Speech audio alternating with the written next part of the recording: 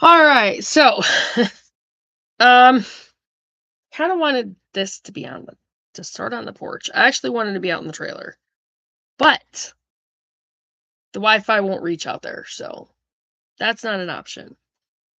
Um so welcome everybody, even though there's no one there yet. I know a lot of you guys will see it later. This is going to be long, so watch it in chunks and sections or whatever. Pick up where you left off later on. Um,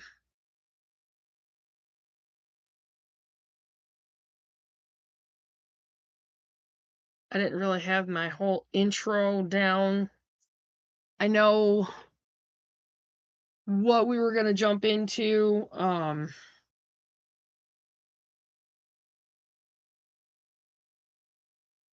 I do. I have everything written down, so because I'm one that if I don't like have a list going, I'm going to go off in way different directions, and my phone is going to be one that I'm going to need to use quite a bit, so I got to restart it because it's being very laggy and very ridiculous this morning.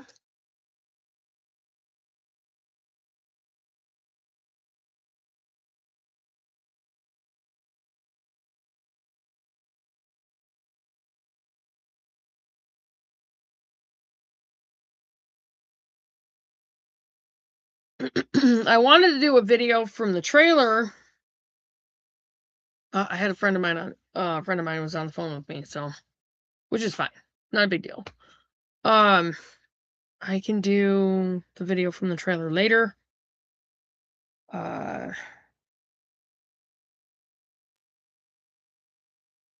not used to not having anything in the background, so this is going to be kind of difficult for me. And we usually like have our morning videos and stuff up that we watch to keep on top of things. So, and I can't pause this, which is fine. It's fine. So we're just gonna jump into it. I haven't even had breakfast yet, so I have actually been eating some pomegranate, which I really, really enjoy pomegranate. I'm not gonna try to disappear on you guys, but I am going to work on some breakfast because, again, we have not had breakfast. I did not get up. I was going to get up at 6, and I did not. So, by the way, here's one of the peppermint charcoal detox bars. I owe my company $5 because I needed another one. And as soon as I get a little bit more in cash, I will be paying our company $5. And I'm probably going to put this back in the fridge. Gotta make sure no. I might have to put that in the container. I don't know. So I kind of wanted to begin by talking about, like who we are, Faith First Farm and Homestead, how we got started. It's been kind of a long journey, actually. It's been 8 years. 8 years since I started looking into, getting back into gardening. And then, I was watching Off Grid with Doug and Stacy. And I'm going to go ahead and put their, let's see if I can do this. Off Grid with Doug. I don't know if it'll work or not, but we'll see. And we'll do Off Grid with Doug and Stacy.com. Okay. I was watching their videos on their channel a lot. Nice. It's my daughter. And it was their videos that got me, leaning more back towards growing our own food. The time my parents were alive, um, they were excited because they raised us on homegrown food. So, with the exception of a few things here and there, they raised us on homegrown food. And they were excited because I was getting into, the whole growing food and that kind of thing.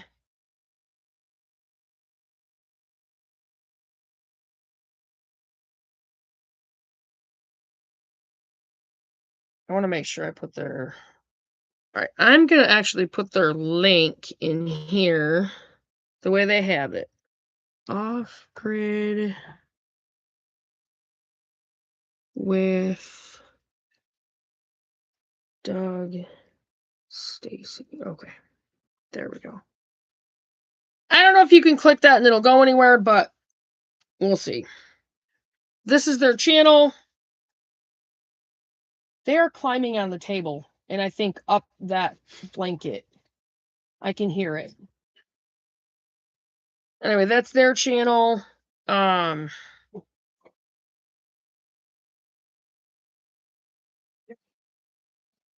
Anyway, but I had started to watch their videos, and it really like drew me back into the whole gardening thing, and my hair's kind of funky. Just healthier food, And that was my main thing then, and I wanted to really try to take care of my parents.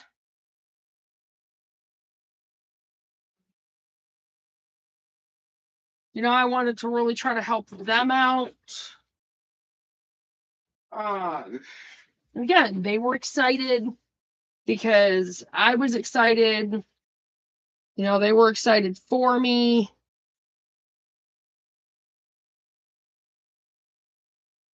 I think I might have just finished my son's water, but I gotta take these off the counter. They're in the way.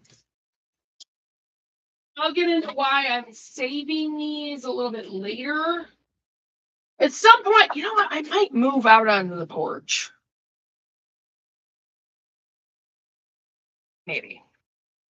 Next, I gotta get breakfast. I'm gonna open this door though. Watch babies.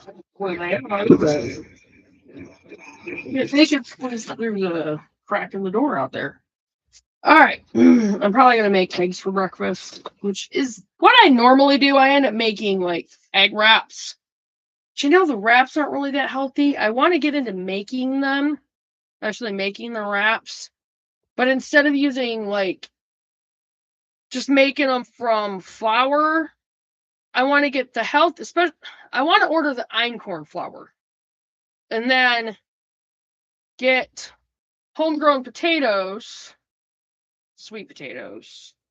Maybe I could even go somewhere that has organic homegrown sweet potatoes and bring them home and use einkorn flour to make sweet potato breads.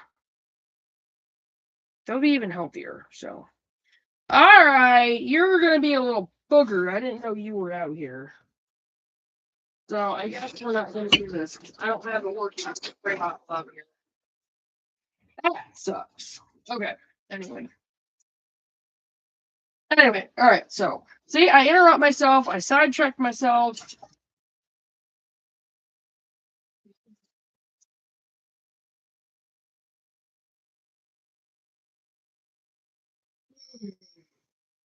What'd you do with my phone? Put it right here. Anyway.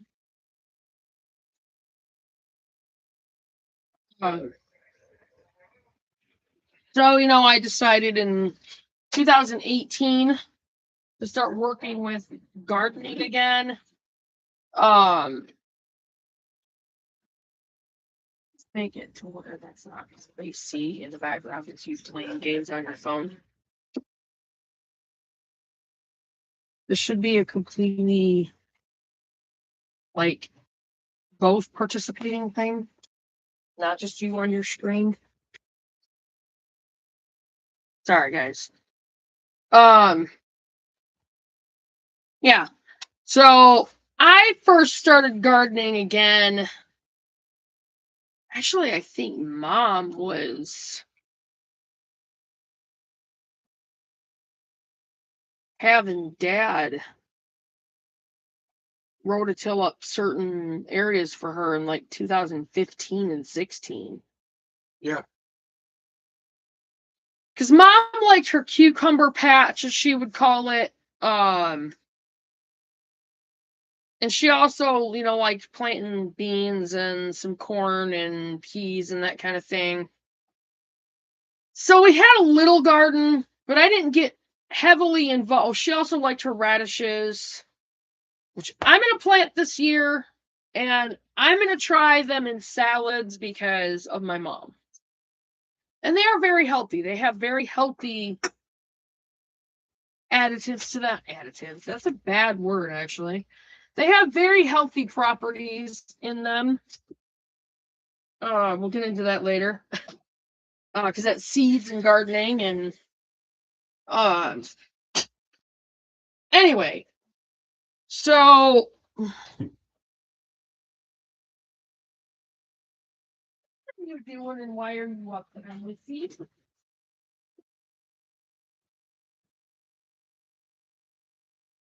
What's the matter? Thinker is on my piano. Oh.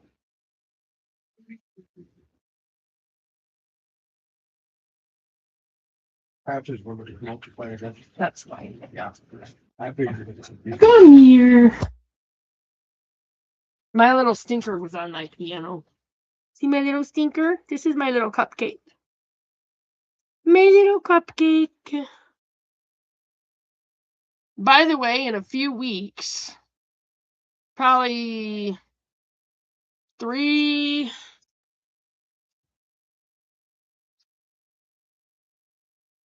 weeks now. So yeah, at least another 3 weeks. If anyone is interested in the kitten, we have 5 more. No, there's not going to be any more. I put my foot down.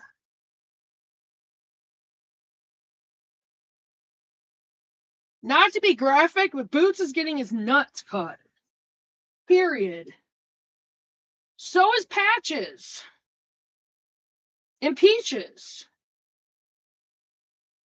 Amy's supposed to be taking Peaches. Aaron wants her to take Char as well, which is the all gray kitty that's like very sleek and beautiful like her mother. Anyway, I keep interrupting myself. Yeah. I didn't get heavily into gardening again until, or should I say more heavily into gardening again, until like 2018. I helped Mom plant, quite a bit more. 2018 was not a great year for her. I mean, earlier in the year she was doing pretty well. She wasn't on hospice yet. It was March of 2017. She had to have a pacemaker put in. And then, which personally, and I'm going to look this up. And I might just do a whole video on it once I find out, because I know my suspicions. I personally think the blood pressure meds they had her on for so long is what destroyed her heart. Because my mom ended up with 2 valves that were not pumping properly. And to fix it, they would have had to have done open heart surgery, and she was not strong enough for it. They said she would have died during the operation. But personally, I think it was because she was on that blood pressure medication for so long, because they had her back and forth on 2 for a long time. Hang on, guys.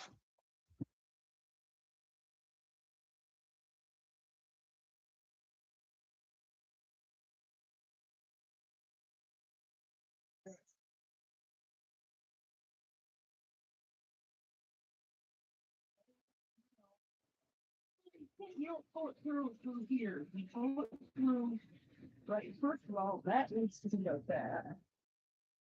And then you pull it up from down here. You gotta have the give up on this part of the way here.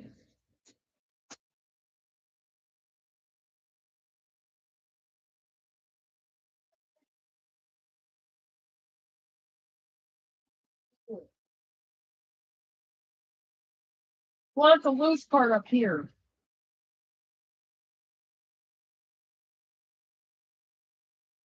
Make sure that it's not any of my notebooks and stuff on the floor. No, no, no. What, stay in here? No, we shouldn't have to babysit the cats.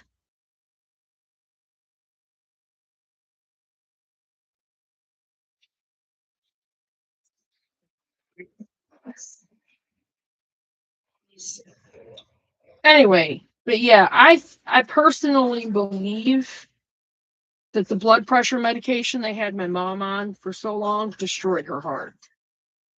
And I personally think that's what killed her.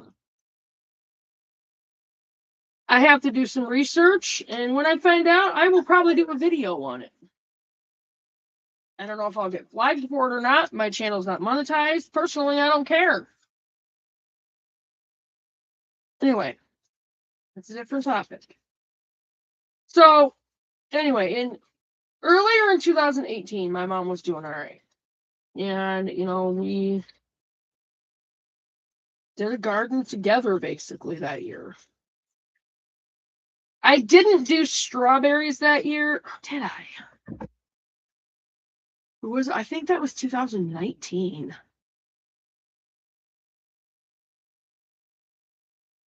I don't remember. It might have been 18. I have to go back through my videos. It might have been in 2018 that I actually started the strawberry bed. And we got quite a bit out of it that year. I know they say that you're supposed to pinch off the blossoms the first year because it makes it to where the plants develop stronger roots, which I should probably start doing that. My problem with that is I love my strawberries. I think what I'm going to do is I'm going to make, and yes, you can make them, and we'll get into that later. I'm going to make a, or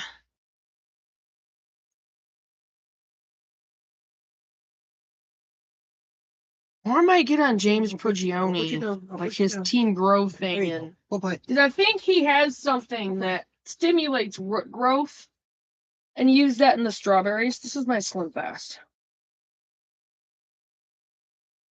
No, probably not 100% healthy, but I like it and I still use it. So, anyway. Now, you know what? I don't know. I don't know what I'm doing. I really don't.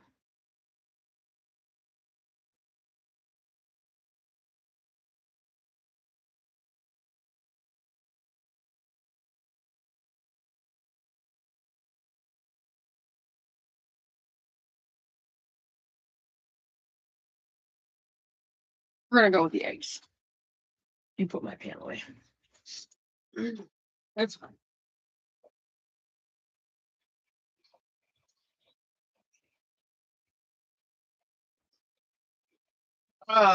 Anyway, see, I keep interrupting myself. I do that a lot.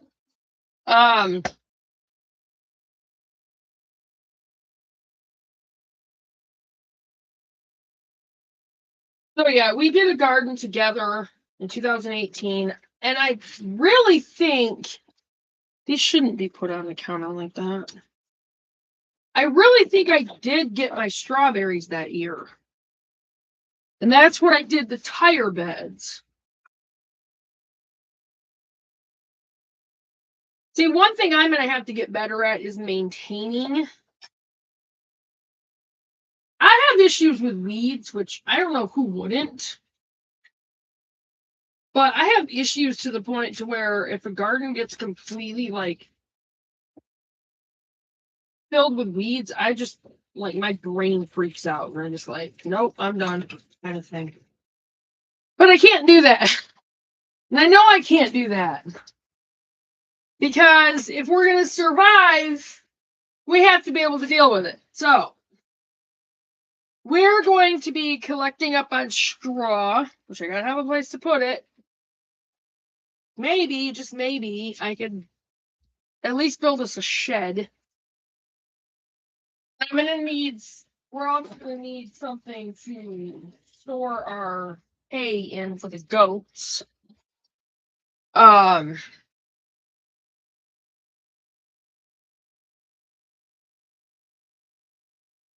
think I'm gonna plug. Oh, I can't. Shoot. Oh, I can use this because this is charged. And then I will plug this in.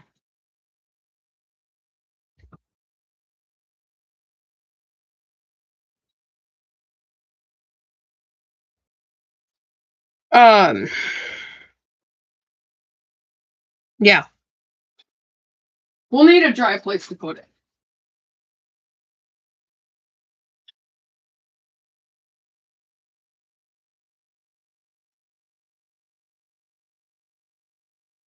So yeah. So in 2018, like that's when I really got back in, like started getting back into, you know, the whole gardening scene, that kind of. I don't know if that's any good. That's a lot of okay. It's been sitting there for a long time.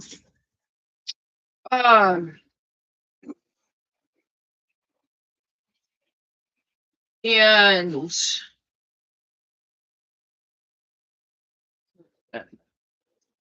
there's another bag. Oh. That's dirty. That's dirty. You want me to get that bag back out? Yeah, the little corn balls. Yeah, that again, that's where I really started getting back into the gardening scene. Sure. And then in 2019, 37.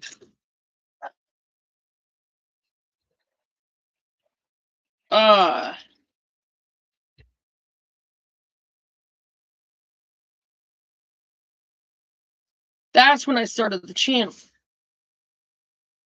And you guys can go back and revisit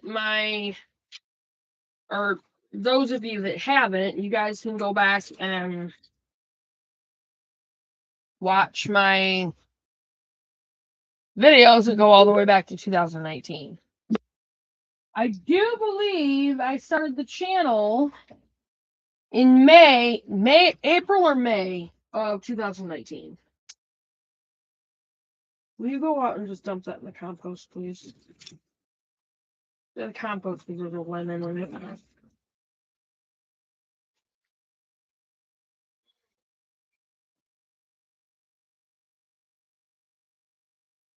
And 2019 is like I had the strawberry patch. I was still doing an in-ground garden. We had a lot of rain that year. I wanted to plant a whole sugar beet thing, whole sugar beet garden, small field garden.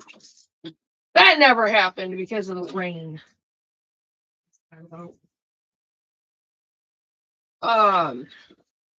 Yeah, we got so much rain that year. And then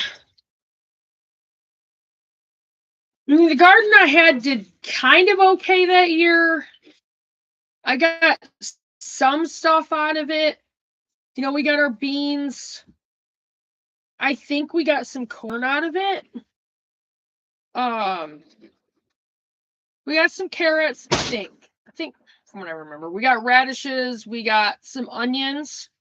My mom got some small onions, some radishes.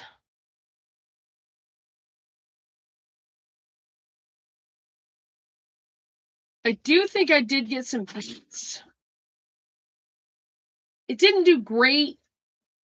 And it was how I was planting the garden. And I was doing like the whole Hill to Rose thing, the whole traditional gardening thing. Yes, you could make it work. It's just a lot of work. And a lot more work than what gardening should be. So, what are you doing? I was seeing if I was on a deal. I was going to take care of it. I'll take care of my empty can. Don't worry about it. What is your deal, Patches? She likes running around. He. Anyway, 2020 is when I had my really good garden. And I'm getting off on the subject of gardening, and this is like who we are kind of thing. Anyway, but this like all leads up. 2020, I was getting a lot more serious about homemaking things. Same for 2019. I started homemaking. I do believe I even was able to let Mom try the shrubs from Doug and Stacy, which I'll make one of those. I still have one. I'll rinse my cup out and I'll make another one for you guys so you guys can see.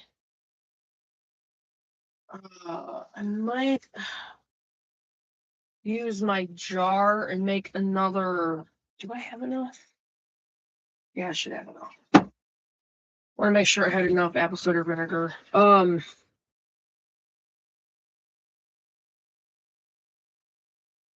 Yeah, I would, I made the shrubs and I made the haymakers punch, which I'm going to start doing that again. I've got to start getting organic ginger. I've got to start door dashing enough and doing the Uber Eats enough. I almost said Uber eating, but that sounds weird. And then Instacarting enough to where I can put in a decent imperfect foods order. Because one of the things I want to do is I want to get some fresh ginger from them and some fresh turmeric. And I'm going to make sure we have our greenhouse. And when I have that, I'm going to even 5-gallon bucket or tote or something. Make sure it's big enough to where it has room to grow. And I will plant ginger in one and turmeric in another. And we will have our own fresh, homegrown ginger and turmeric to use in food, medicine, the whole 9 yards. So that will be amazing because those two things are so healthy. So healthy. They're so medicinal, so good for you. We'll get into that later. I am making breakfast, and I apologize that, like we're not really doing much, but this is also the intro part of this. There's no one there. It's fine because I figured probably a lot of the day there will be. Mandy said she has to work at 11 today. I told her she can tune in whenever she wants to.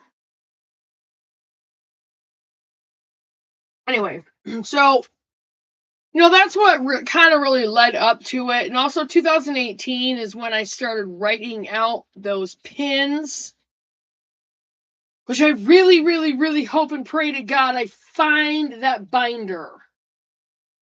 Because if I can find that binder, I'll combine what I've got. Because that binder is in at least a 2-inch ring binder. Combine what I've got too. What you're doing is supposed to go in the binder. My point is, I already have another binder started because I couldn't find it. And then the one that I started in Oklahoma is still in Oklahoma. Figures. Because my dumb butt forgot to grab it. Well, we couldn't put a lot in. I could have put the binder in there. Yeah.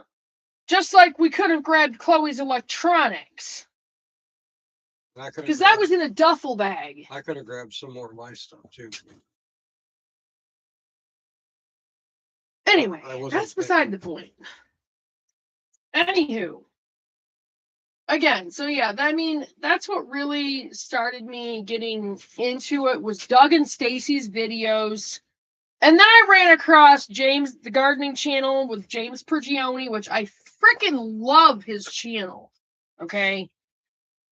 All right. I'm going to give you guys an example. Okay. We're not into the gardening part of the video yet, but I will give you guys an example. I freaking love this man's channel. Okay.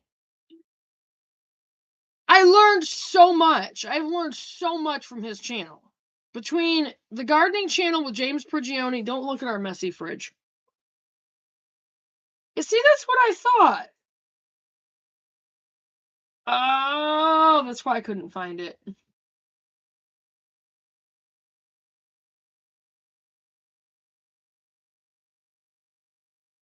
Aaron Hostler 6269.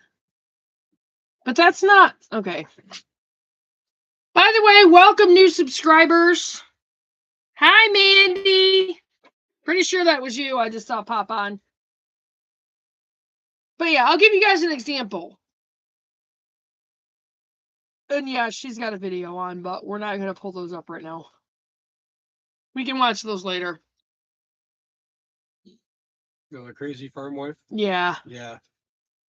She's had it rough a little bit lately. Wait.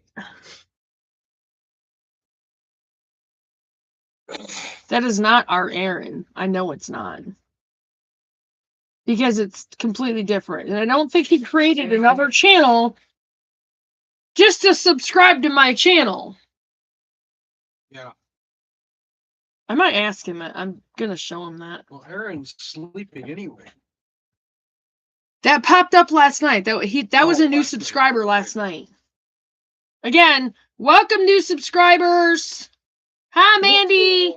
It's James Pergioni coming to you live from. Hey, hi. Today, I'm going to share with you 10 crops you gotta get planted. All right, so I'll give you guys a little insight on why I like this channel so much.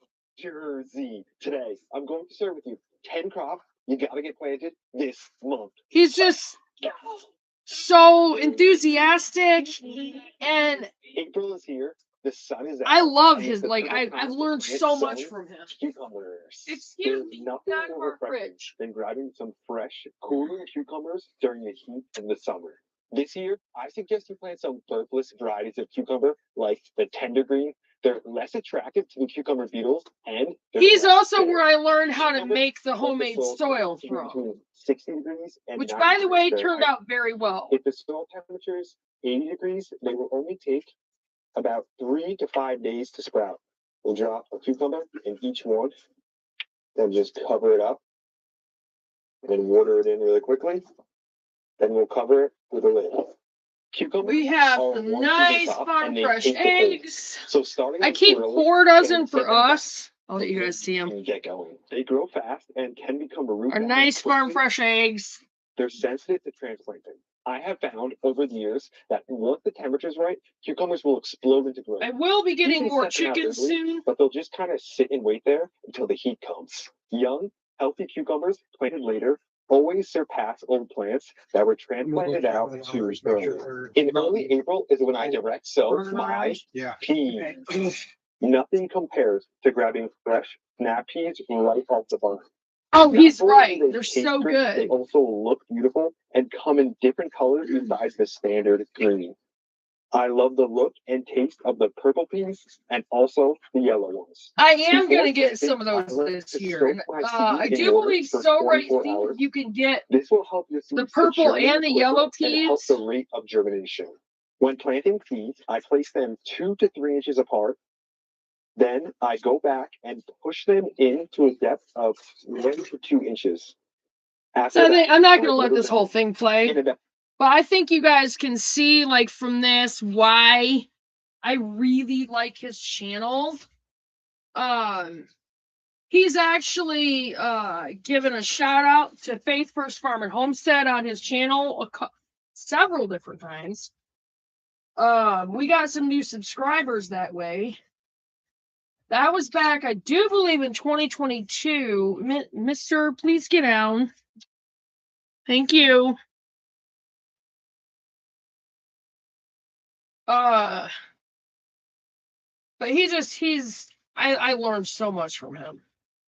And he actually has 2 properties now that his first one, he has a complete food forest growing. And that's our goal, is to go with a straight up food forest, like literally in the backyard pretty much. But anyway, so it was between James Prigioni and Off-Grid to Doug and Stacy. Those were the first 2 channels that I really came across. Another one is called Dirt Patch Heaven, and I am still subscribed to her. I've pulled her videos up. I don't have really a chance to go. I don't really have the time to go through and watch a whole bunch of videos. Like, we stay on top of our news stuff. I mean, I probably would watch more like homesteading channels on stuff more often like I used to if we weren't in the middle of all hell breaking loose. Anyway, this was also during a time I didn't have I wasn't working and I had more time. Scott was working, and I mean, he was making enough money. We were doing all right. So it was just one of those things, I guess. It was a point in time when I really didn't need the job, and we were doing okay. So anyway, I don't have a choice now. So we got to work the homestead and things around that. Anyway, so, I got into watching these channels, and, they really inspired me. Off-Grid with Doug and Stacy, honed me in on the health side of things because of all the crap in the food.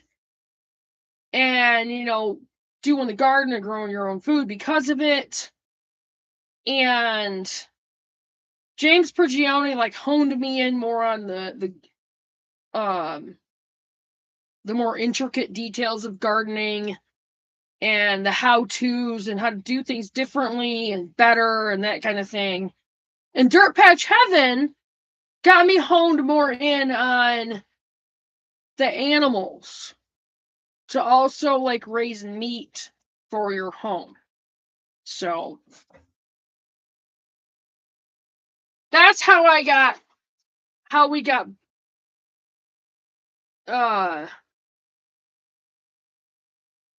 words. What are you doing, mister? Yeah, that's how, we kind of got into the whole homesteading scene. 2020 was hot and heavy.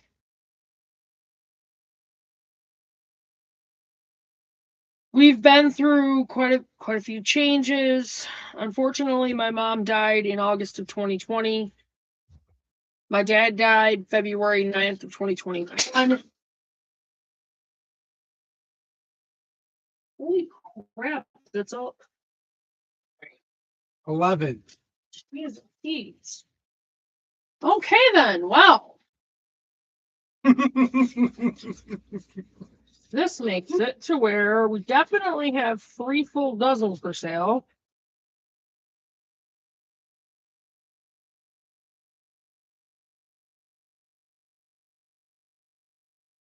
And I keep them in the fridge just because of the fact that it's convenient, and that's the easiest place for me to keep them. Here. But you don't need to refrigerate farm fresh eggs. And I number my cartons because of basically the business and selling the eggs. Okay, you know what? This is really irritating me. Urgh! Oh, I forgot about my peppers. Okay, we're doing salads today, even if I have to go 5. So why is it in there like that? Oh my gosh, people. And how things are put in here, I swear. Aaron said I could have this, I think. That's not Aaron's, it was mine. Oh, that was yours. Sorry. I brought that home from Rich's. Oh. Hi, Patches. Look at Patches. Aaron wouldn't have gotten a 0 one. No, that's true.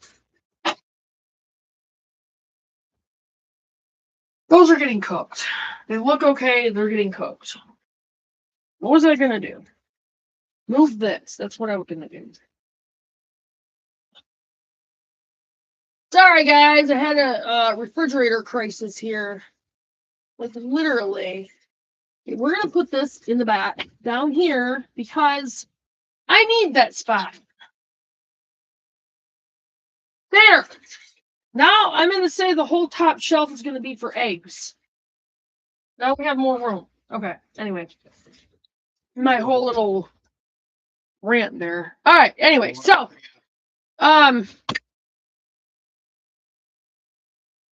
you know, we got into like the gardening hot and heavy in 2020 for sure.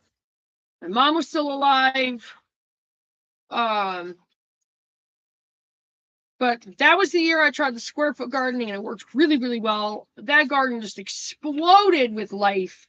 We got so much out of that garden that year. This year we're going to have to cover our gardens because of the crap they're spraying in the skies.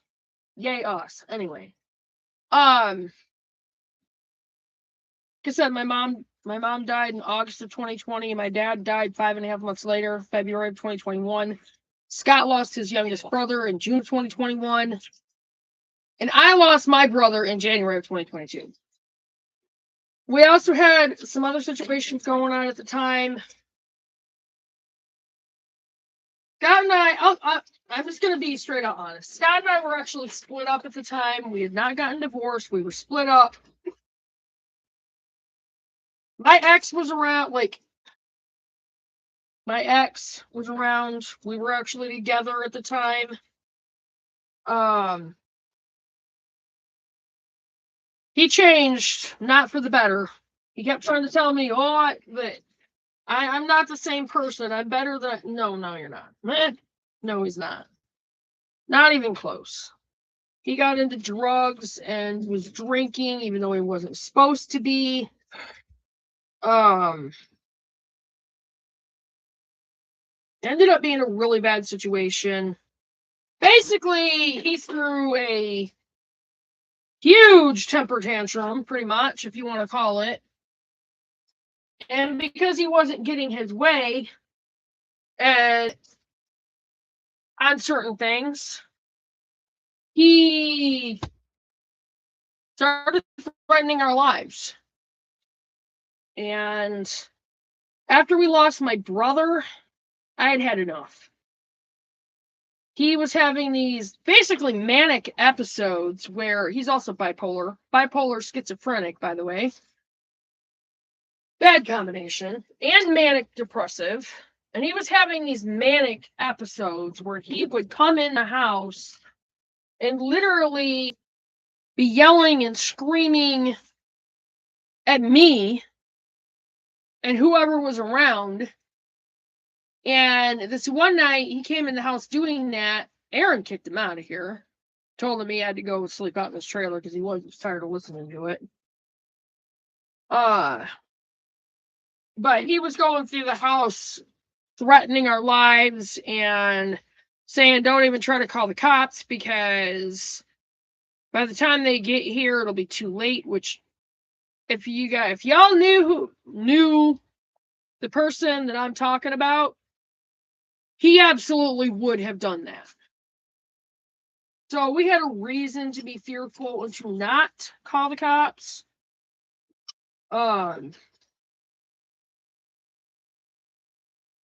It was after we lost my brother that I was finally like, okay, you know what? We got to get out of here. There were some other things going on. And I was just like, okay, we got to get out of here. Like, I have to do whatever I have to get us out of here. And I went through classic country and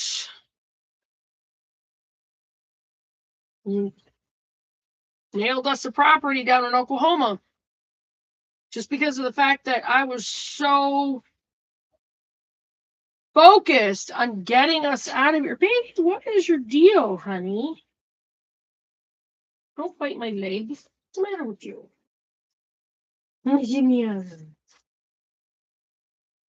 Lick, you're so cute. I was hyper focused on getting us out of here. And I did. We ended up having to take Greyhound down to Oklahoma. I will never go across states on Greyhound again. No. For a while, we had a 12-acre property down there. We did end up planting fruit trees. Hey, will you get off me? What is your problem? No. Shh. Mm-mm. All right, you know what? You're being a brat. And I am not going to put up with you trying to jump on the stove. Take him back. Come here, honey. Come here. Oh, stop. Technically, Boots is the only one that we can't let out here running around because Cinnamon is in heat. And because he's the one that keeps trying to get out the window through the plastic. We're going to fix that.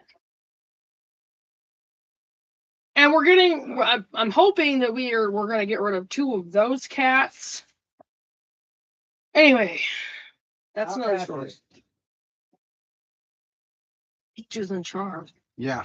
Anyway, Yeah, patches. Yeah, so again, for a while, we had a 12-acre property down in Oklahoma. We'd met Andrew down there. Wish I could get a hold of it. Scott, he usually does not answer his phone. He does not like talking on the phone very often. He's just not a phone talker. He will answer texts before he will talk on the phone. I do remember that about him.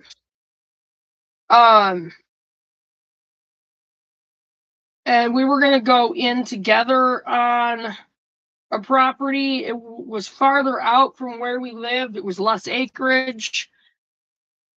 And then we all decided it was like just way too hot down there. We had 7 weeks where the temperatures were between 112 and 120 every single day for almost 7 weeks. And the humidity was above 95% every day with no rain.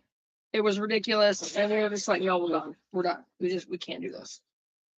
And Andrew was the one that really started the whole, we need to move north.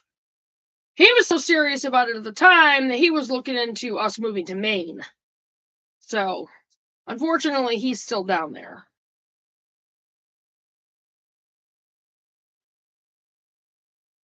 For him, it's a whole money thing.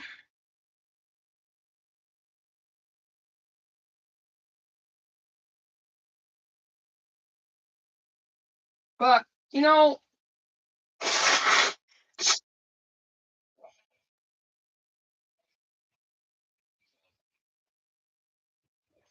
I don't do many, like introductory things on our videos anymore where I'm like, okay, we're Faith First Farm and Homestead. This is where we're from kind of thing, because it's very detailed. I mean, I might just get back into that because I think people kind of really liked that. So we moved from Michigan to Oklahoma, and then we got our chance to come back, and we took it. Unfortunately, Andrew couldn't come with us. we're still working on getting him up here. He does want to move up here. It's just a money thing. And he doesn't have a vehicle yet. So I know what that's like. But since we've been back, the mess that my ex left up on this property, Oh gosh. we're still cleaning it up. We still have a lot to do. A lot of our tools were stolen. We have no working mower. So that's an issue. We're having to do a lot of clearing by hand. But we're going to be putting an Amish cabin out on the back part of the property, on the back 3 acres out behind the barn. And we're going to be building a greenhouse this year. Hopefully, I mean, as soon as possible. We have like 7 pallets that we can use, I think, so far. Yes. We're going to be building a greenhouse. I'm going to be building an outdoor kitchen out there. We're going to have garden out there. We're going to have strawberry bed, rhubarb bed, asparagus bed. I'm going to be doing, I don't know if I'm going to have a strawberry and rhubarb bed out and asparagus out there or not. I might. Because that was in part of my diagrams. I'll have to think back over that one. We have our garden out in back, or out in the backyard. We have chickens. We have 9 chickens now. And we just got 11 eggs. That was combination from yesterday and this morning, I'm sure. Yeah. Or between last night and this morning. We didn't get a whole lot yesterday, I don't think. Anyway.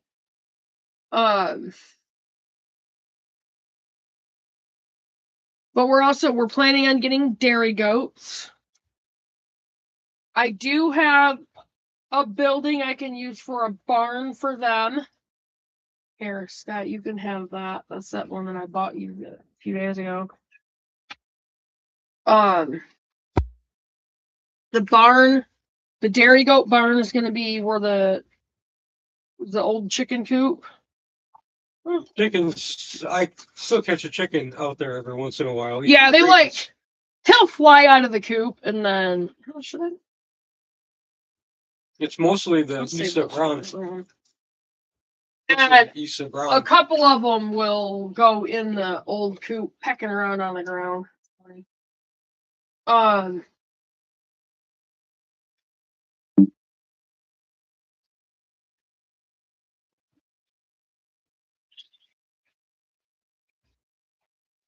But yeah, we're planning on getting dairy goats. We're gonna put them in the old chicken coop.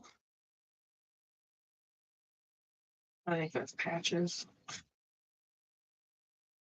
He's being a stinker. Patches is now in the living room. I know. I Oh. can hear him. He wants back out here, but he was gonna try to jump up on the stove. And I'm like, nope, cat. I don't think so. Look at Panda. Where's she? She's Aw. laying on the pillow. But with the goats, the dairy goats, we want the milk. And the cheese. I wouldn't mind a dairy cow, but I don't know if I could physically handle a cow. So I think I'm going to be looking into herd share for raw milk. So I can get raw cow's milk and make butter and that kind of thing out of it. Is this door locked to the living room? Yes. It is locked. I locked it.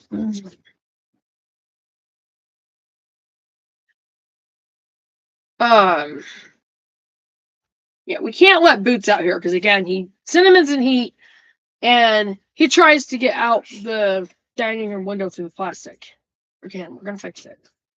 Speaking of Cinnamon, I One forgot thing to at a bring her out time. again. Because of money. It's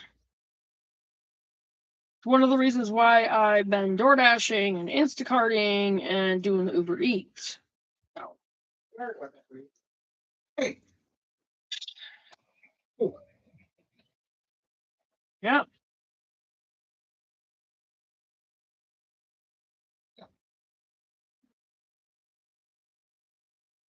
These cats, I swear.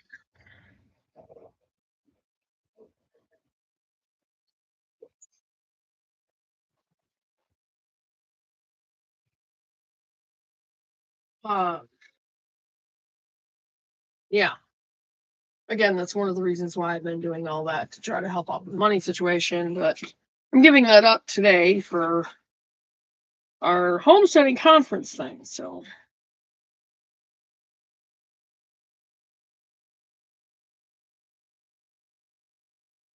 So the heat and humidity brought us back, along with the fact that the job market down there sucked. The minimum wage was only $7.25 an hour. And he's back out here. Which I don't mind as long as he doesn't try to jump on the stove. That's where I had the problem. I don't want him jumping on the stove. He's fine as long as he doesn't try to jump on the stove. Yeah, well, I let her out because I didn't, or let him out because I didn't want him Stop scratching. to tear apart the blanket. Which he probably already didn't. I'm gonna have to fix it. Anyway, so since we've been back, we were staying out in our trailer for a while. That bed is really super uncomfortable. And we moved back into the house in right before Thanksgiving, 2024. In Chloe's room. No, We moved into Chloe's little room. no, we did not. We moved into the living room. Go back and watch the videos. We moved into the living room. Chloe was in the bedroom down here. That's right.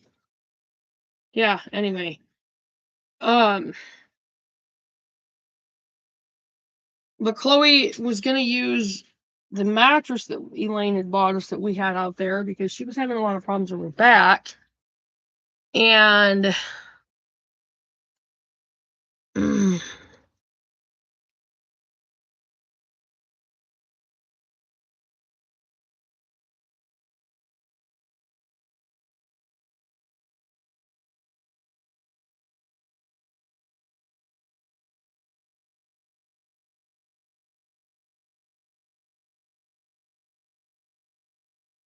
then she figured out it was the box spring that was doing it.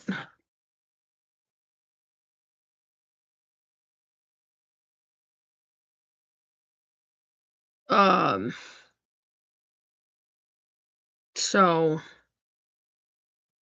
we just stayed in the house over the holidays. We moved back out to the trailer once it was warm again and stayed out there through the summer. I don't remember if it was fall when we moved back in the house. But we moved upstairs when we moved back in the house. And the reason we moved back in the house is because I didn't feel safe at night out there. We were hearing some pretty weird things out there, and I know there's people that come on the property, and we can't lock that door from the inside. Okay, you can lock the door, but I somehow have a feeling that it could be gotten open. So, I didn't feel safe. What are you doing, Patches? Get down. You are just a curious little brat. Come on. Yeah, I didn't feel safe. And if I don't feel safe, I'm not going to sleep. So, we moved back in the house. We moved upstairs, and we did have the heater up there for a while. And then, holy shit with kittens, and I bought that playpen and put it in the living room because it was getting really cold. Here comes Aaron.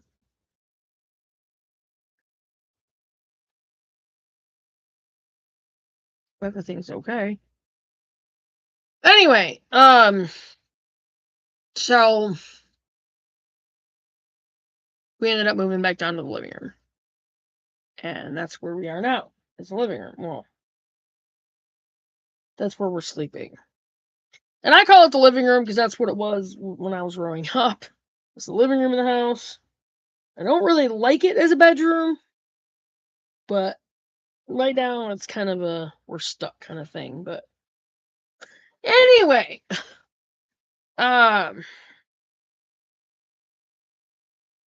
super focused on getting the money to get the Amish cabin. We did get the store open. That is, I've got to get it advertised, more and let people know that it's open.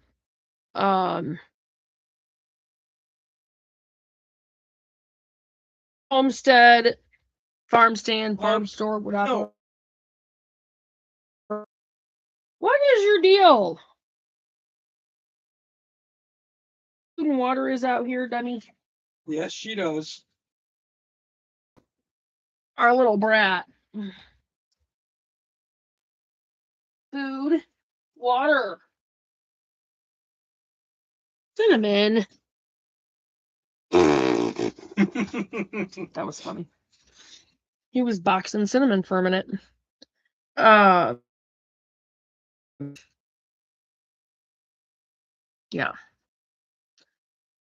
We want to get the Amish cabin out there. The greenhouse is going to be built out there next to where the Amish cabin is going to be. And I'm actually saving space enough to we can get two and connect them. And Amy and Joe and her, well, Carol will probably move out. David and Aurora will probably end up in their own place. So it'll probably just be Sarah.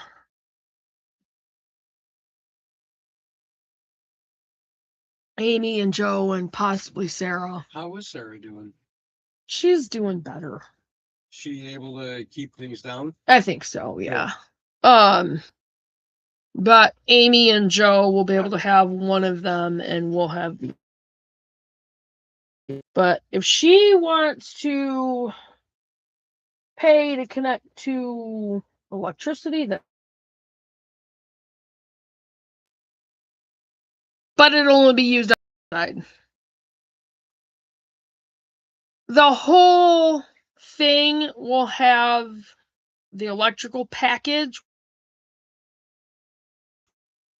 Patches, why are you getting yourself in trouble? Where is he now? Back there. I don't mind if he sits back there, but They're playing. anyway. But yeah, ours is going to be completely off grid. We're going to register it as off grid. That's going to be whole.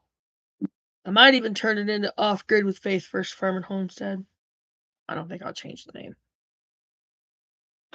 I done did that, and anyway. But there'll be lots of videos for that. There'll be videos, showing us building our greenhouse and outdoor kitchen and getting the Amish cabins out there. And, there'll be lots of builds on the inside of those because we'll have to build the counter areas. And we're going to be learning a lot of woodworking things.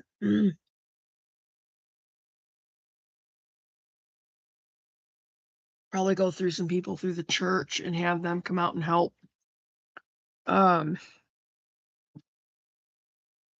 Because I'm sure I know there's guys through our church that could do that kind of construction work. So, Good. Ben said that they would be more than happy. Countertops, like in the Amish cabins themselves. Not countertops, counters, like the whole kitchen, the cupboards, the bathroom setup. Anyway, that's kind of beside the point. But yeah, there'll be, those kind of builds, videos for that. There'll be builds for raised garden beds. Today, I'm gonna try to put together a couple of the wooden block garden beds. So, see how that goes. I'll be moving the computer out on the porch though to do that, because I'm not gonna work with the wooding here on the floor of the kitchen. I'm just trying to think. We have the outdoor kitchen, and out there we're gonna be putting in. I have videos for building like a brick wood stove kind of thing, and we'll see how it works. I don't know. I might try to build one and just see how the build starts, I don't know. And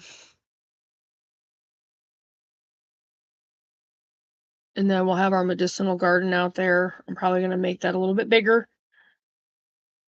We're going to have our garden out there, again, strawberry bed, which I'm going to separate into 3 sections with regular strawberries.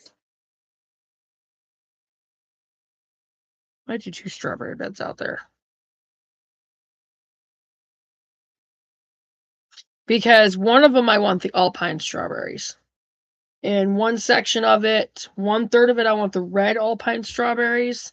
And I think what I'm going to do is I'm going to do like a trellis up to where they can climb up. And then, kind of do those back to back with a board in between, Maybe, I don't know.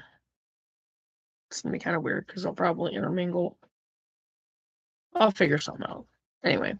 And then the middle, the white pine berry.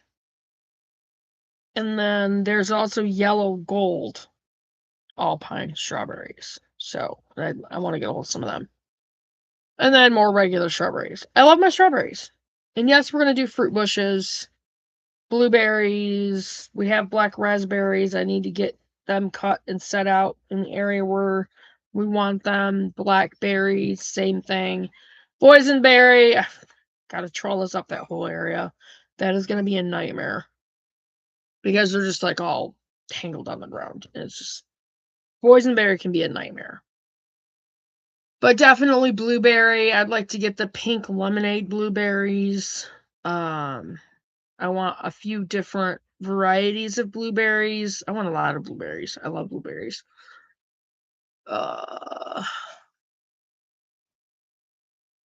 But I'm going to have a lot of different, like several different varieties of raspberries. I'm going to get my fall gold. I'm going to. I don't care if I have to buy a half-grown bush. Elderberry, definitely, because it's so medicinal. Red raspberries, we're going to go for the purple, the royalty purple ones. I realize the jewel raspberries are black raspberry. I'm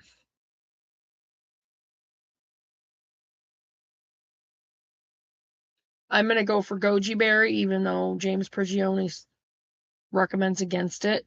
But I'm going to put them off themselves, probably up against like a built-up fence line or something, to where they can have their own space. I don't know. I might do aronia berries. They have the same issue as the goji area, so I'll give them their own specific area to take over. I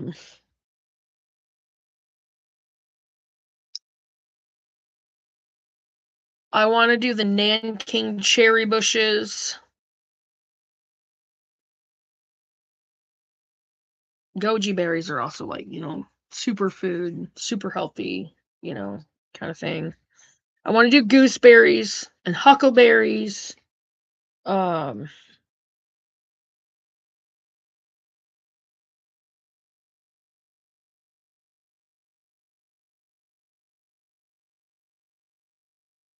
And I want to do, like bigger rhubarb patches. I'm going to find out how to like mulch around them to keep the weeds down. Because my rhubarb area right now is a nightmare. I love rhubarb, especially strawberry rhubarb pie. Hi, Stinker. She's fine. Okay. I actually brought it in here for them to play with. Okay. I found it on the porch. But yeah. So anyway, that's us. I think I kind of went longer. I mean, it doesn't really matter, honestly. I really, really wanted to do the making of the cleaners and stuff out in the store. But Cinnamon, you pig. Will you get a cup of food and bring it out and dump it in that bowl? Because it is getting down, but Cinnamon's being a brat. I would have had... What I'm going to do with the cleaners is I'm going to make them and put them in pint jars. Because I don't have the spray bottles right now. I didn't get down. I don't have a lot of money. Ooh, wow, that was a lot. Tell the cop. I dumped the rest of the stuff that was in there. I was gonna go fill it. I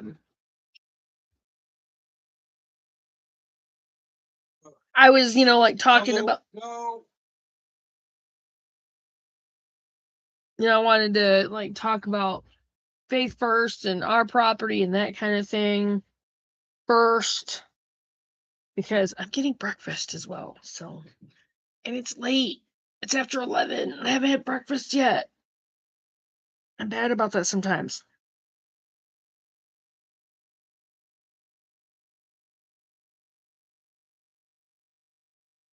I'm really bad about that sometimes.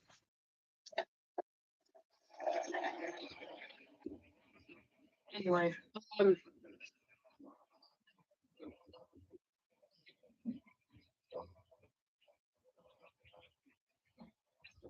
we're also planning on getting turkeys and guineas and Ducks. And there will be duck eggs for sale through the farm store. The guineas are great for clearing ticks. Now, I don't know if I'm going to be able to get any guineas to lay and hatch their own eggs. Okay? Because I would love to be able to sell keats, which is what they call what baby guineas are. Again, guineas are amazing for clearing ticks. And ticks have been super problematic. Like, we were finding ticks on our clothes last year. And we actually lost one of our cats to ticks. We didn't realize he had them. And he'd been treated once. We thought he was okay. But come to find out, he wasn't. So, that sucked. But he was one that kept getting outside, which is another reason why we don't want boots out there. Yeah, that smelled funny.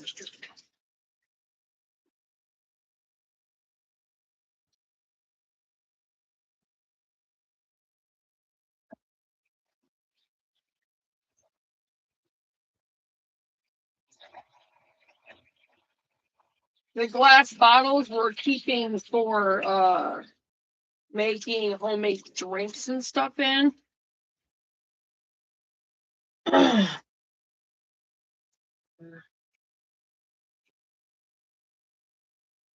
Very important. I'm gonna have to get this stuff off from this freezer. I'm probably gonna move the computer out here.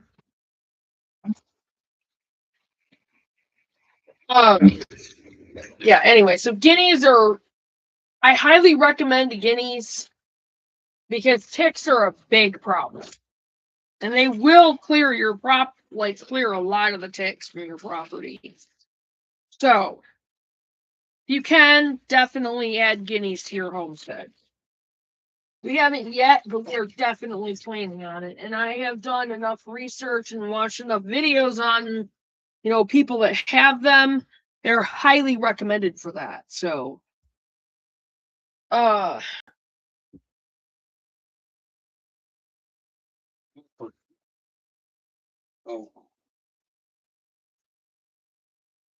Aaron used it last night. But the turkeys, honestly, we probably will end up processing and putting up the meat. Now, I would say in our freezer, but what if it's not a what if, it's not an if anymore, it's what happens when we lose the power grid. That's a whole other thing, which we are going to build one. It's a smokehouse. I have several different types to choose from. I think I know, but we're going to use a smokehouse to put our meat up, like they did in the olden days. We just got to have a decent place to keep it to where it's not going to.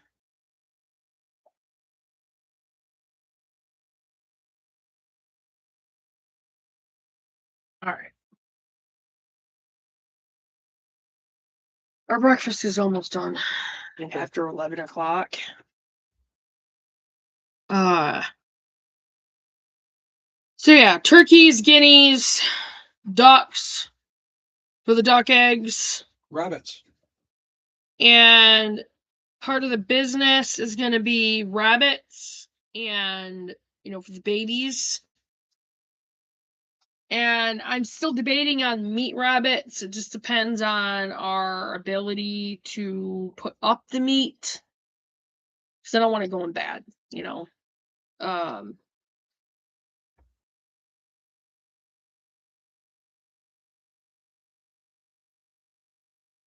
And then quail. And we will do the quail definitely for meat birds. And the eggs. You can sell the eggs, you can eat the eggs. They're a lot smaller than chicken eggs, but they're very healthy. And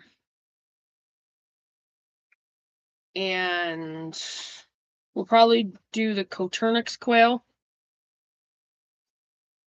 Again, they're great. They're a great starter for beginning homesteaders. So if you're not sure what you want to get, to start your animals on your farm, quail is a good starter. It really is, because they're small. They don't need a lot of space. You're not going to go through a lot of feed. You're not going to spend a lot of money. And they give back because you get eggs, you get meat, and they produce fairly rapidly. So, yeah.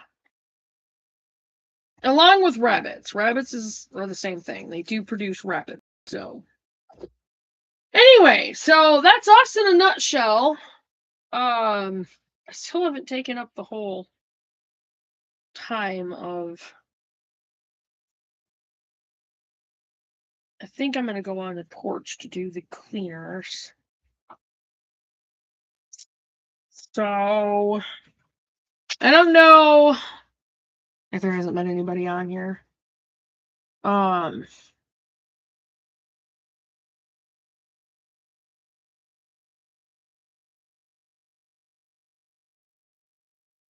see. What does James Prigioni have? What's going on with what? We're going to go into his raised bed video. because this was a pretty good Today, one. we're putting And the only reason I'm doing this is raised kind of a beds to the filler test. right On now. one side, a three-way bed made from nothing Once I get more our than a plastic breakfast storage container. like And done, on the other side, I'm gonna move the a computer to fully the loaded porch. metal raised bed with a cover, irrigation, the works. One costs basically nothing. The other $600. So the question is, does an expensive raised bed really make that Actually, much maybe of a not. difference, or can something simple work just as well? By the end of this video, We can't pause it. harvest from both and find which But I'm gonna put this video on as kind of a little intermission kind of thing. raised beds really Get our breakfast, with assemble. First and up, I'm gonna it's start three getting raised together beds. what I need This to one make is the about as cleaners simple that we're as gonna. it gets. All I'm using is a recycled storage tote. One thing to note is make sure your tote is safe to grow. Because I Mine can't has a open number the 5 stamp on the bottom of it, door. which means it's Because safe that for little food knucklehead. contact. If you find a used tote, this raised bed will be basically free. The only real tool you need is a drill or something sharp to make drainage holes. I drilled 6 holes in the bottom of my tote with a 1/2-inch drill bit. These holes are important because So if this the is our wind can bring it intermission. out, the soil will stay too wet. I know and there's your no one plants on here won't right grow. now, And but that's it. you happen to The pop raised on. bed We're is in finished. The intermission. entire setup is just a couple Listen to the things. gardening This is one of video. the biggest advantages to growing in a tote bed. It's incredibly accessible. You don't need special tools. You don't need building skills. And you don't It would need to really spend be cool hundreds to of do this dollars out just to there, get it but the going. Wi-Fi won't Now, reach out let's there. put together the Not on the $600 computer. fully loaded raised bed system. And I This don't one want to is a try it. 32-inch tall metal Excuse me, raised bed, mister. and it costs Too bad you can't use $290 your for the bed. The panels phone connect is Bluetooth. Bluetooth, and there are You definitely mean the a lot hotspot? of screws. Yeah, I don't even dare try that because it would disconnect. yeah. Depending on how you want your garden laid out. Okay, Even though so this bed looks big and heavy, So the put this pieces are ultimate actually beat. fairly lightweight. And once everything's assembled, the structure becomes sturdy and you can move it right to your garden area. One of the biggest advantages here is durability. The plastic bed will become brittle after a few Might be years more and crack, but a metal bed like this will last for many, many. The assembly definitely takes longer. So right away you can see the first trade-off. The tote bed wins on speed and simplicity. The metal bed wins on strength and longevity. Now that both beds are assembled, it's time to fill them. The tote bed has a big advantage here. Because it's small, it doesn't take much soil. A couple bags of soil and the bed will be ready to plant. But I used my homemade soil to make sure we're using the same soil for both beds. Only having to add a few buckets of soil makes this setup super beginner friendly. Soil can be one of the most expensive parts of If I getting can get the everything money coming going. in, So the I'll smaller get the the stuff to cleaner, make the that easier soil it is to for start. all The of big my raised bed gardening. is a different story. Because the bed is deep, it would take a huge amount of soil Yes, to that fill would it be completely. expensive. So instead of filling the entire thing with soil, we're using a trick that saves us some money. First, I'm adding logs to the bottom of the bed to fill space. Oh yeah, And this is then an amazing sticks thing to do with your and beds. some composted garden material. If you add logs on the bottom of your garden beds, you do logs, like sticks, twigs, that kind of thing, some composted garden material, leaves, maybe even partially composted leaves on top, you end up with being full already, and then you fill the rest of it with your soil. So you don't need as much. And you have a complete organic setup for your plants, which is like it's full of nutrition, and the logs and stuff in it gives them something for when it's dry, or if they don't get enough water, the roots can go down deeper and dig, like literally get into the wood, because the wood soaks up the water and acts like a sponge.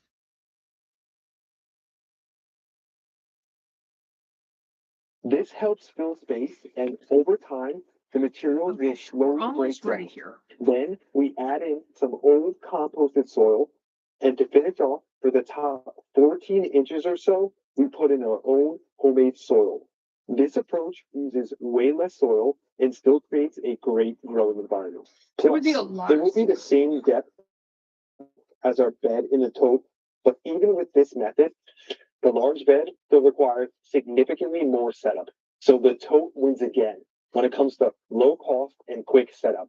But the large bed will clearly have far more growing space. Now, both beds are filled with the same soil, so comparison stays fair. Planting in the tote bed is simple. You can actually fit a good amount of plants in a container like this. I planted cabbage. I put in some cauliflower, one lettuce in the corner here, and another one up here. I even put a chamomile in the center, then added some Swiss chard, and why not direct throw some radishes in here as well? Then I watered the whole thing in, and here's the tote bed, all planted out and looking great. An advantage to the tote bed is its small footprint, so it fits almost anywhere. Also, before it's filled, it's super light, so you can move it around and even put it up on a table like this or a raised surface. So when you want to work on it, it's at a nice height. 10 days later, the garden in the tote was looking really good. The plants were cruising along, and I went out and thinned my radishes after they sprouted. Planting in the metal raised bed is a bit different.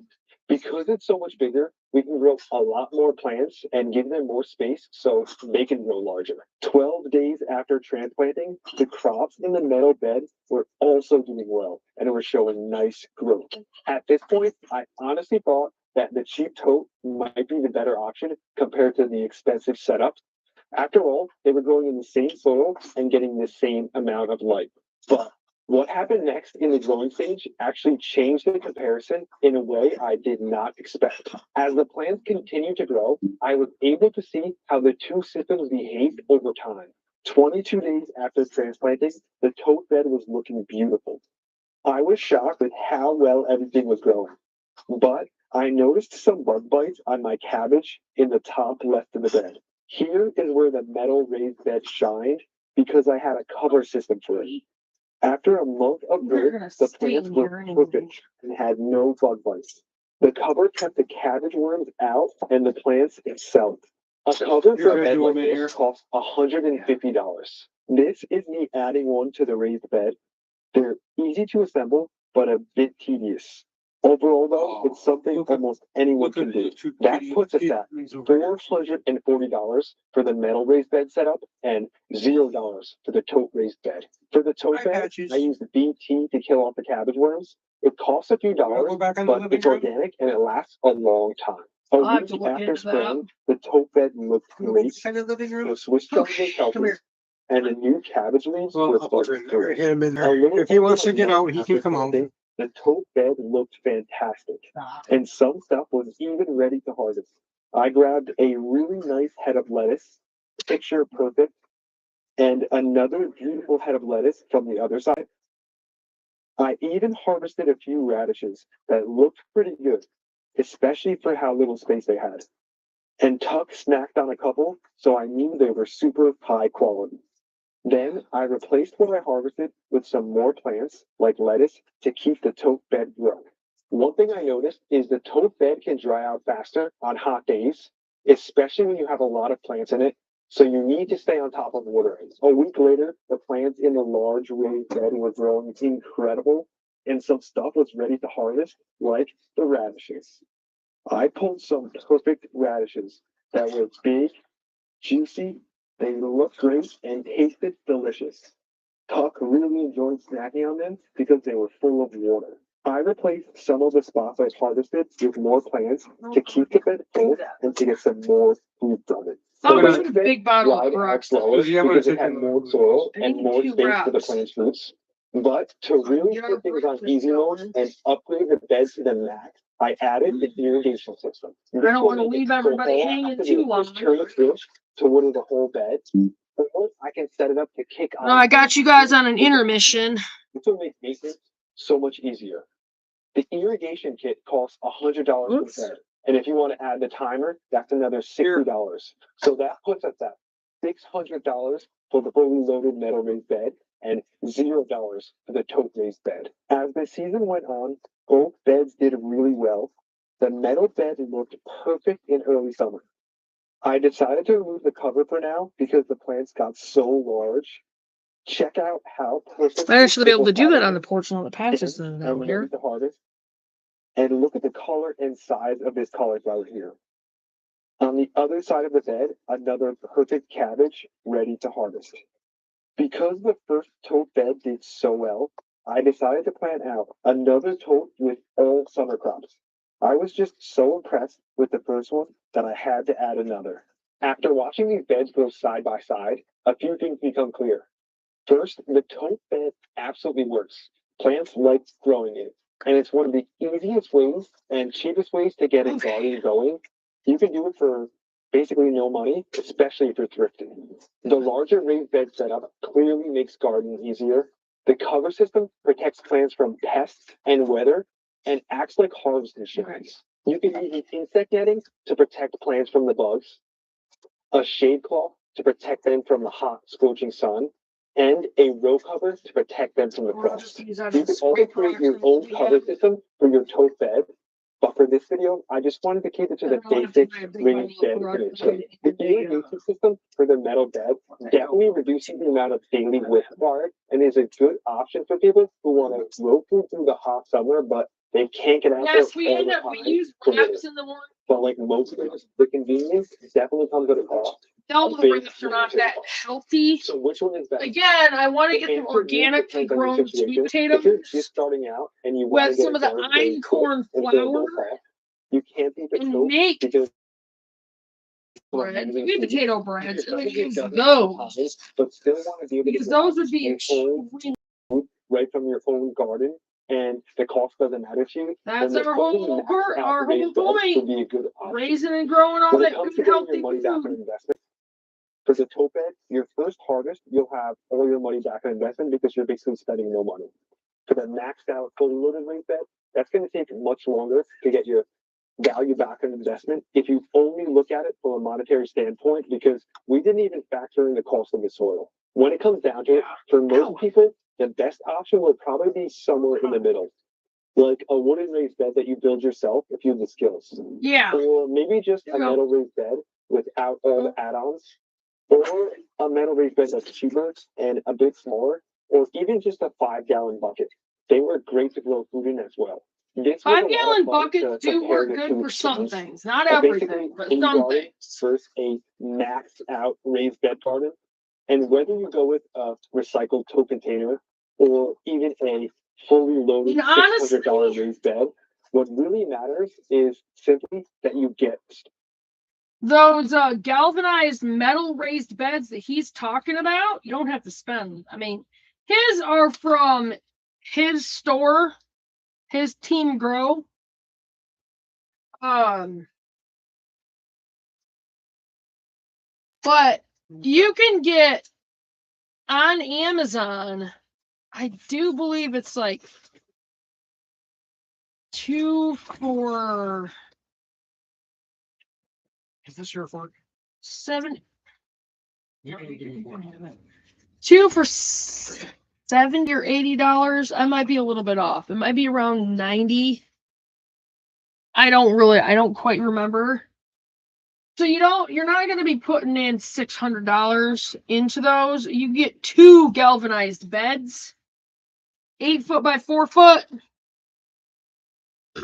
for around $100, which is a really good deal. And then if you fill them, like he was saying, with the logs and the stick, the composted garden materials, garden compost, whatever, and then partially compost. Okay, that's not good that that's not going down. I don't know if it's because of what I put in there. It was going down earlier. Well, it ain't now. Empty that in the compost, not the trash. Outside and empty it. You can empty it in the tote outside. Okay. Oh, even partially compost leaves. And underneath, you're going to want to put some hardware cloth and cardboard. Go for the cardboard and then your logs on top of it. Because the cardboard adds extra to the soil. Now, make sure there's no tape and plastic and stuff on it. But if you do your beds like that, it's not going to cost as much. And that's actually how we're planning on doing. I want that recipe. Our beds this year, our raised beds, I just have to buy them. And we're going to be building some. Here comes Eric.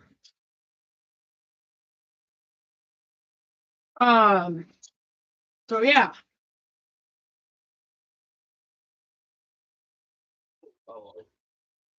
I'm going to be moving this out to the porch here pretty soon. Today's my live homesteading learning thing on my channel. Hi, Aaron. And no, you don't have to be quiet, Aaron. Everyone on my channel knows you exist.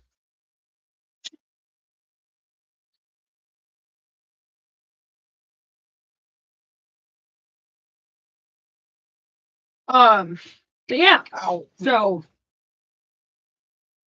we'll finish the intermission with. Because once you grab some harvest from your James own backyard, your own garden, fresh, straight from it, you'll realize there's nothing better than growing some of your own food. It's so rewarding and so There is many absolutely nothing better. We'll get into that in the gardening section. I hope you got something out of it.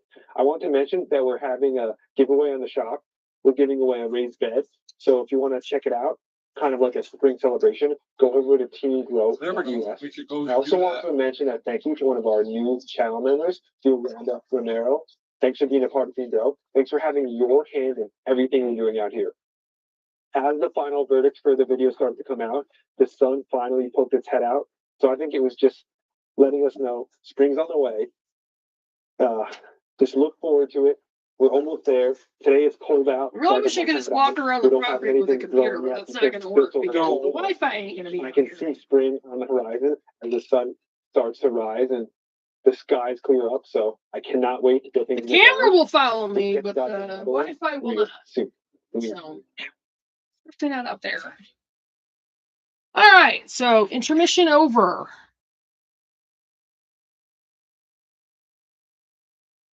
We're gonna leave it kind of like that. The next thing is going to be our making of the cleaners, which I want to do out on the porch.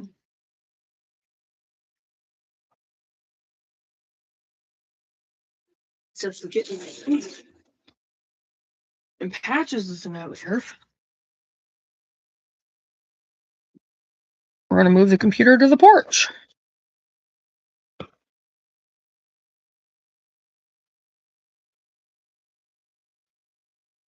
Really? What? Cinnamon's fine. There's nowhere she can get out through. We don't want the kittens out there because they could squeeze through the crack in the door. And we don't want them doing that. And Patches absolutely would try. Because Patches is a brat. Oh man, my hair. Ugh. We gotta clean the freezer off too. Sorry, there's like a glare, you guys. My battery starts to go down. I will bring my charger out there and plug back in.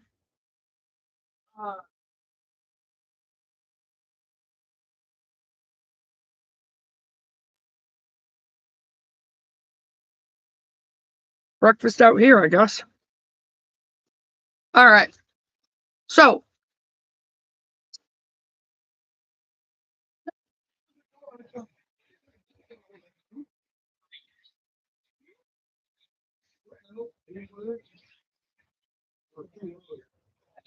One of them went to eat those berry bushes. Oh, the cranberry bushes? Yeah. So I had to Is get. that a piece of brown? Yeah, I had to get one of the. It was one of the light colored ones. Yeah, piece of brown. I had to get one of the shovels and like poke at it. Yes. You didn't pick any eggs up last night. You wanted. All right. It was raining. Sorry, guys. It's rather dirty out here. We have not had a chance to like go through the porch. The dryer is clean. Twice. It was like a minute later. All right, so I was trying to reboot my computer. the first thing we're gonna do.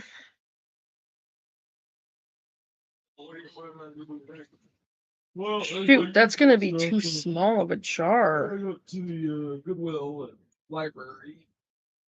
Let's see what 2 cups of warm water does. We'll be right back. Actually, I'll use my glass measuring cup. All right, so why home make your own cleaners? All I think was kind of stupid. I couldn't update the card on Google Wallet until I removed it from my phone and then went on the website. Like I was on the website first and it wouldn't let me edit it. I had to click remove from phone and then it would let me edit the card. What did I hear you jump up for earlier? Oh, It's around 11. I woke up a little bit before 11, so I turned my alarm off. But I guess I didn't put the little thing all the way back. So instead of being on buzzer, it was on turn the radio on. Oh, jeez. Okay, so why home make your own cleaners? Well, there's a lot of reasons. Home making your own cleaners, you know what's in them, for one. Cleaners do not have to have a bunch of nasty chemicals in them to get things clean. They don't. There's just no reason. And you want your home to be clean. So keeping everything homemade is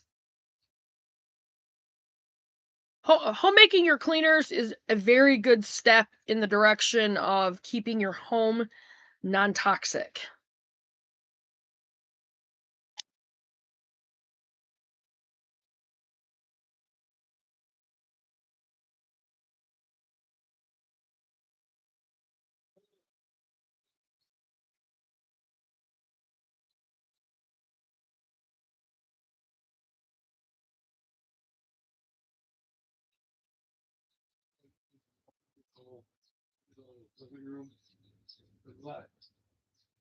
Yeah. So I can let Nicky out for a little bit. I'll work on my blanket.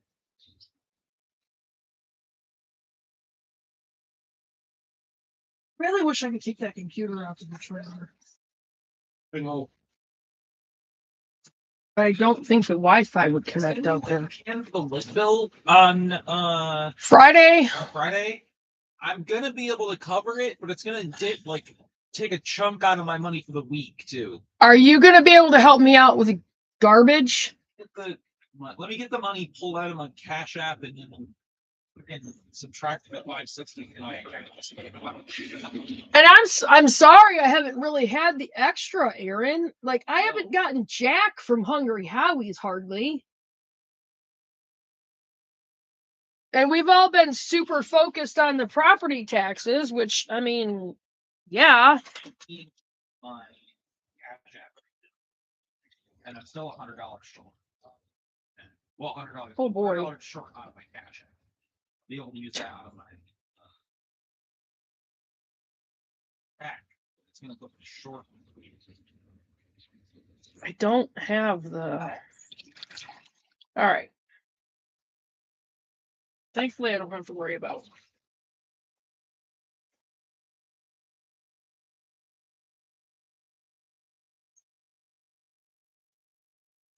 All right, so we're gonna go with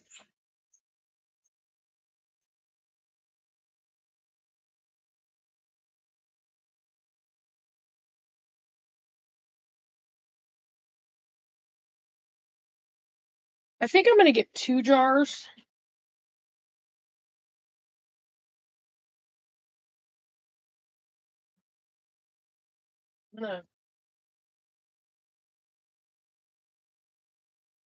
We're gonna get 2 jars, and we're gonna split this up.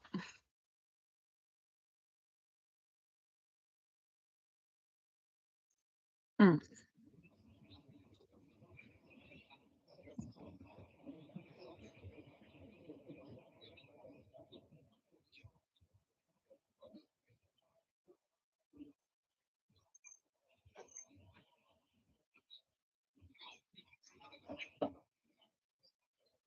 Good.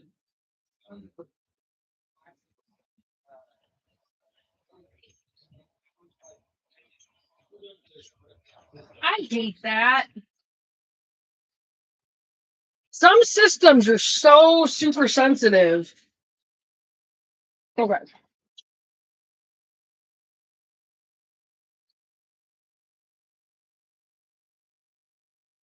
That has the.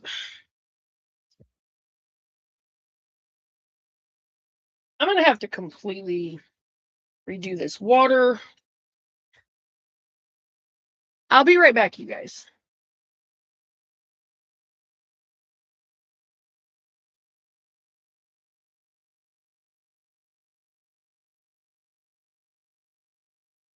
That does not match that. The Christmas jar. The Christmas ones have the Christmas covers. These. These. You have this lid on that jar. Please keep them on the right jars. I don't want my Christmas lids mixed with the spring ones.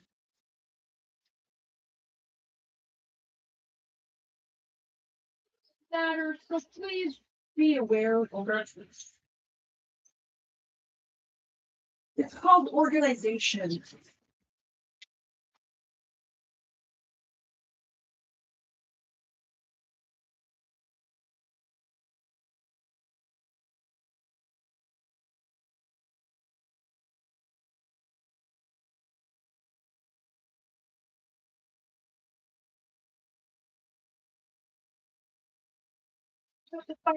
For the other jar.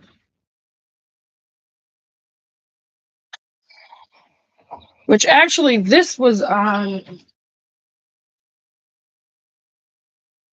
Yep, even these ones are different. See this?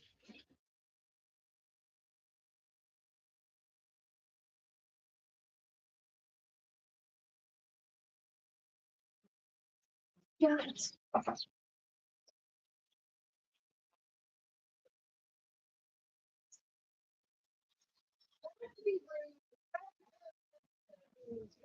I was too busy trying to kiss little girls.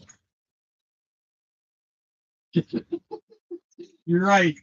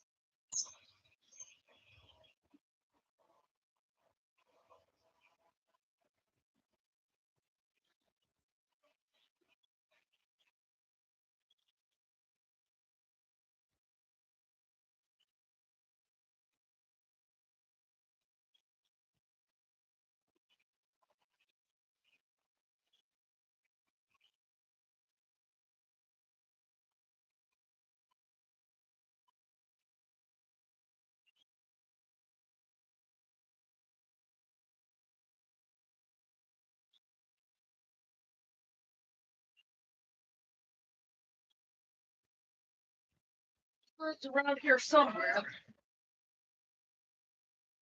This one's just getting a generic list. It might seem crazy, but I like things to match. Anyway, Sorry about that, guys. All right, so I had to split it up because a full 2 cups like took it way up here, and there was no room to put anything else in there. So, and I'm like, the sun.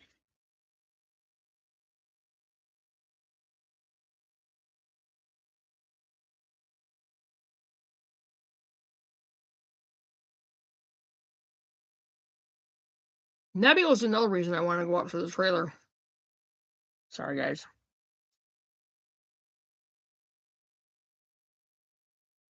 Sorry.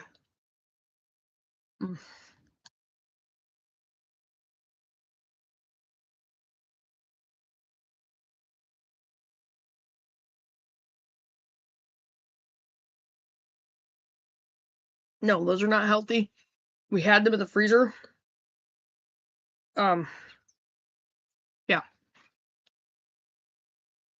And I'm gonna try to steer away from buying those because they are not healthy. All right, 2 cups of warm water, 1 tablespoon of baking soda. So we're gonna get my half tablespoon.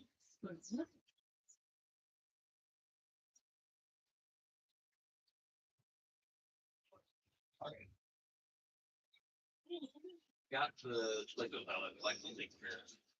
but you're gonna need to start sending me the 3 a week again. No, That's a month. I can't send it out of my money unless I have good week on dashing and stuff. I don't care where it comes from. I mean, I might be able to split it. Technically, it was supposed to be 64 from 463. each one of them. It's supposed to be from each one of them. It's not just food. 8 HMs.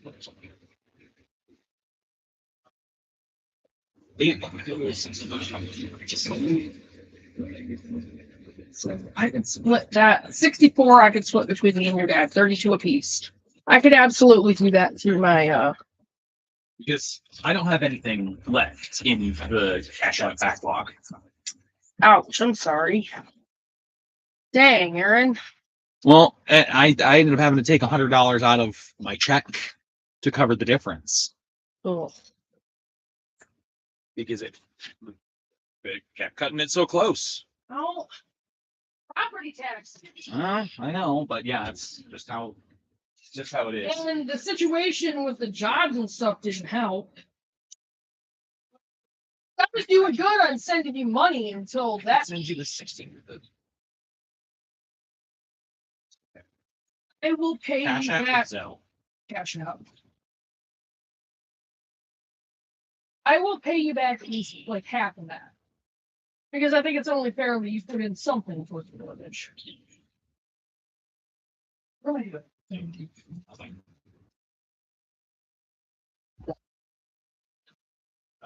You have $1,100 you could borrow. They put together 500. I'm kidding. But it's not like if you had to borrow a little bit from it, you could. You know what I mean? I know I'm not saying that. I'm just saying. I have the cash advance from Cat. Right. I would much rather borrow from. I get that. Yeah, it's a whole conference thing. Mandy's gonna be on and off. She said she's How long are you? gonna get done. Teaching. What's that like for you? Question I was gonna ask you is if I took my computer out to the trailer, you think the Wi-Fi would say? Oh, they definitely wouldn't. Maybe if you were outside the trailer. No, inside. That sucks. That answers my question. Okay. That's right.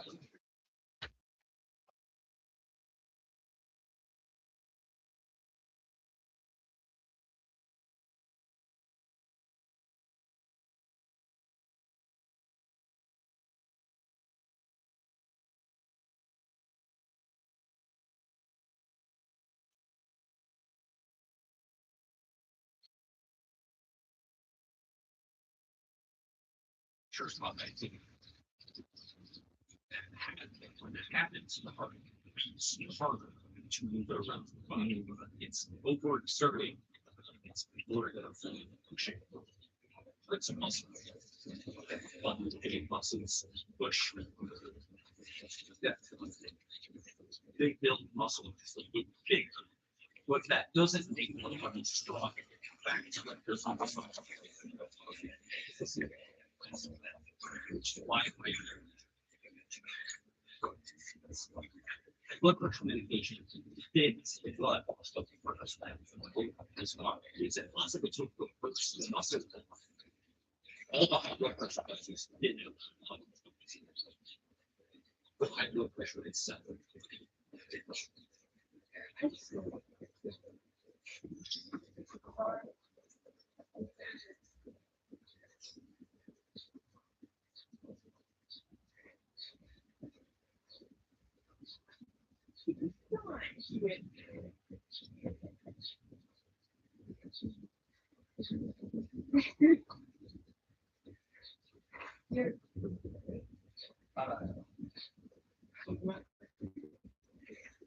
He likes to come out. I can see him trying to get out the door. If he can move it enough to get his head out there, he's curious.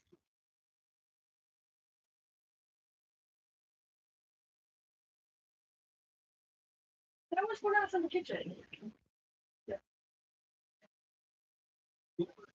Slide to the side. I do. I have to clean up this mess. 'Cause I think it's in this mess that I have that H&R envelope. Well, I got the other one upstairs in my room. I'll have to get around to doing that stuff. By the way, you don't need that. But Oh man, I'm dressed. no, that is all my tax information. Thanks. You're welcome. Is it all of it? There's nothing. Mine and your dad's. Okay, I'm gonna go put this. My Dollar General, my Marco's.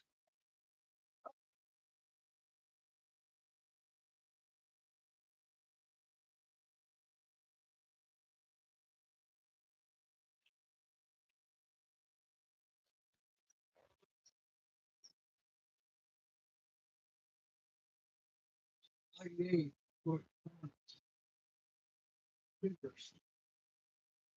That's not me.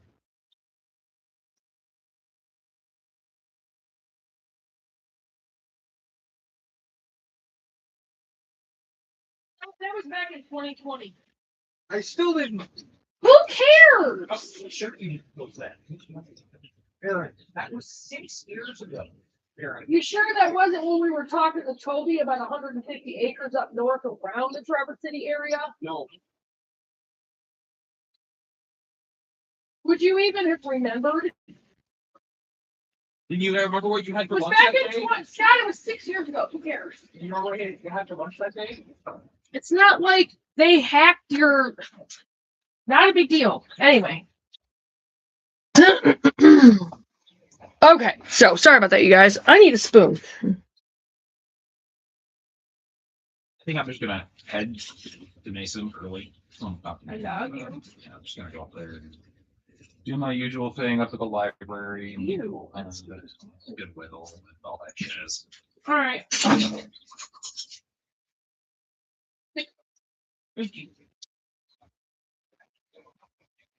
You got Chloe your key last night, right? Yes, I did.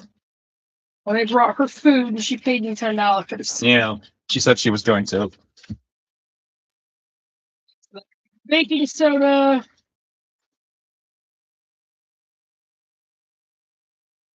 It was hailing last night. Would you have enough to stop at Speedway and grab 2 of the Celsius Essentials? Which ones? I usually go for the grape and the Blue Crush. All right. What was I gonna? All right. Oh yeah, we lost power twice last night. I knew we lost it once. It went out and then it came back up, and I was Right? Okay, so then it came back good. half a cup of white vinegar. Which I do need to get some more vinegar and stuff, guys, but I'm going with what I got right now, so.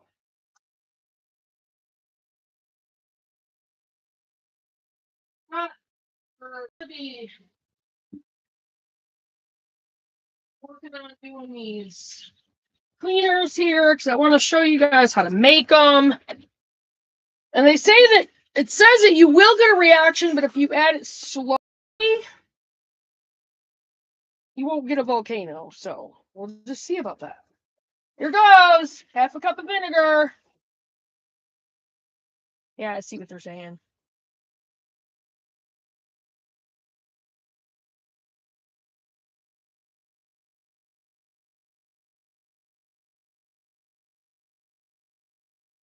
There's one.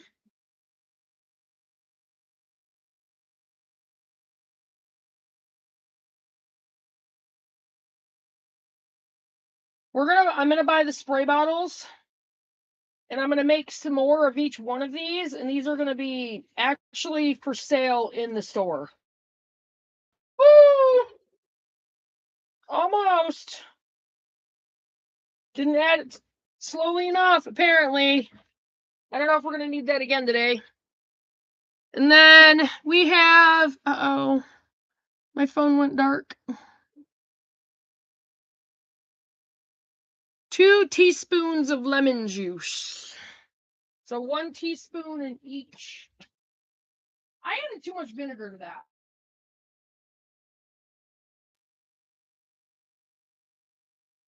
Oops. Oh well. Should have been a 1/4 cup. I wasn't thinking. So I'm gonna have to buy a from that.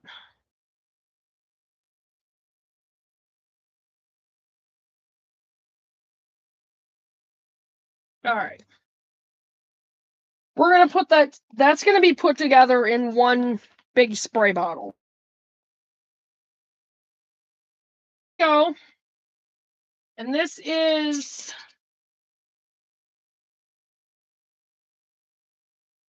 homemade all-purpose cleaner.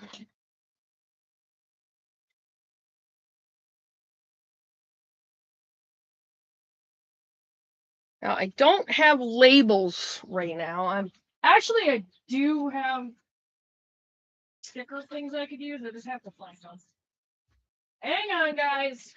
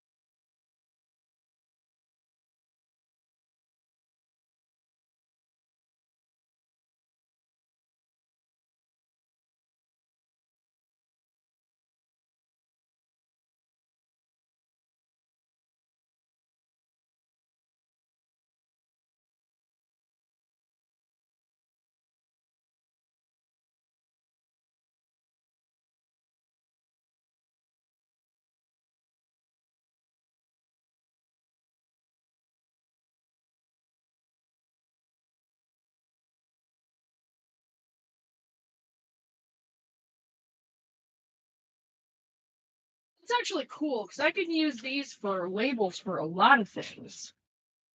So,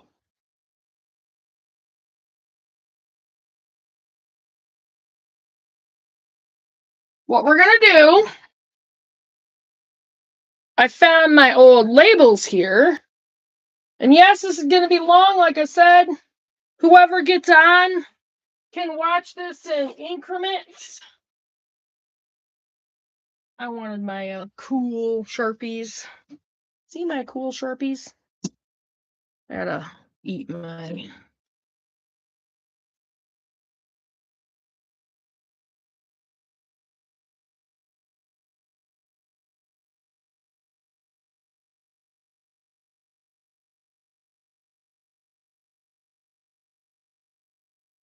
labels.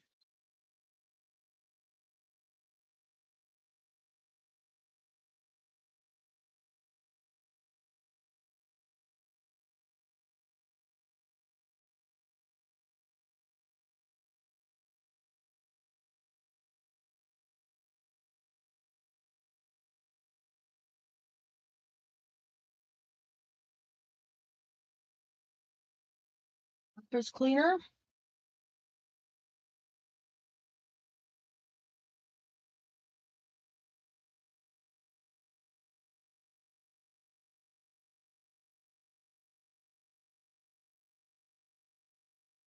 Water.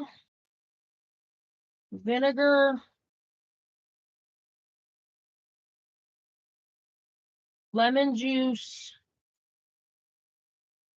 And baking powder. Or baking powder. Baking soda.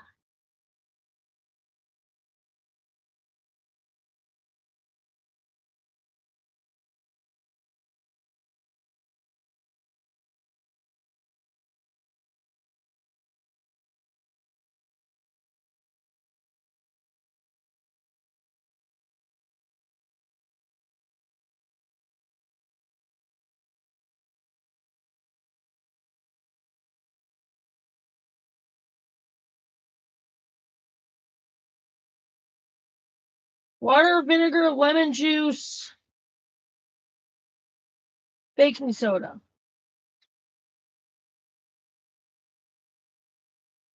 You could drink it, you guys. You can drink it. None of it's going to hurt you. Just water, vinegar, lemon juice, and baking soda. And I'll bring it out here so you guys can see it. See the bubbles it's making. Oh. It's not going to be left in these jars, by the way. And I'm going to peel those off and put them on the spray bottles.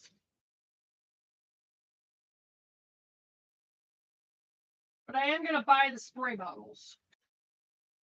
So there's two of the cleaners. Oh, one of the cleaners.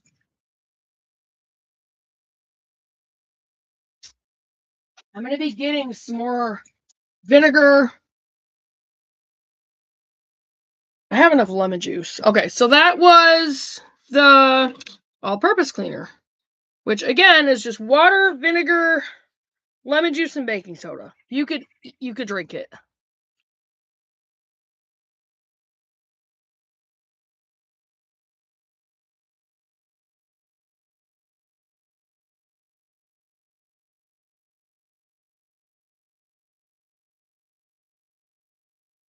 Oh, my phone's being stupid.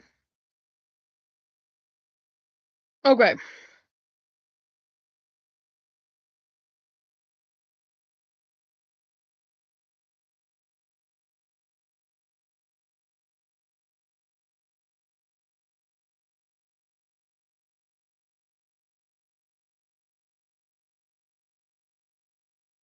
All right. This, I do believe, is the glass cleaner. I'm not going to put essential oils in the glass cleaner because I think that would leave streaks. Oils. So, we're going to use 2 jars. I'm going to go get another one.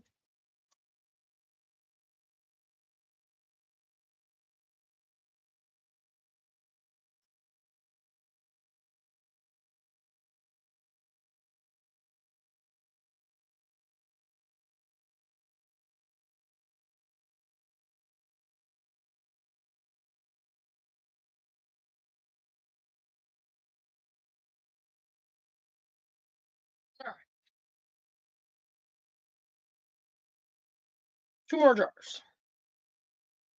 What we're going to do,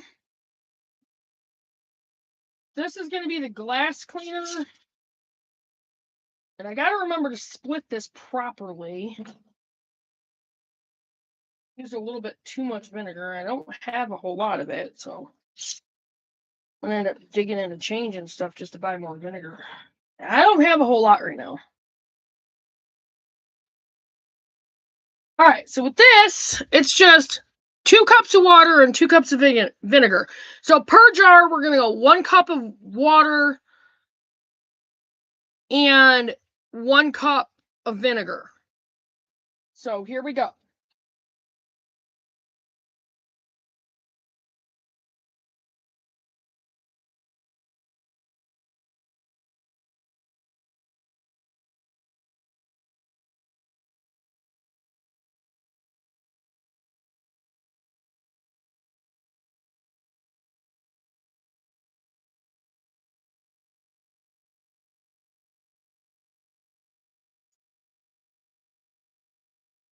Once again.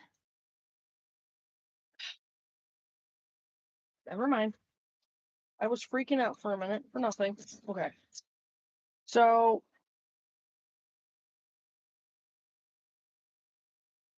I'm going to pour it in here to measure it properly. 1 cup of water per jar.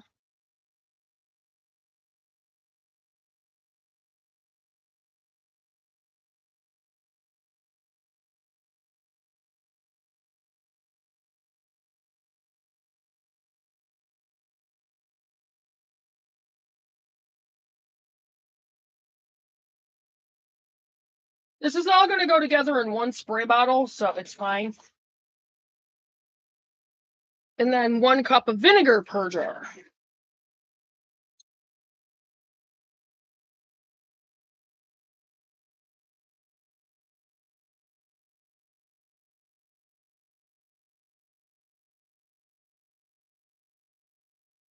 That's it. That's all you need. Oh.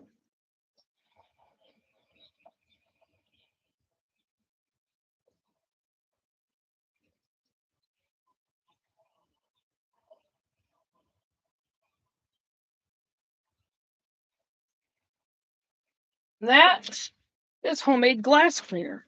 Now try it out. I just don't have the spray bottle, so definitely going to need more vinegar.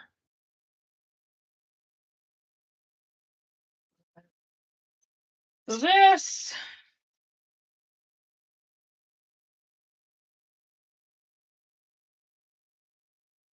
I'm going to use Faith First colors. Glass cleaner.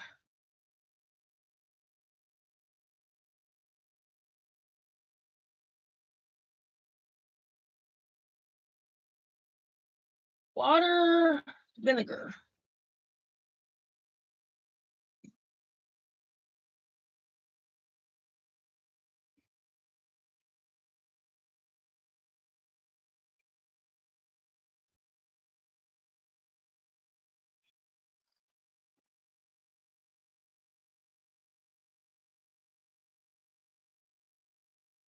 All right.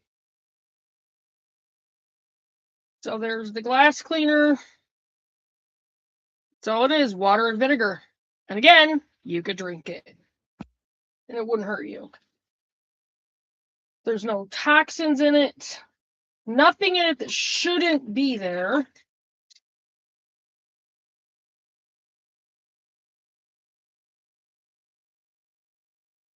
And it's not going to put toxic chemicals in your home. So there you go. Homemade glass cleaner.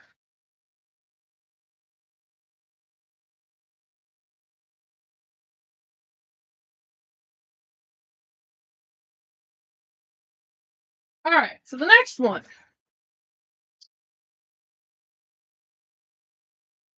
Come on, phone.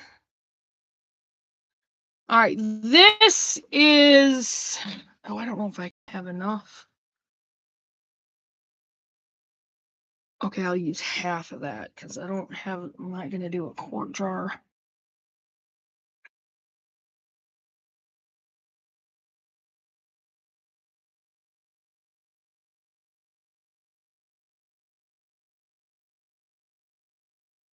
half a cup and an eighth.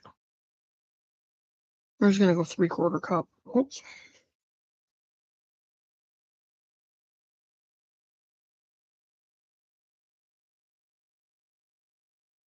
All right.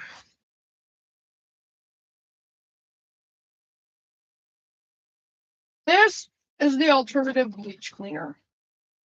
Now, I wouldn't recommend drinking this because there's peroxide in it.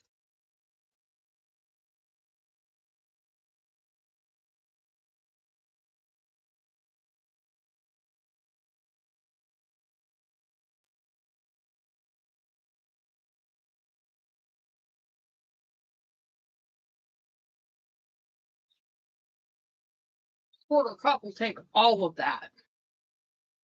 Okay. I gotta postpone the bleach cleaner because I don't have enough peroxide for that. So we're gonna have to wait on those.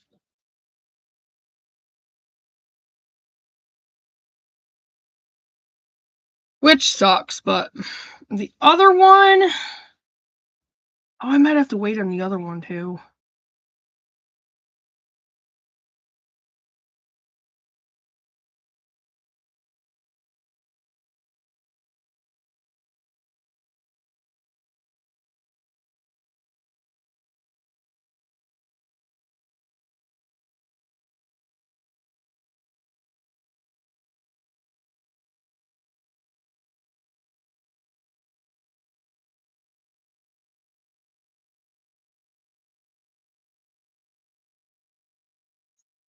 Cup of it.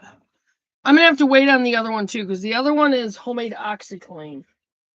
So I can't do that one. We'll have to do a different video showing the alternative bleach and the homemade OxyClean because I don't have enough peroxide.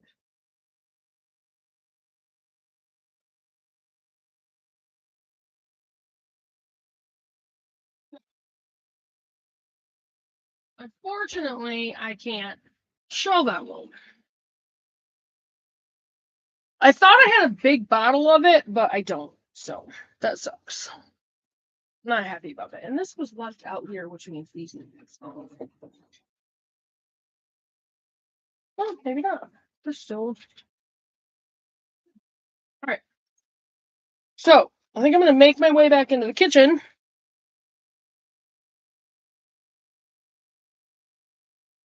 I am going to get the spray bottles for those. Now, the OxyClean I'm going to leave in jars. All right. And there will be homemade OxyClean for sale at the store. There will also be homemade glass cleaner and the homemade all-purpose cleaner. I'm going to have to get some more vinegar for sure and make another batch. And I'm going to have to get 2, 4, 6 spray bottles. I also need a good screen, like strainer, fine strainer, like this, one of those, so I can strain out the lemon or the sediment from the lemon citrus stuff for those cleaners. All right, so, and I do have the ability to make more laundry detergent. I don't know if I'm going to take the time to shred the soap and all that stuff today.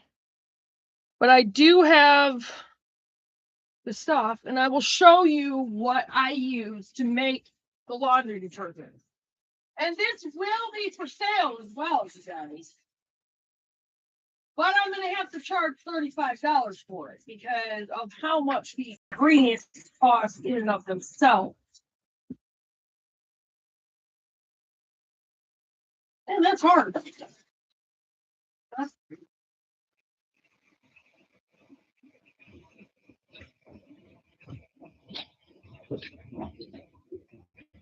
This is what I use. And I know I've done the video on making this before. The Dollar General brand. This is hard. You can still use it. You just have to break it up. Super washing soda. Love the smell of these. Fells naphtha bars. And it makes really good laundry detergent.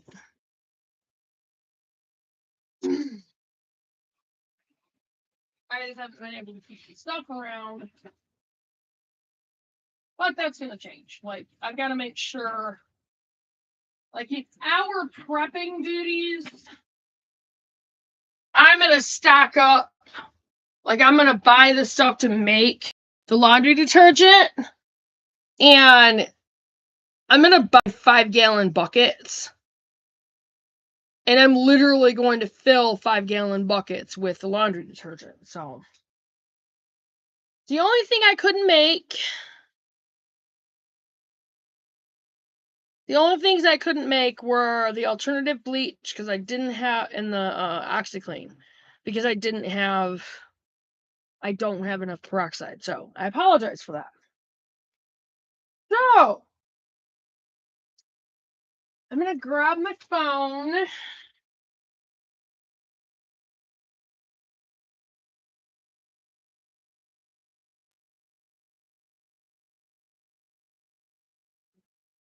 I get nervous when I hear helicopters.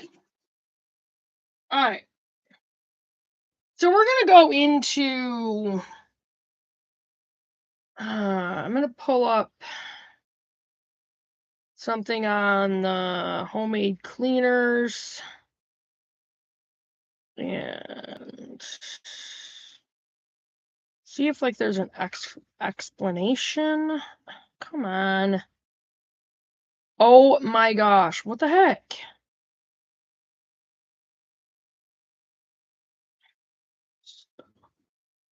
What in the world? I have to restart my phone again.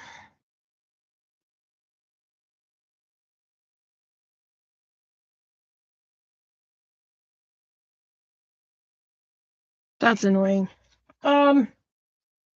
Yeah, so just basically, like making your cleaners makes your home less toxic. Candles. I'm not gonna make candles in this video. I've never done it, and I've been kind of scared to screw it up, but I'm gonna actually do it in these days when my days off. I have beeswax, I have the wicks, and I have the glasses that I want to use. So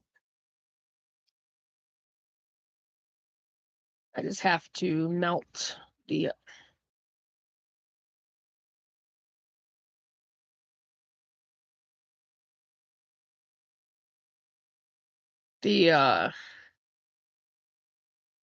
beeswax, probably in a double boiler, which I'm gonna get in for that. Probably one specifically for candle. I mean, I don't think there's.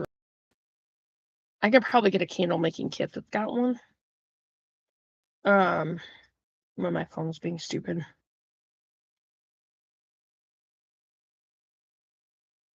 But candles. Why would you want to make your own candles?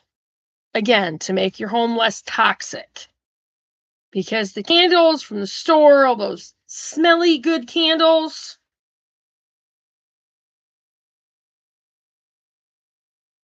there's a lot of toxins in them. And when you light them, it literally puts that in the air. And you're breathing that in, and it can cause a lot of problems. So, you want your candles to be clean. Beeswax is the best thing to make candles with. What is this? Yes, I know. I'm actually on it.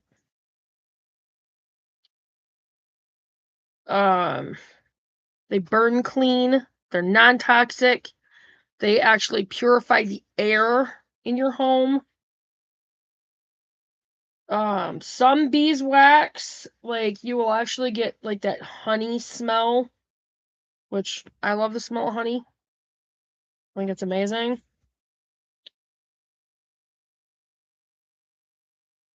But I'm not going to try to do that. But it's all part of like purifying the air in your home.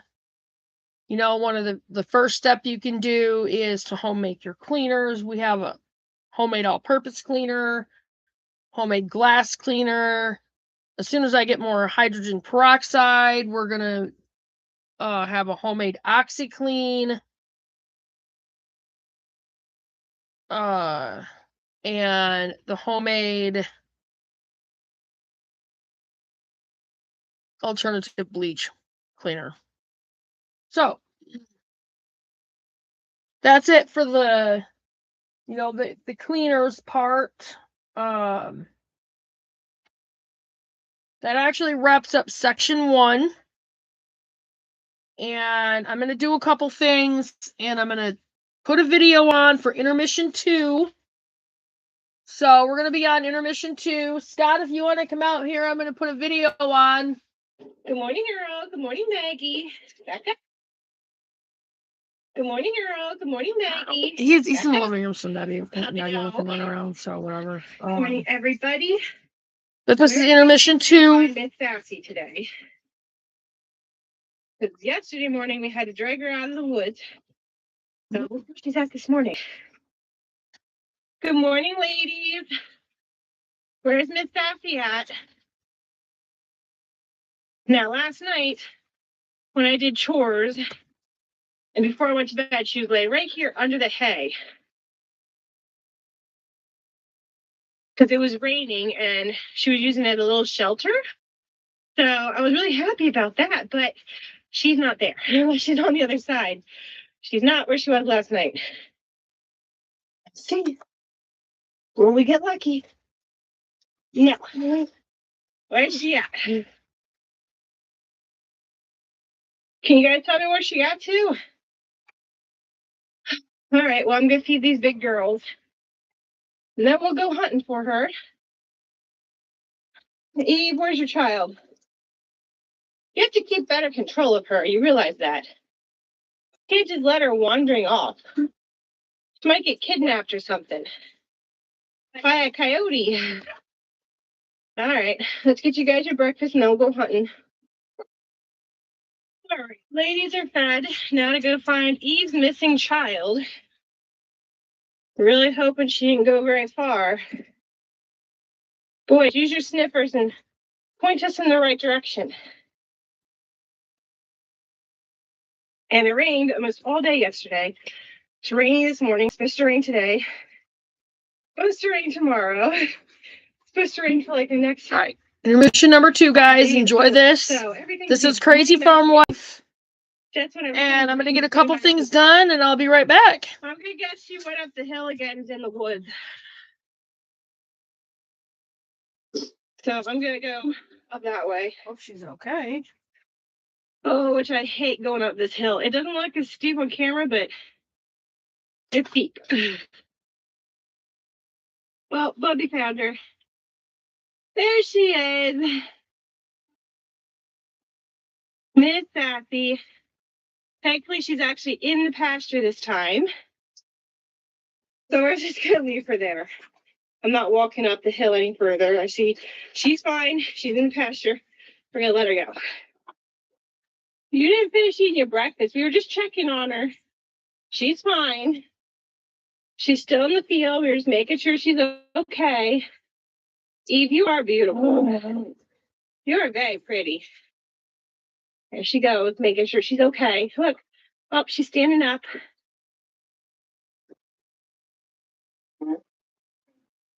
And thankfully, Eve is a good mother, too. She's been good, other than her baby running away. She's been taking good care of her. Now we're just waiting for Beauty. Patiently waiting. She's due in 2 days. 2 days. So we'll see when she has her baby. Maybe she'll have on her due date. Well, Beauty, when are you going to have your baby? I'm so excited to see what it looks like. It has to be all black. I mean, if it's white, I am going to be so surprised. But being that Eve had a black calf, I imagine yours will be black too. Because Gaston was pretty black, except for a strip down his back. But her bag does not look tight yet. So I think we have at least another couple days. So I don't think we're going to be having a baby today. I'll take that stick out of there for you guys. There. All right. Off to do more chores and check on more animals. But the other one should be easier though. I don't have to climb the mountain again. I don't have to drag the calf down. That's good. I'm glad. Thankfully, she stayed in the fence. I wish she would have stayed at the hay though, because it's more like a little shelter for her. But if she's happy over there, as long as she's in the fence, that's okay. Look at that creek. It is definitely full.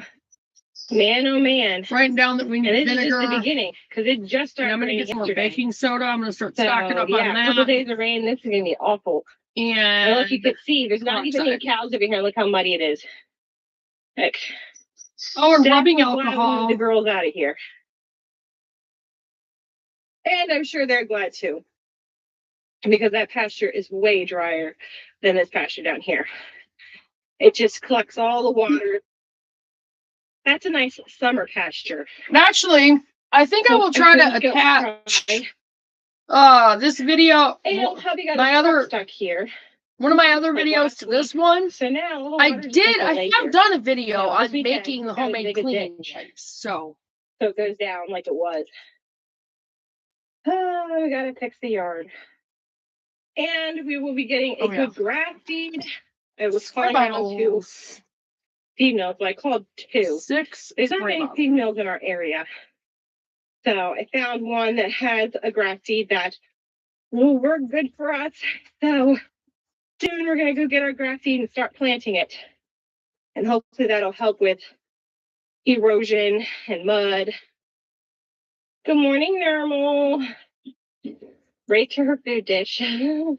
Trying to write out my grocery list. Good morning. Good morning, potatoes. handsome fellas. I'm sorry, it's so muddy.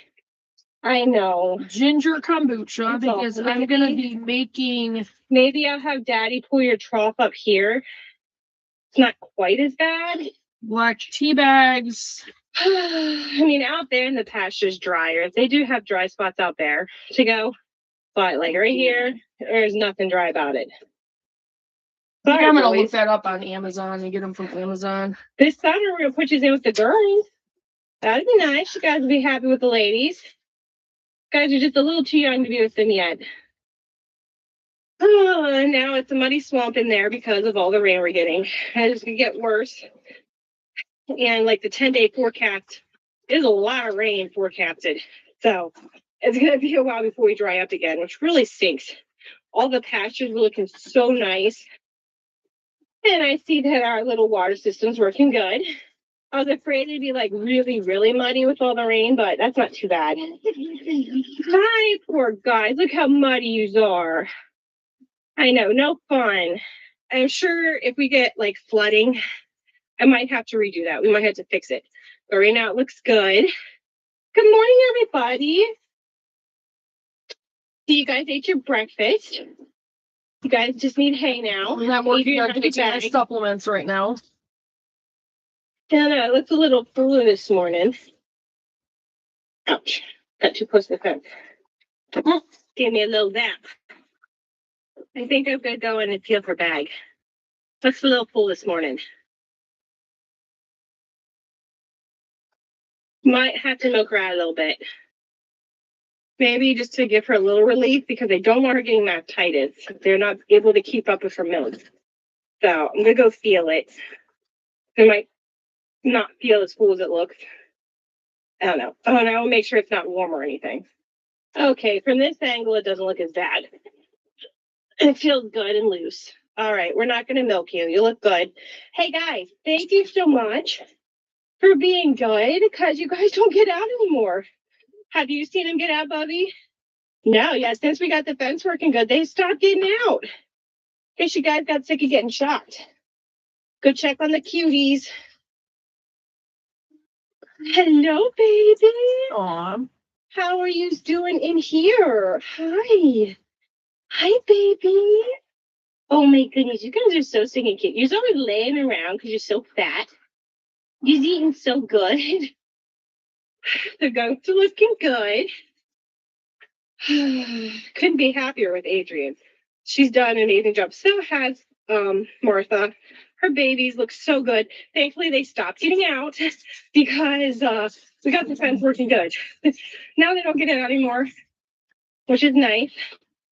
So I guess we don't have to get the other netting fence because fixing the fence works good enough. Well, hello, handsome fellas. Are you ready for your breakfast? Getting pretty muddy in there. It wasn't muddy, and now it is. All right, I'll feed you. All right, there's your food. Guys, have your breakfast. Look, Hunter said he's each an egg. He's like, I don't know if I want it. All right, let you guys eat. And now we'll go check on mommies and babies. If I can get across this creek.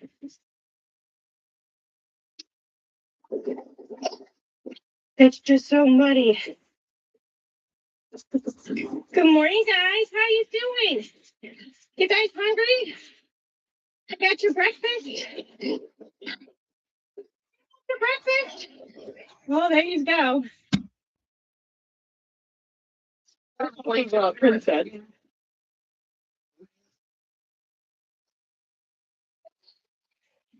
Get a snack.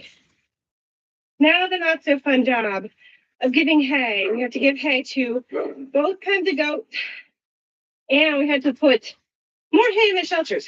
So not so fun. And the hay bale has been on it. We're gonna see if we can flip it over because it's getting really hard to get it off the bale, but I don't know. Some of these bales are really So strong right now. I have not tried my laundry soap This bale in has been our like- washer. So maybe if I get Bubby and Hunter up there, Why? to kick it with their legs, I Not can push it over. exactly. I don't know. Bub, do you think we'll be able to do that? You think? Slap it. What do you think, Bub? On top. Wish Daddy was here to help us, but yeah.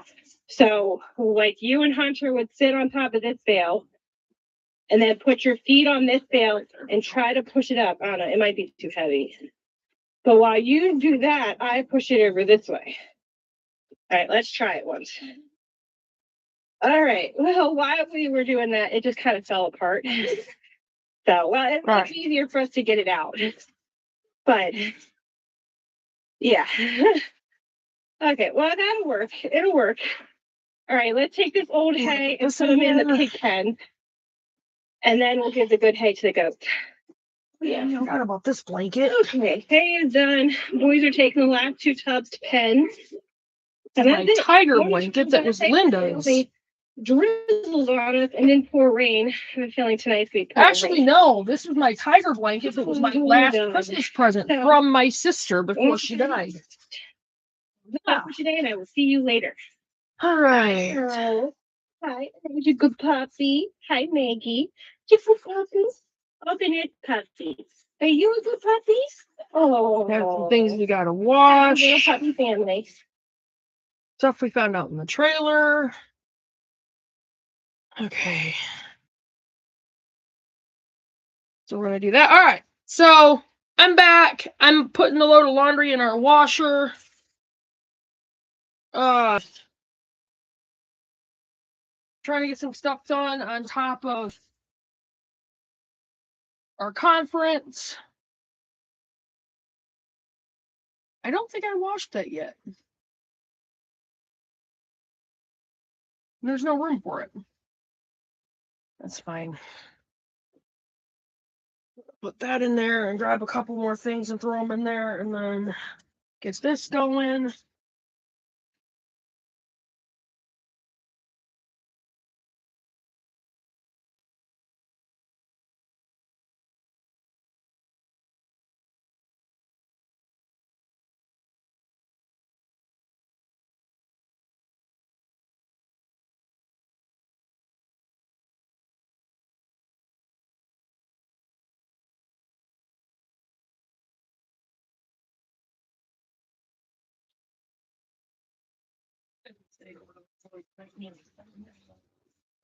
There's barely going to be enough room for this. All right, guys. So,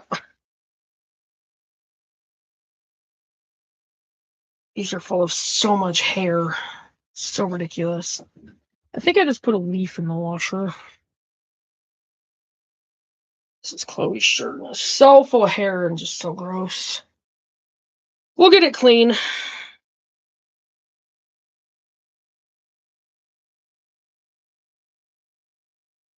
That was my shirt. I'm going to be going through my clothes and figuring out what I want to keep and what I don't. Oh, that's dirty. I'm going to go with this for now. If we have it, I'm just going to use it. We won't talk about the laundry detergent I'm using right now. It's what we have, the Arm & Hammer. And no, that stuff is not, it's toxic. It has dyes and crap in it. I want to work on getting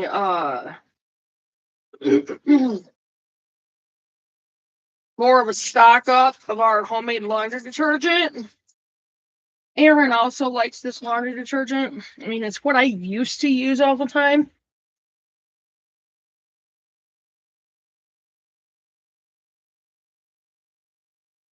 I'm gonna go out and check on the chickens.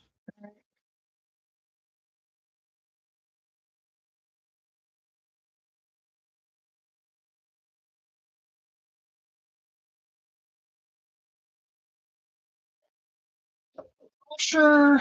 All right. So, section 2.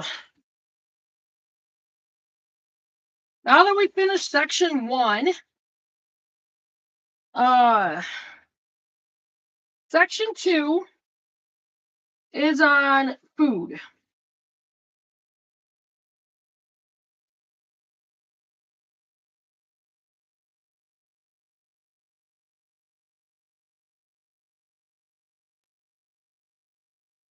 And why it's important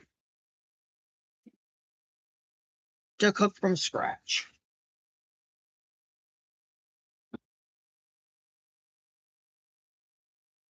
There's so many things in the food. So many toxic things. I think it would help. Oh, that's cool. I remember when they did that. I think I'll pull that up on a all right.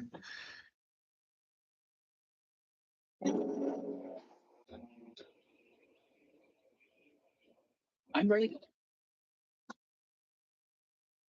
All right. We're going to go up to search.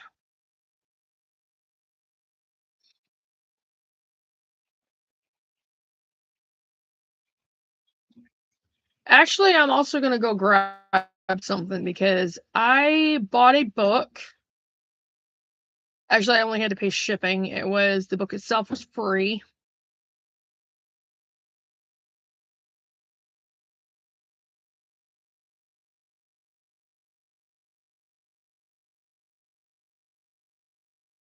Oh, I'm surprised it hasn't come up with it yet.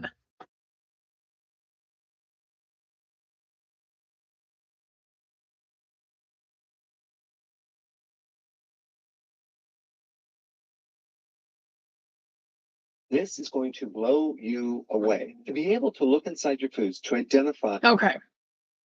This is going to blow. I'm going to probably pull this up. Oh, I'm kind of tired. I'll be right back, you guys.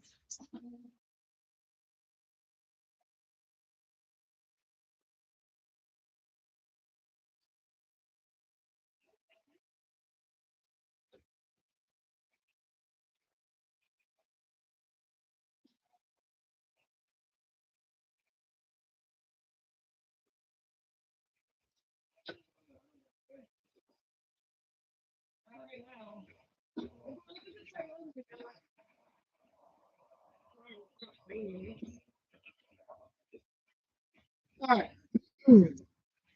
I didn't relock the door, but I figured you were gonna go back in there.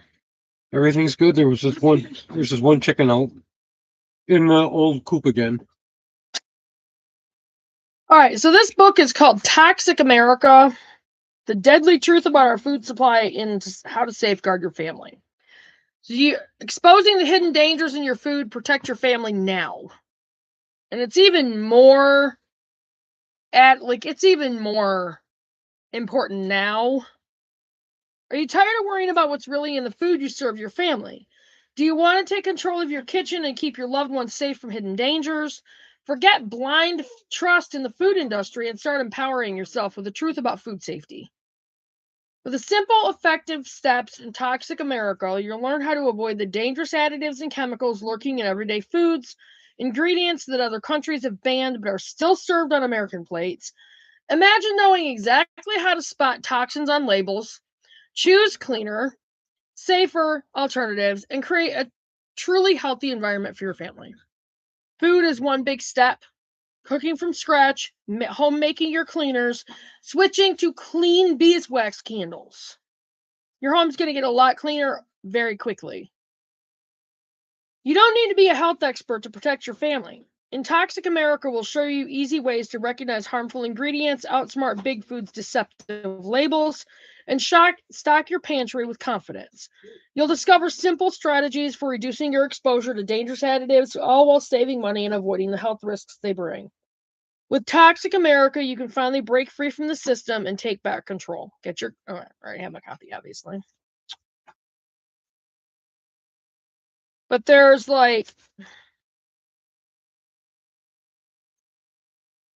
this BHA and BHT in chicken, which has, oh no, okay, never mind. This is a list of banned ingredients in other countries. I'm sorry.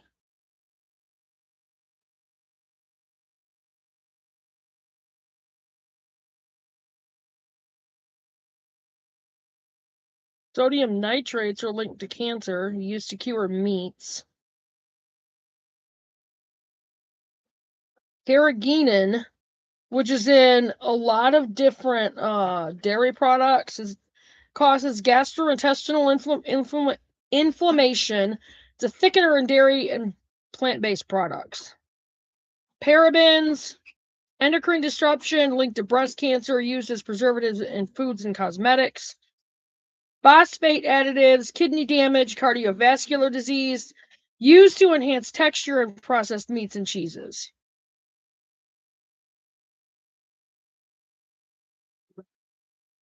Propylparaben, hormone disruption, reduced fertility, preservative in baked goods. Generally modified organisms or GMOs, environmental impact, insufficient studies, concerns over cross-pollination and health effects. It's just, you don't want to go GMO stuff. It's just no. Chlorine washed chicken, concerns over antimicrobial resistance. Chlorine used to kill bacteria, but you shouldn't use it in your food. It's not healthy. Titanium dioxide, and it's used in a lot of different things. Potential carcinogen, DNA damage, whitening agent in foods like candies and sauces, and it's in, I think, all the cereals. Formaldehyde. It's used in a lot of food processing.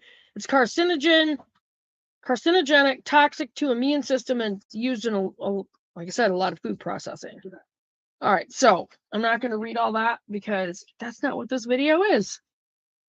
You away to be able to look inside your foods to identify the source of most chronic health problems. So check this out. Let's start with some granola bars. Do a little scan. Wow, 28% sugar, 15% seed oil, and 41% starch. Let's go with Cheetos. Do a little scan. Boom. Oh, look at that. Zero sugar, but 35% seed oils and 52%. And seed oils are starch. terrible for you. Coca-Cola. Do a little scan. Oh, Coke is awful. Sugar. No surprise. If it will strip battery terminals of the junk on them, why would you want to drink it? 40% starch. And by the way, starch. Poor baby. Let's look at mayonnaise. Jeez. And yeah, I'm not surprised. 82% seed oils. Let's check Aw. out Nature's Own white bread. Do a little scan.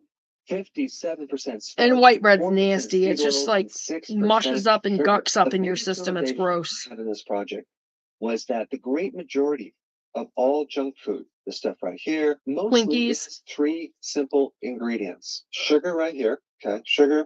Then we have the starches, right? But not just any starch, highly industrial processed cornstarch. And then my favorite is seed oils. These are the 3 ingredients. And we're not talking like really healthy seed oils. We're talking about seed oils that are so rancid, so oxidized, they're going to go into your cell membranes and create a lot of inflammation. And if you were to eat this right now, this disgusting mixture, you would probably vomit. What they had to do was they had to add artificial flavors. Then they would have to add colorings to it. And then they have to put some chemicals to preserve it, and then more chemicals to make you keep eating it, called MSG. And what's interesting about this slop is there's barely any protein. And one reason they don't put protein is that protein is satisfying. But without protein, it's going to make you want to keep eating it over and over and over again. So to get you to buy this, we have to create incredible packaging. Look at how amazing. Look at the colors. Look at how beautiful that is. Beautiful rainbow colors. Look at little Debbie right there. Wow, that looks good. I used Can't to eat live any of that on stuff. these. In order to be food, And I don't it like has how to be big I able to look in the sustain camera. life. The big problem with processed foods, I will be ultra-processed foods, losing this junk foods, And I is do that have they're my just wrap, basically but it's taken dead. me a while to There's no eat longer it. any phytonutrients And I'm like, or I'm vitamins actually or trying to minerals. like You have to add some of those in later. not eat so Just make sure that fast. you put a couple more vitamins in there, because if they didn't, you would develop all sorts of diseases. Like a vitamin B3 deficiency is called pellagra, where your skin looks like leprosy. Junk food does not fit the definition You of know what? actual I food. wonder if There's another Scott thing has a that I think vitamin a person B needs to put on their deficiency. radar,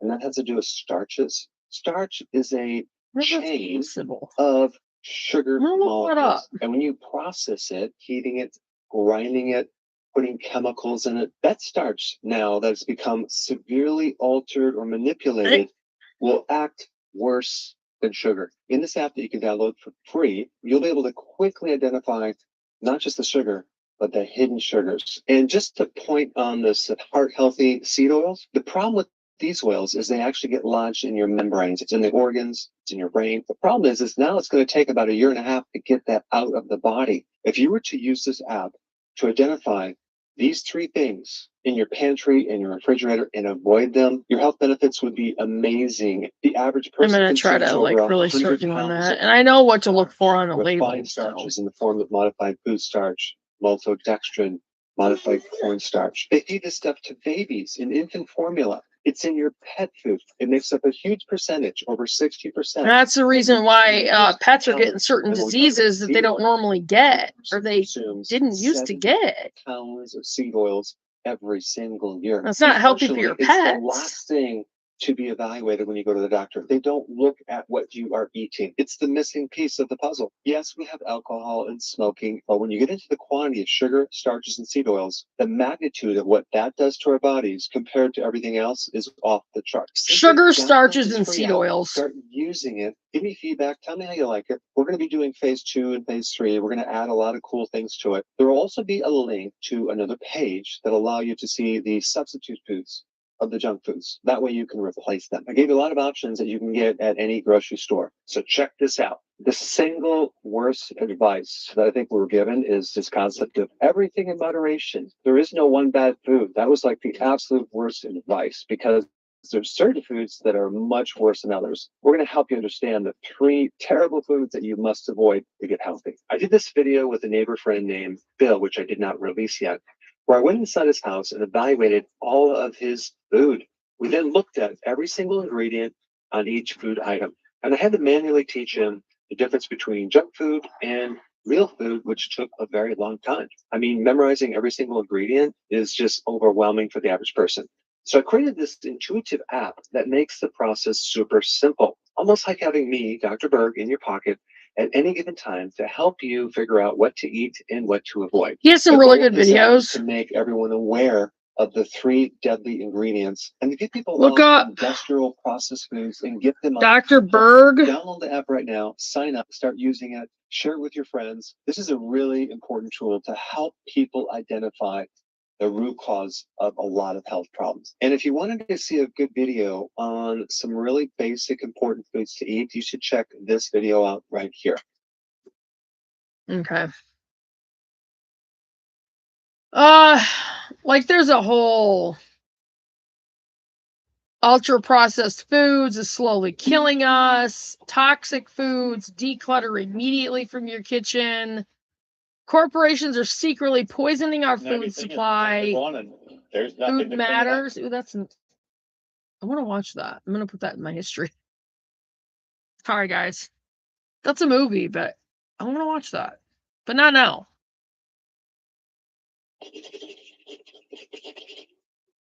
Permacology Productions. Interesting. Me and Scott will watch that together.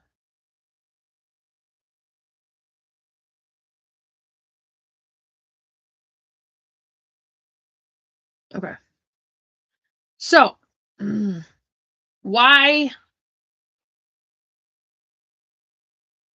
home make your foods and cook from scratch? Because you know what's in your food.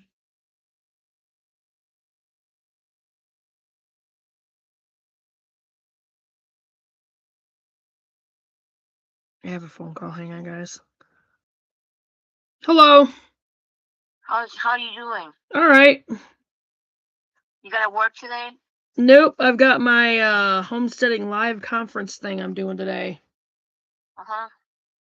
Why cook from scratch? Going through, and it's basically a teaching video on different aspects of homesteading and like gardening and why we got into it and why you should make your cleaners and why you should cook from scratch and Uh-huh. like chemicals in the food, that kind of thing. That's all like Right. between sections 1 and 2. Uh-huh. And then getting gardens started, talking about gardening. Uh-huh. That's going to be a long thing in gardening. And then part 3 is getting your homestead ready for animals and the different types of animals and what each of them add to your homestead. And then part 4 is like on water systems and that kind of thing. And we're on section 2 right now. So how long are you gonna be doing that? Till I get through my plan. So how long when did you start doing that? I started it at 10. So how long are you gonna be doing it? Till I get through my plan I've got written down. Uh-huh. Are you doing it online or something like? Yeah, my channel. That's nice. Uh-huh. I wish they would do it around here, but really they're much like in the chemical stage of food and stuff like that. Yeah. That's why I end up being more sicker than I am being butter itself. I go like dialysis 3 times out of the week on a machine. That's what I'm on now because of that junk. Because I was on medication like your high blood pressure and your diabetes. That's what I got too. Yeah, Amy's afraid she might be pre-diabetic. Hang on, guys. Pharmaceutical companies, how they end up killing you. Bit of an intermission. I know.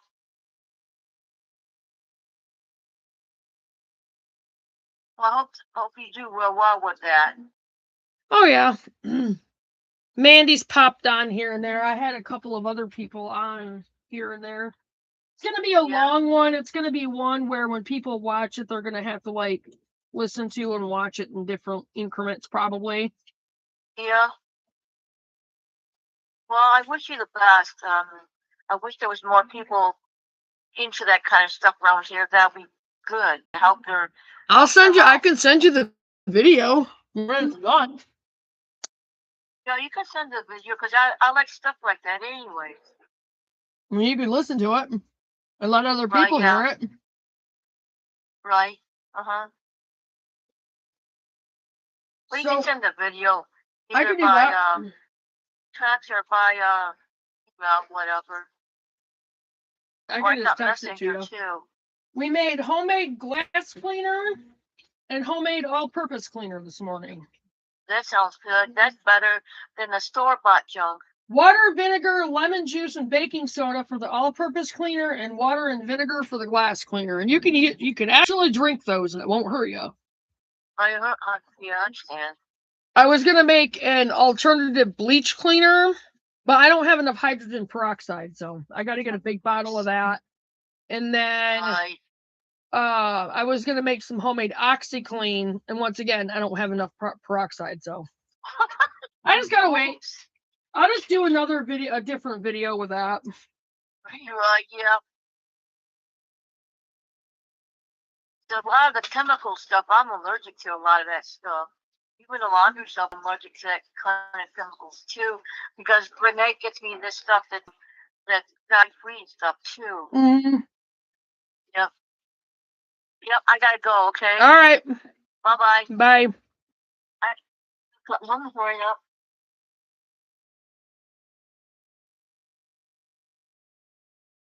Sorry, that was my sister-in-law. Like, she doesn't have many people to talk to, so I try, and I feel bad for her because she doesn't have many people to talk to, so her health is pretty bad. Like she was saying, she's on dialysis, and I want to help her get healthy, but not being able to be one-on-one with her, it's kind of hard. But anyway, so yeah, why cook from scratch?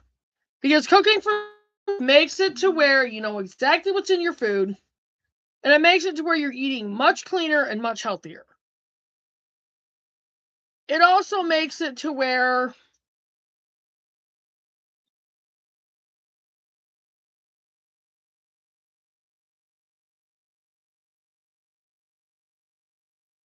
cooking from scratch also to where your body takes in the nutrients it needs to function properly.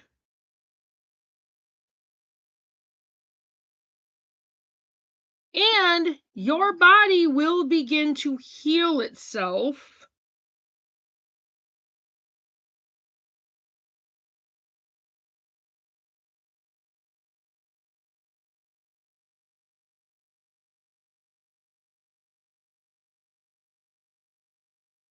bottom line, that's how we were designed. Your body will begin to heal itself once it's getting the right nutrition.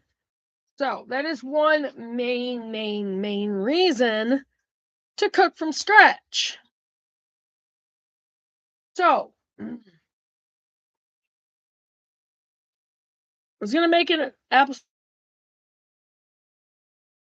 I gotta send Shay that recipe. Literally almost, I forgot again.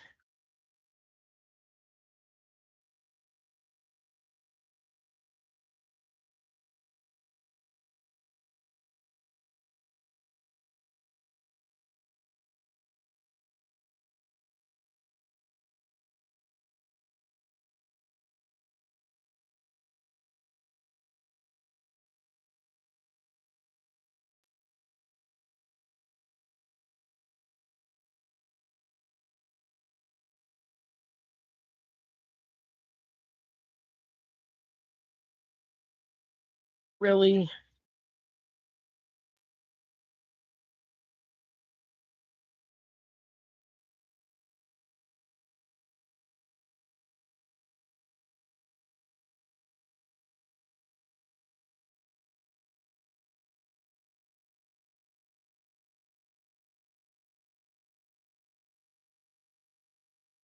I use warm water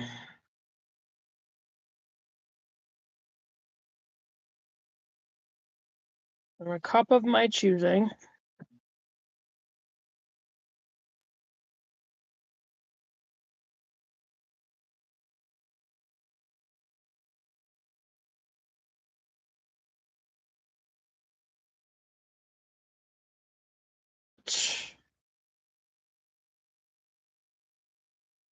tablespoon and a half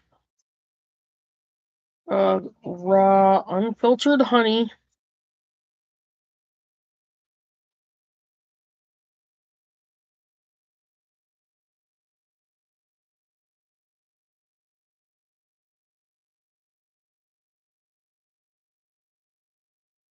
And stir it vigorously.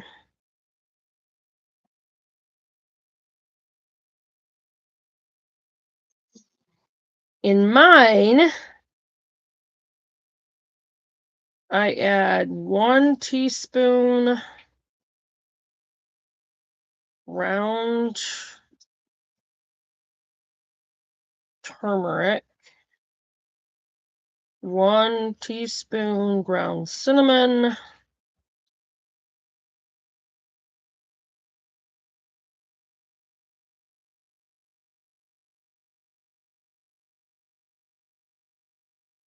a sprinkle of ground cloves,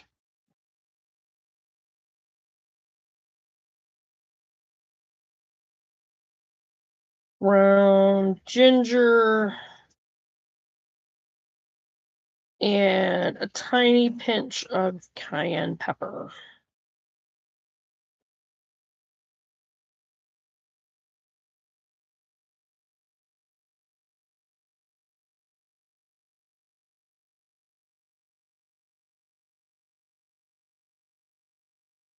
And whisk it together to make sure it mixes well, and then I drink it.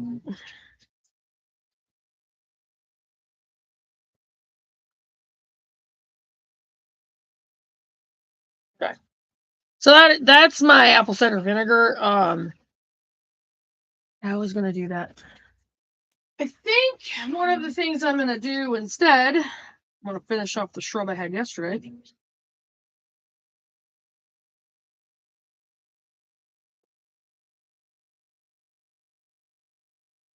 I have one more, and it's peach. These have been sitting a while, so and that's okay because it has vinegar in it. It's still gonna be absolutely fine.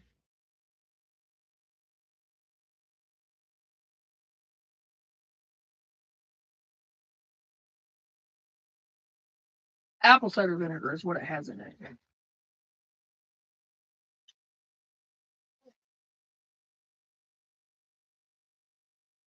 have enough to make. I can make another blueberry one. All right, so I'm making a peach shrub, and I poured some of the stuff in my glass. You can see it. And then this is what I do. And these are sparkling waters that I just get from Dollar General. The reason I get those is because there's no aspartame in them. You want to stay as far away from aspartame as possible. Aspartame is terrible for you. Terrible for you. Okay? Absolutely terrible for you.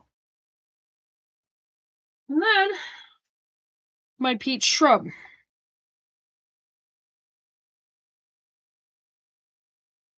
Naturally, I will get on. So I was gonna pull that video up. Off Grid with Doug and Stacy.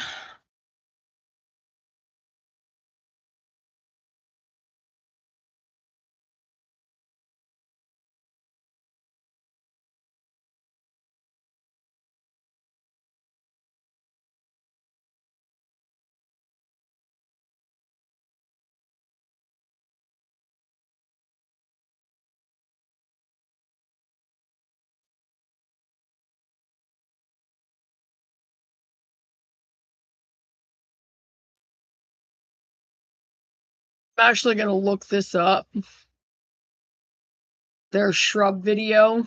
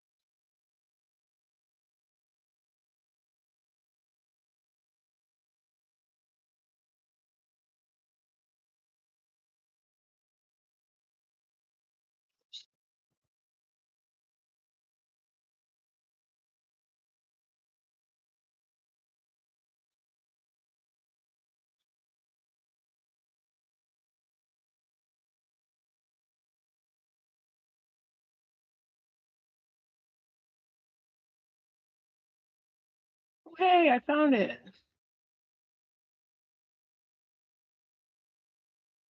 All right.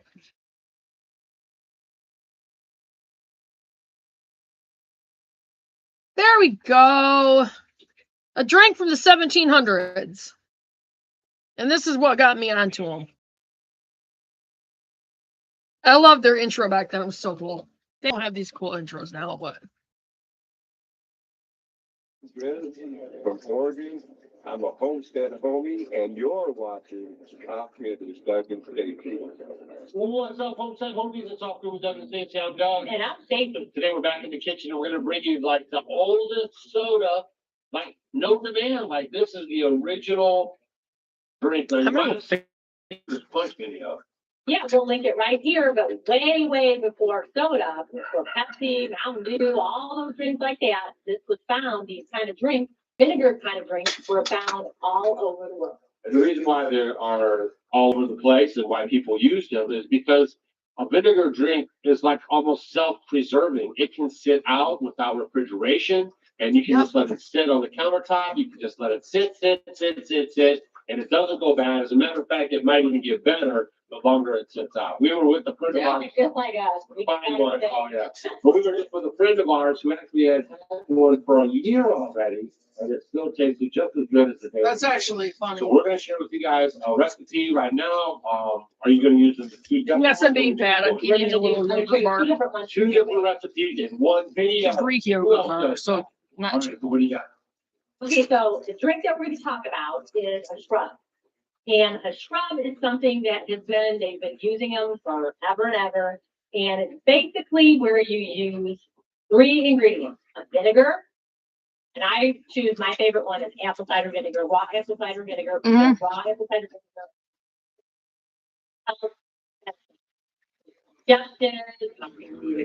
Reflux, it has so many different enzymes and vitamins and minerals that are good for your body. It is just something that everyone would love to add to their diet, but some people say, I can't stand vinegar.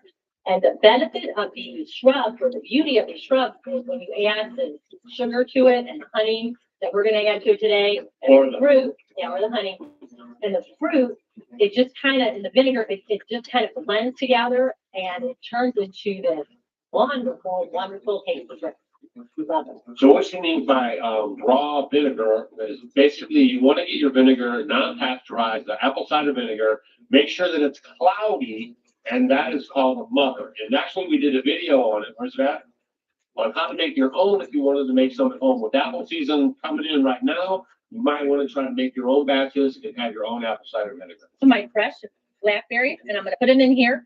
And the great thing and the easy thing, it's easy to remember, it's 1 part of your fruit, 1 part of a sugar. I'm going to pick honey, but if you want to choose white sugar, you can, but honey is my choice. And the 3rd part is going to be raw apple cider vinegar. So what size jar are you putting them in? That's the beauty of it. It can be whatever you want. So it's always one part, One part, right. It's easy. Now, what you're going to need to do with this is you want to mash it. So you got to mash your fruit up good to get the juices out of it. yeah. See, she mashes it to get the fruit out. Add my remaining ingredients. 1 part apple cider vinegar, 1 part honey, and 1 part of fruit. Okay, here, I just use it and measure it from there. And I add my other part of my apple cider vinegar. And then I'm going to add my 1 part honey.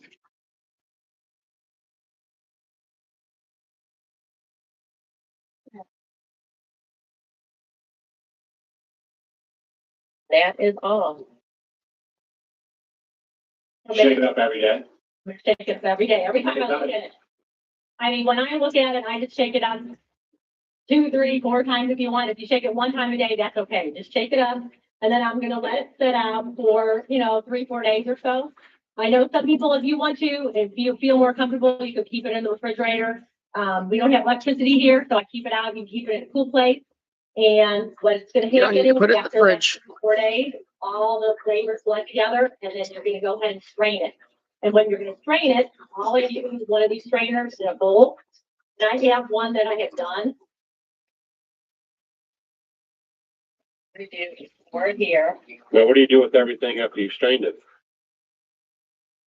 I give it to the chickens. The chickens love it. You just strain it out. And be careful not to get this on you because it'll stain everything. Definitely. I have to be very careful when I do that, but it's pretty easy. So then there. Do is pour it into my jar. So this is all, this was with blueberries and then a ginger nut. And here is the blueberry one. Now, what was the reason why they actually started putting ginger in these drinks? Just like the Haymaker's Punch.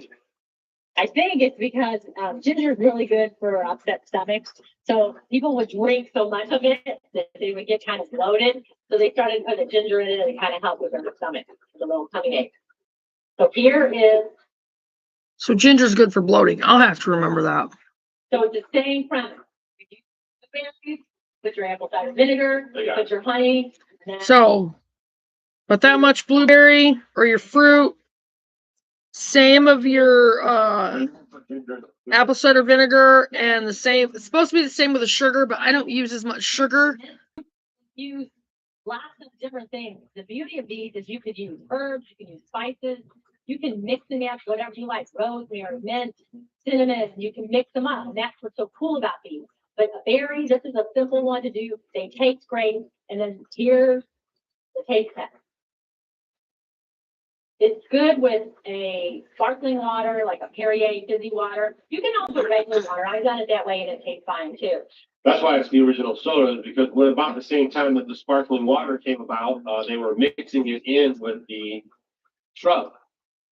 So you just need about, depending on your glass, a tablespoon or two at the bottom. And then you're going to mix that with some sparkling water.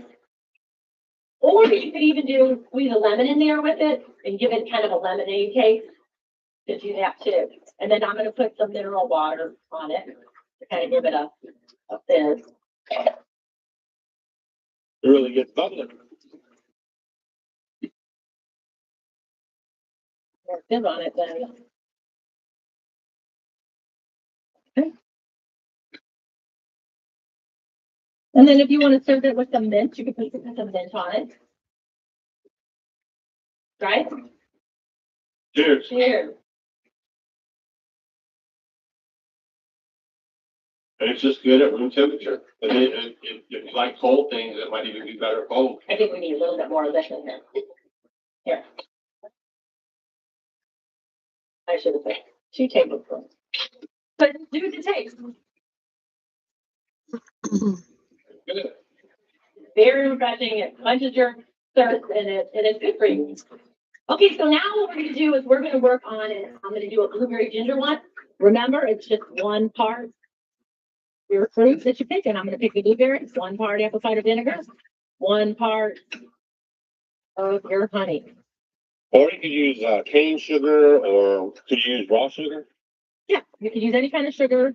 And a lot of times you can even put molasses in there if you want to do some blackstrap molasses to kind of give it that molasses in case you could do that. But I know some people that tried the molasses on the Haymaker's Punch and they didn't care for that. Right, so it's just your taste.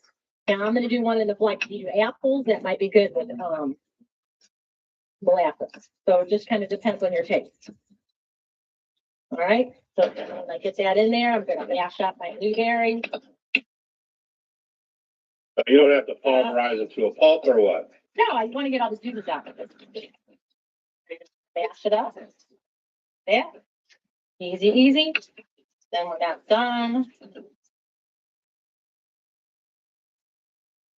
mashed up pretty good. I'm going to do my ingredients. Berry.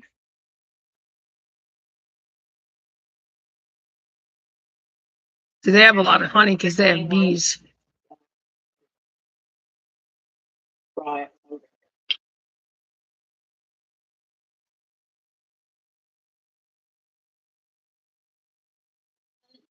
really good.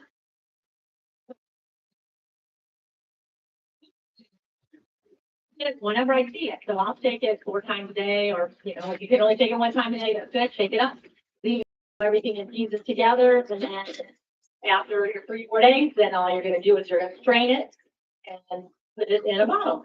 So what are some of the? See, I run mine through the blender so we can have like all the fruit. Well, it's the honey and the vinegar and all those together. They kind of fuse together, and like I say, it's a great alternative if you're trying to get off of soda. Number one, this would be great. It's sort of like a little health tonic, a health elixir. Mhm. It's good for your digestion. It's good for inflammation. It's good just overall to give you energy. It could even help with weight loss. So many different, so probiotics, because you're putting the raw apple cider vinegar in there, so you're getting a little bit of a probiotic from it. And the honey is almost an antibiotic. Right, and so it's just, it's just very refreshing. It quenches your thirst, and it's good for you. So hopefully you guys enjoyed this shrub video. We're gonna try to bring you a few more of them. This is just 2 ways that you can do it. And as we get more things going on around here with our crops coming in, as far as our fruits and berries, maybe we'll try to share some more with you guys. And if you've tried shrub before, leave down in the comment section on which shrubs you've tried and how did you like them. Yeah, definitely. Let us know some recipes that you can come up with, because like I say, possibilities are endless. It's where it's spices and herbs. So let us know. You can absolutely add like So this is mix the Dr. fruits and Dr. things. Feel free to check us out. Facebook, Instagram, and Twitter. We'll see you guys tomorrow. See ya. Hey guys, thanks for watching our video. You might want to check out these videos. And if you want to become a homestead home, Natural remedies, Oscar with Doug and Stacy, and a drink from the 1800s, Haymaker's Punch. So yeah.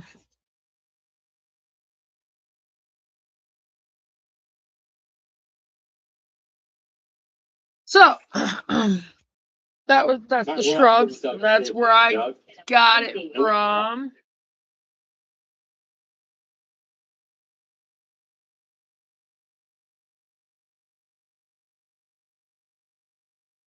Okay, that's where I got it from. Was Oscar with Doug and Stacy, and they're amazing drinks. I love them. All right, so why garden? Obviously, grow your own food. It's healthier, obviously better for you. It's healthy to get outside. It's healthy to get in the dirt. It's healthy just to that overall, not just the exercise, but just being with, plants, and I say nature, which is fine. God's creation, because he made it to where we're supposed to interact with it. So, technically, we're supposed to grow our own food. And if you don't live in an area where you can put in garden beds or whatever, container gardening. And I'm going to do some videos pretty soon on that. Looks like we might get some storms again pretty soon. So I told you what introduced me to gardening. It was Doug and Stacy. I have a lot of gardening I have a lot of videos that I've done on gardening. I mean, I'll embarrass myself. I don't care. Not really embarrassing, but.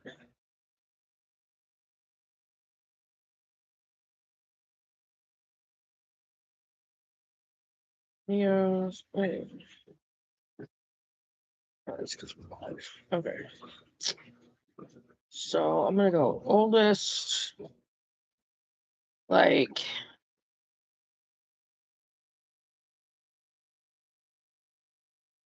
Hello again. Wanted to show the 28th, 2019. Let me see something. Curious. It's when I actually started this. Okay, so we'll try this again. My name is Susan. May 7th, 2019 is when I started my channel. Why I'm not on here.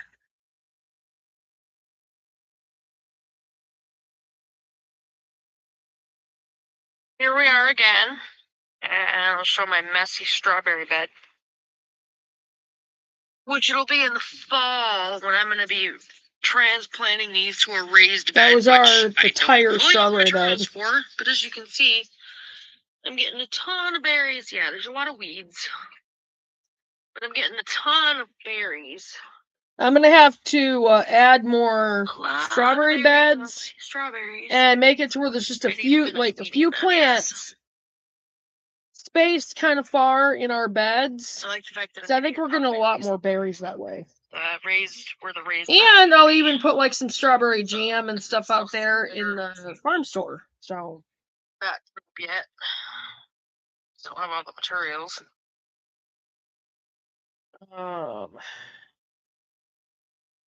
The garden I did in 2020 was amazing.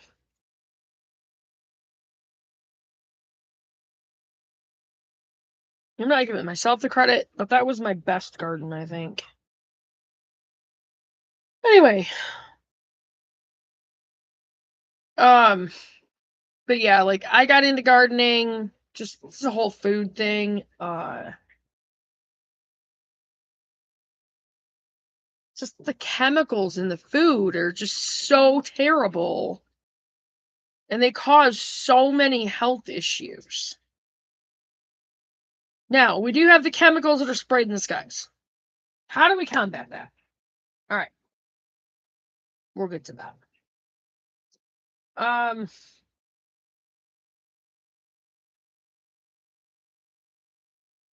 Actually, that's kind of like right now. How do you protect your gardens from those chemicals?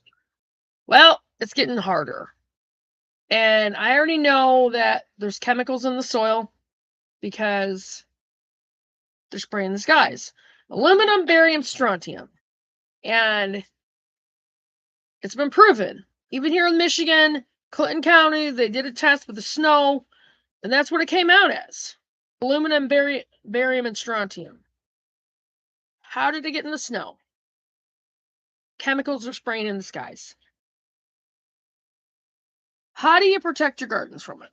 Well, what we're going to do is we're going to try to cover our garden bed the best that we can. I'm going to make sure I get some of the fencing that's like this, probably the hardware cloth, about that big around of a roll, couple of them. They're like 35, it's going to be about $70. And I'm going to completely refence the garden. I'm going to get the good sturdy posts. I got to have it to where I can get into my garden. But I got to keep the chickens out of it for one. But I'm going to put up that fence, and then I'm going to put a cover over the garden. And it'll keep pests out the best possible. I'm also going to be using marigolds and nasturtiums and basils and, other aromatic herbs and things like that to keep pests out. I'm going to plant those like in and around different things. I don't know if we're going to be able to get all the garden beds that we're hoping to have this year. To be realistic,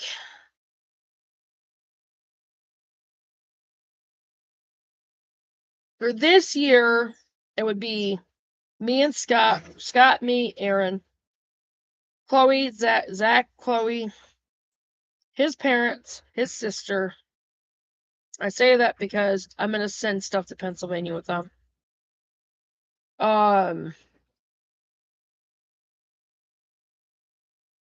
I'm going to include Christian, just in case the grids go down, because I have a feeling he's going to make his way out here. And then Joe, Amy, David, Aurora, which is his future wife, his fiance, Kara, Sarah.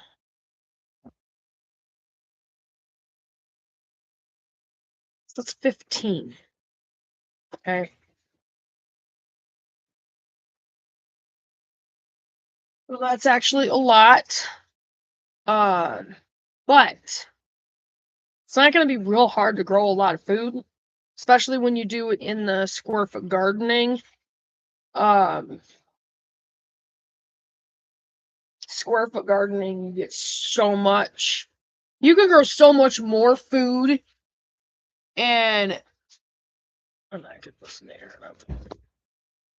Such a smaller space. Starting to sprinkle. I wondered if it was. Man, I'm right on target too. Cool. Yeah. That actually looks pretty neat. Yeah. I was surprised to find this. Well, Yes. I was surprised to find this one though. It's never. see your sister. Yes, I did. Out to work. So I Cool. but I was surprised to see that because that book is like a bit on the older side, and it never got the same kind of attention that other books from the time period did. So, oh, water. Really? I'm sorry. Sorry. In my defense, I was really goofy. Gas was down to 387. Sad when we have to say down to. Was it 386? It was on 380.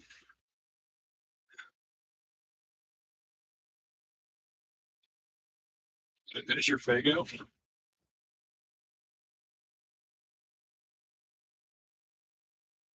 Open chair. What do you expect? Hold a chair. Shame they didn't have the other two books, that trilogy on the shelf. You were right at Speedway too, you little I snot. was at Speedway. I'm sorry. Jeez, Aaron. Completely slipped my mind. I'm sorry. You can always run down to Rage. Nope.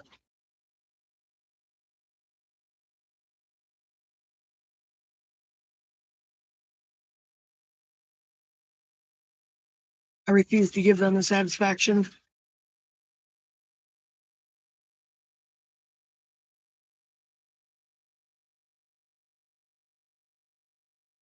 Cinnamon, you stole my chair. Big fan of the bud. I brought. All right, I'm gonna go upstairs. 11. Love you too, Aaron. This gets to go on the bookshelf, and I get to edit my Google Drive doc that's got all the books on it. You stole my chair, Missy. Should I bring her some? Why? So she can get even weirder than she has been? Yeah, it can't be. It's be pretty hard for her to be any weirder than she has been. Well, I told Chloe I should bring some out to her. Just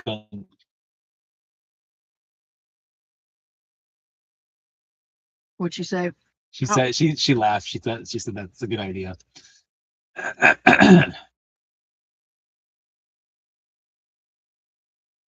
Doing laundry. Mm-hmm. Doing some laundry. All right. So, square foot gardening again. You get so much more food in such a smaller space.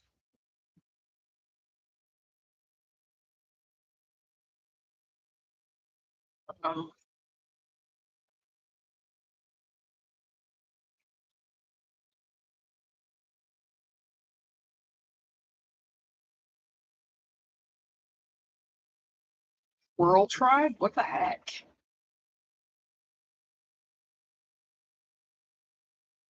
I'm not going to apologize for the length of this because this is an all-day thing. It's a learning video. Even though I know a lot of people can't be on, it's fine.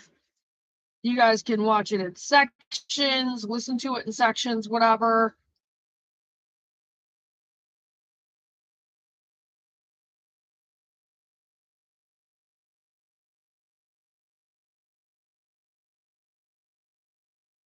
This is okay. This is what I was looking for. More food, less work. While doing less work. Let's go.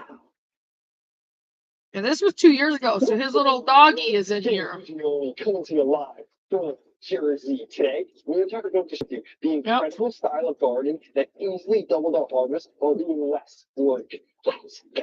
I'm gonna turn this, so hopefully you can see this. In essence, square foot farming is simple. It's like the name implies. It's about planting out the garden 1 square foot at a time. But the deeper you dig, the more you come to realize that this way of gardening is way more versatile and way more effective than you could even imagine. This method of gardening is perfect for beginners, yet also extremely valuable for even expert gardeners.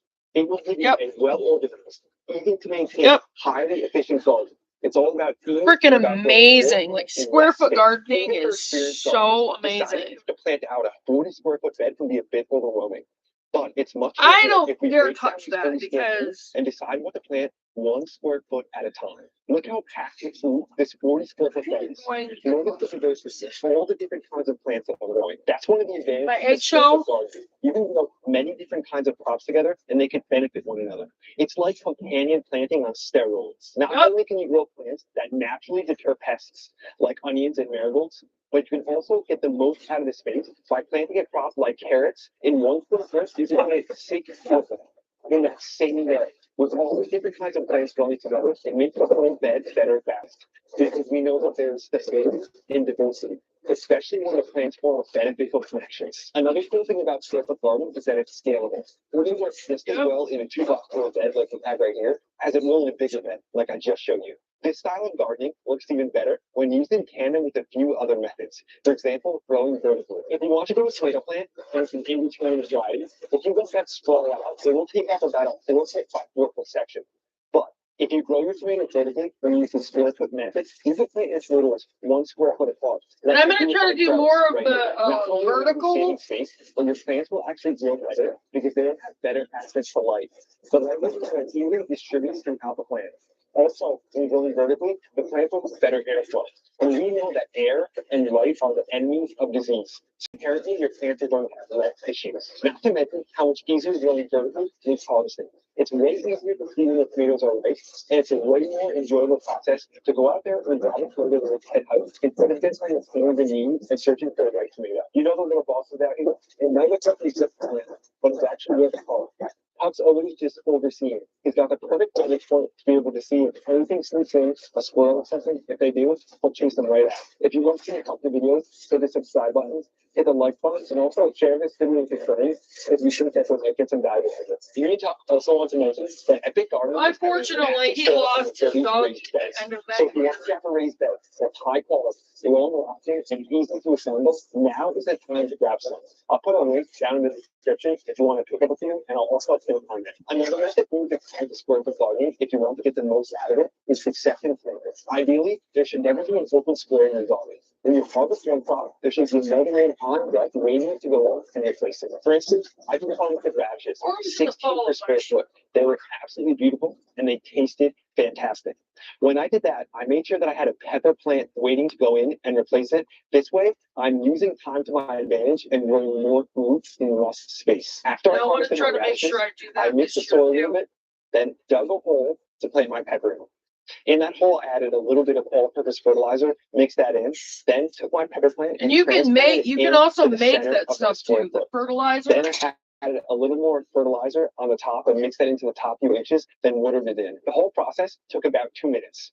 Proper planting leads to successful succession planting. So it's a good idea to have a few trays started with seedlings. This way you can replace the plants that you harvest. For example, I have some trays of lettuces, peppers, and flowers ready to go in as I harvest up this spring. When you're succession planting correctly, you should be able to grow 2 to 3 crops in 1 square foot per growing season. So essentially, 1 6-foot bed is more like a 12 to 18 square foot bed when you use the power of succession planting. Interplanting is another great way to get more out of your square foot garden. For instance, when planting a pepper like I did, you could stick in some quick growing crops like radishes or even lettuces in those corners. This way, you can get a harvest from the radish while you're waiting for the pepper to produce, because the pepper won't start producing for like 2 months. When planting out your bed, you also want to make sure that you're staggering your plantings. This way, you can extend your harvest over a longer period of time, and you aren't overloaded with one crop all at once. For instance, when planting carrots, I'll plant one round of carrots, and then after that, I'll plant another round of carrots about 1 to 2 weeks later. For my lettuce, I make sure to stagger plant those as well.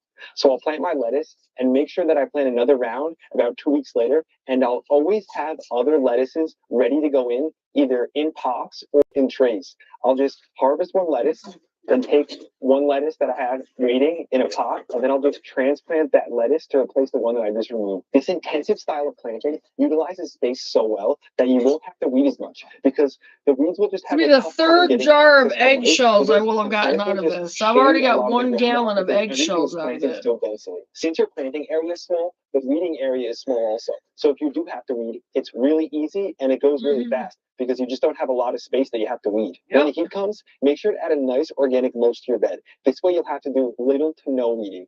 And we all know weeding is the worst part about gardening. We want to spend more time harvesting, less time weeding. Square foot gardening requires very few tools, which means you won't have to fork out a bunch of money just to get started. You can grow in the ground or in raised beds. I prefer raised beds because once you get them built and filled, the majority of the work is already done. I like to use string to section out my squares. I just take a tape measure, measure every square foot. Then I'll use deck screws, put those deck screws in to attach the string. Then I'm left with perfect squares everywhere, which allows me to space everything very accurately and allows me to really get the most out of the space. I might actually try that this year. In detail some of our square foot beds. Look at all the food in here. Anything you can think of. Lettuces getting close to harvest, parsley, cilantro right next to that.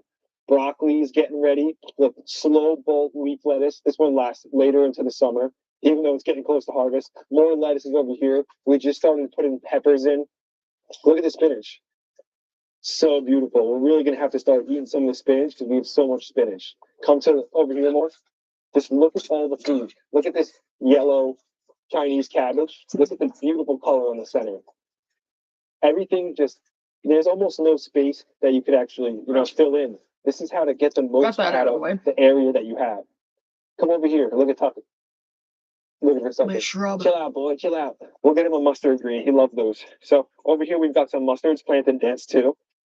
And don't think that we don't have flowers in here. We've got some borax growing, getting ready to start flowering. I want to get some of those seeds. That's it's a flower, but it's also an herb. It's medicinal as well. One of my favorite all-time zinnias. Check out the zinnias are edible as well. So are nasturtiums. This guy loves mustard greens. He loves the stalks on them because they got a lot of water in them. We'll let him snack on that. Look at the tomatoes that we have planted. It's 1 square foot apart as well, growing up strings, making sure to utilize that vertical space. Think about it. We've got left, we've got right, we've got behind us. We got to make sure we're using the area above us. That's just so important. Check this out over here too. I want to show you something. Here's another square foot bed that I didn't run the strings in, but the way I planned out this bed is I'll take this board right here that I made. It's 1 square foot, and then I'll just plop it down and outline it. What that will do is it'll let me know that that section is 1 square foot, and that's how I plant out a bed like this. And I mean, you almost can't fit more food in here. I just love to see it. Look at this. Spinach. As the spinach starts to come out, the cabbages will fill more of that space in, and then we'll just be harvesting so much food from this little birdie's raised bed. Well, it does suck that I couldn't take it out to the trailer, but hang out up here, and then on this top part here, and then they just do some droppings down here, so they're kind of fertilizing the bed, which isn't a bad thing. We just got to make sure we wash the food before we eat it. And check out the keyhole bed. This is a combination of a few different space-saving techniques. For instance, that keyhole method, where you could get the most out of the space, and then everything is reachable from here using the square foot method. And then in the I would love to try that too. Grow our cucumbers up vertically. So there's so many space-saving techniques integrated into just this one bed to make sure. I know I've said it so many times, but it needs to be emphasized that we're getting the most out of the space that we have. You will also be saving money because you need less seeds to get your garden planted. When you know exactly how many plants you want to grow, let's say 4 lettuce in 1 square foot, you can just plant that out. You won't have to plant a whole row of lettuce and then go back and then thin out the lettuce to get correct spacing. Instead, you can just plant the 4 lettuce seeds in 1 square foot, basically in those 4 corners. What I like to do is also a few extra seed in each location just to make sure that I get good germination.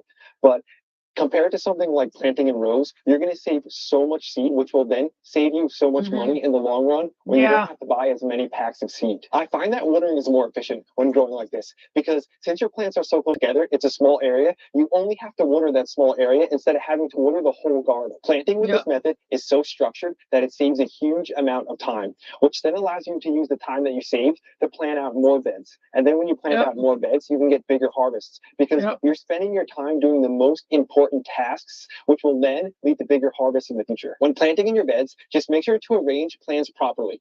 You want the tallest plants to be on the north side of the bed and the shortest plants on the south side of the bed. This way, as the season progresses and the sun drops low in the south, the tall plants won't be shading out those smaller plants. Again, shortest plants on the south, tallest plants on the north. Whether you decide to plant in your square foot garden is up to you, but I suggest you start by keeping it simple. Grow things that you'd like to eat, but also sprinkle in some things that will get you excited and will encourage you to get out into the garden more. Because the more time you spend in the garden, the better the garden will do, and the more experience you'll be able to soak up. Experience is one of the most valuable tools for gardeners because the past can really help guide you for the future. That's why I highly suggest that you start keeping a garden journal if you haven't been doing it already.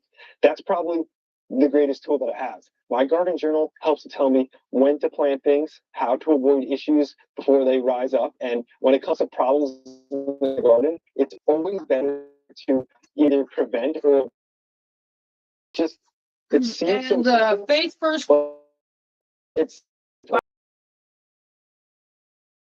square foot garden as you really start to peel back all the layers. Rules when square foot garden. Most of the rules have to do with plant spacing. And if you want the exact specifics of how many plants you should put per square foot, I suggest you go to the book for that. It has some great information in there, and it also has good information of how to time out your plantings. So this book, the Square Foot Garden book, I'll put a link in the description, but this isn't my book. I didn't write it. This isn't my method. I think what's so fantastic, not only for new gardeners, but also for experienced gardeners also. I suggest you try it out. Try it on at least one bed. You might end up like me. 3 years later, still just addicted with this method. That's it. Thanks for watching. Hope you enjoyed it. I hope you got something out of it. Me and Tuff had an absolute blast out here. I mean, we always do. Definitely. We really, really hope that you at least try square foot gardening. Oh yeah, I think that if you do try it, then it's going to make square foot gardening. Like I said, the 2020 that was my best gardening how much ever. time you actually have to put in to get good, consistent harvests. It also just simplifies the whole garden so much, and it really does make the whole experience so much more enjoyable. Like I had mentioned before, I think it was like 3 years ago that I actually started square foot gardening. I just wanted to try it in one little section, and then every third year, I now just like bring it to more sections because looking for some carrots. You want a little more camera action? He's having fun out here too, and the love shared to Tuck. If you're a Tuck enjoyer, if you're a Tuck fan, spam some hearts down low. We also want to mention to hit that subscribe button and share this video with if you think that this will provide them with some value. Also, we want to mention to check out some of the spring merch at jamesprigioni.com. This is a limited time thing. It's the Gardening is Life shirt with a flower of life right. Mention one other thing to one of our new channel members, Mary Ann Foster. Thanks for being a part of Team Grow. Thanks for having your hand in everything we're doing out here. If you want to really be part of the team, you can hit that join now button at the bottom and just support the team, support little homie, as I like to call him sometimes, Boss, the guardian of the garden. He's got more nicknames than you could even imagine, but I'll tell you what, he's definitely the king and he's definitely the boss. We had a lot of fun. We hope you again real soon. Okay. So that was on square foot gardening. Again, James Prigioni is one of my absolute favorite people to watch on here. Oh gosh, my knee. So getting your gardens ready. I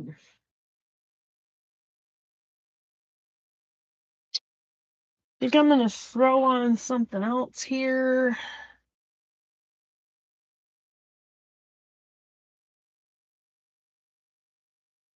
What's going on, bros? It's James Prigioni. Okay, this is when he first started square foot gardening. So I'm gonna put this one on and I'm gonna finish my beets real quick. So I'm gonna find my mark, and what's going on, bros? It's Tony coming to you live from Jersey. And then I'm gonna go get my grid as much food as possible. and we'll talk about planning your gardens. That's what I want to share with you today. Let's go. Again, I would take this outside, but the internet will not follow me. It's not just how much land you have that'll determine how much you can go. Rather, it's also the way you approach that space. One of my favorite techniques for getting the most out of the garden area that I have is using the square foot gardening method. Here's the book right here by Neil Bartholomew, a great book. I suggest reading. That book. I'll leave the link in the description for you. But the square foot gardening, it's pretty self-explanatory. What we're going to do is break each section into 1 square foot and approach it like that. One of the reasons I love this method so much is because it really simplifies things for new gardeners. It also adds a lot of value for experienced gardeners too. But the reason it simplifies things so much is because it's like when you go out, when you it's easier to just break it down into smaller fractions. When it comes to planting a new garden, it can be really overwhelming. Sideways. But this approach makes it very simple. It's like that old saying that anyone could take something simple, but when you could take something confusing and really simplify it, I think that adds a lot of value. And that's one of the reasons I think this method is it's a great one. If you've been section, it looks a little different than it did in the past. Recently, I put these beds in here. And the reason I put these beds in to make the perfect frame size for doing this square foot gardening. So these beds are exactly 10 feet long and 4 feet wide, giving me 40 squares. Some stakes in, and then screw the bolt to the stakes so that the bed doesn't shift or anything. One thing I want you to notice though, after that, I dumped compost over top of my ground, and I didn't mix it in. I just dumped compost over top. You'll see though, this compost, it like clumps up, and it's out in the grass. This isn't what I want if I want to direct sow stuff into here, because it'll be tough to pop through this. Yep. So this compost is great as it is here, but I need something over top of it. You'll notice on this other bed here, what I did was I put some happy frog soil, just a very thin layer of happy frog soil over top of this. You can see how it's not cracking. This is just going to create a perfect environment for me to sow seeds indirectly or transplant right into. I don't want it really dry before I put the happy frog soil over top of it. Now I'm just going to take this bag of happy frog soil, open it up. I specifically use the happy frog. It's my favorite soil that I've ever used. It's got a lot of strains of the mycorrhizal fungi in there, something I absolutely love. The consistency is always good, and I'm happy with the results. So what I'm going to do is just spread this bag along the top.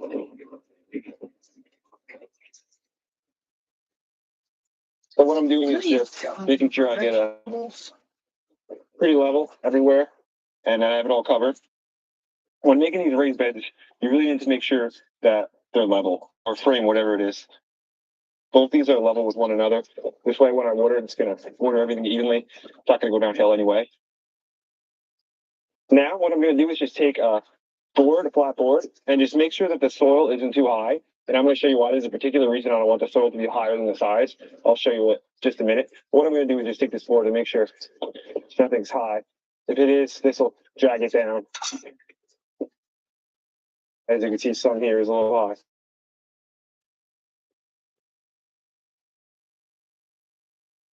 A little low is okay. Another one. I'm trying to get my beets cooked. Oh, that's the other trick. Okay, now we got the frame all ready. What we're going to do is just start building our grid system to make our 1x1. And the way we're going to do that is just put and mark it. Before I do that, though, I want to make sure that you guys realize when you build these boxes, you have to make sure that the inside, 4 foot or 3 foot or however many feet, don't measure. That's going to screw up your boxes on the inside. We're going to make sure we measure from the inside, and then we're going to mark every foot.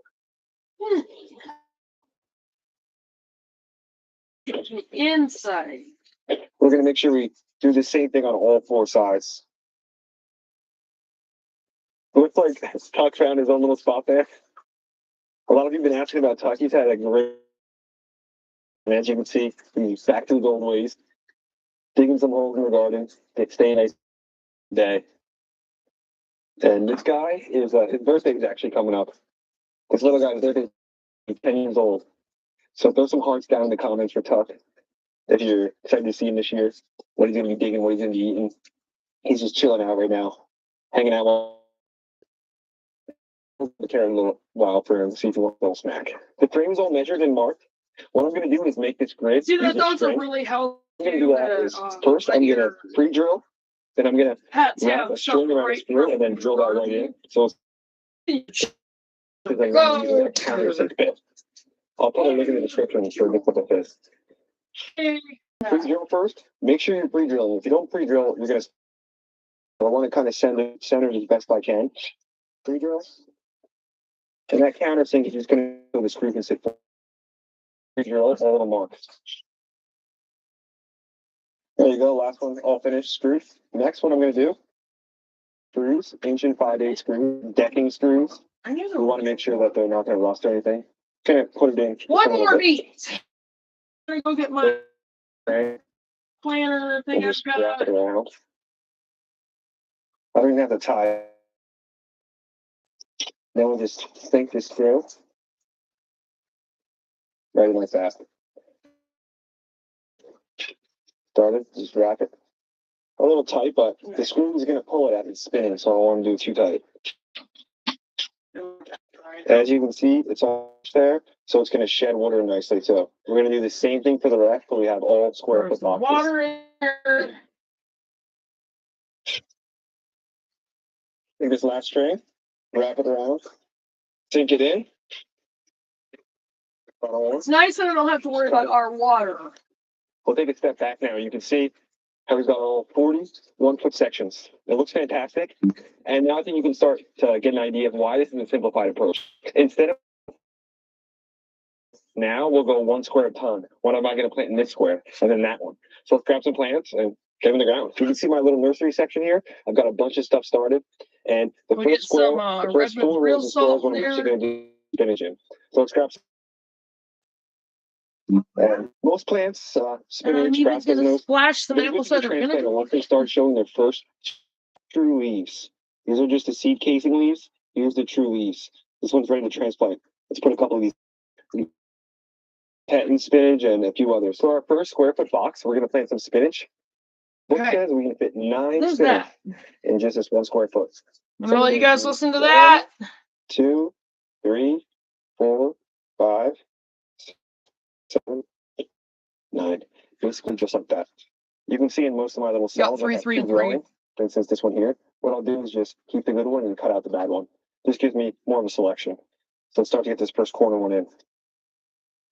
These plants can be tough to get out of these cells. I found, and it's tougher. You can't just kind of flip it over. Whenever you're transplanting, you never want to pull the plants up from the base like this.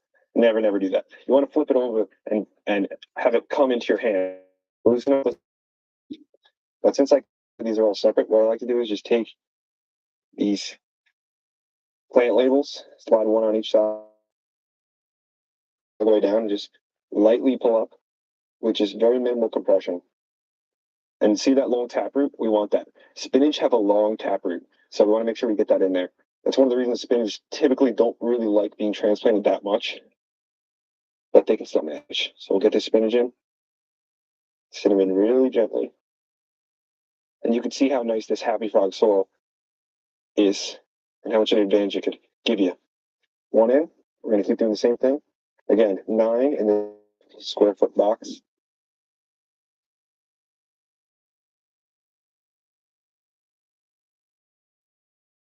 Looking roots. Make sure it's pretty deep in there. And then tuck it in. We don't want airspace. You want to push it in. You don't want to force it down, but you want to put a little pressure down so there's no airspace. After everything into that'll fill up. And of it, there's going to be 9 per square foot. I'm going to plant more spinach.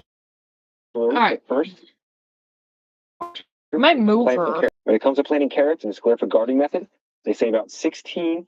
Yeah, I have my tray So kind I've got a of little plugged up. carrot planting method I'm going to go with here. So I'm going to make a divot, 4 of them, 2 to 4 rows, just like this. I had to go upstairs and look for something. I'll be right back. And then we're going to plant the carrots into here, and then we're essentially going to thin out to 4 a row. Or we're going to use it's just little furrows. The reason I want these furrows is because I want to put into these furrows and then cover them a little bit. And then this way, Every time I water, I know that the water is going into these furrows because carrots need a good, consistent moisture in order to pop, in order to germinate. That's why we want to put these furrows in just like this. The first variety we're going to plant is Napoli carrots. And again, we have these little furrows here. They seem deep, but I'm not going to. Let's get some carrots. Again, 4 a row, so we don't want to overplant too many. Maybe about 10 or 12 in each, spacing pretty well. We'll get all these carrots in. There's also the board method of planting carrots, which I showed. This is just a little bit, still all about getting better germination. Put the rest of these carrots back in. Square foot gardening method is, it's going to save you a lot of. You're going to make sure you get the most use out of each one. Now, some of that excess soil that I push off to the side, I'm going to lightly go over the top. Just cover it really lightly. Nice dusting.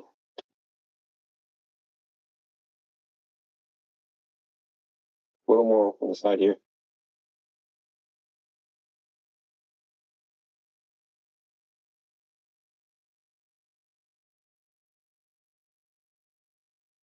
Now we're going to water it in and we'll keep those furrows.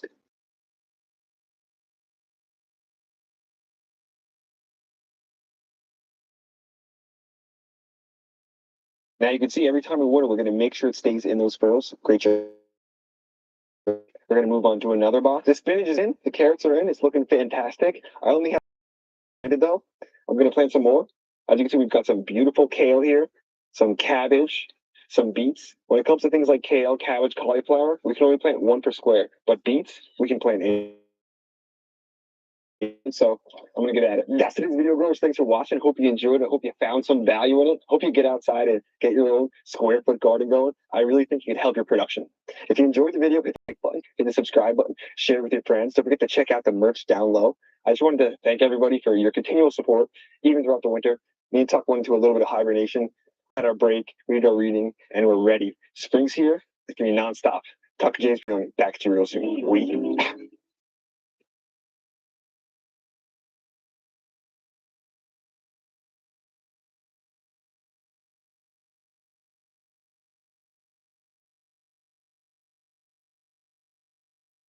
What's going on, growers? It's James Prigioni coming to you live from Jersey today. Me and Tucker are going to take you along with us for a stunning backyard gardening harvest. We're going to be grabbing some of the biggest fruits and vegetables we've ever grown. Let's go! Let's start things out with this peach tree. It has the most fruit that it ever has. This is a Betty peach. Look at the color on those peaches over there, and look how much fruit is on this one branch right here. We need to grab a few and we'll try one because they just look so dang good. Over here, there's a massive one. Look at the size of this peach right here. Ready to be harvested, and that color is just amazing. Just give it a little twist and it pops right off. Look at that. Perfect. Let's get a taste of it. It's time to bite into the first ripe peach of the year. We've been waiting all year for this, and you guys could probably remember when we did the how to prune peaches video. You could see how well peaches grow when you prune them and stay on top of them and thin them and stuff. We can't wait to bite into it. Let's get a taste.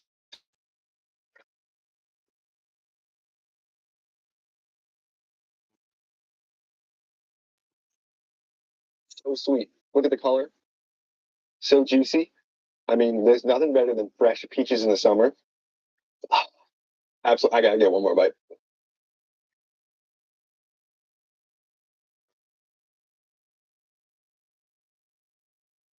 So beautiful. We have so many things to harvest though, so let's keep moving.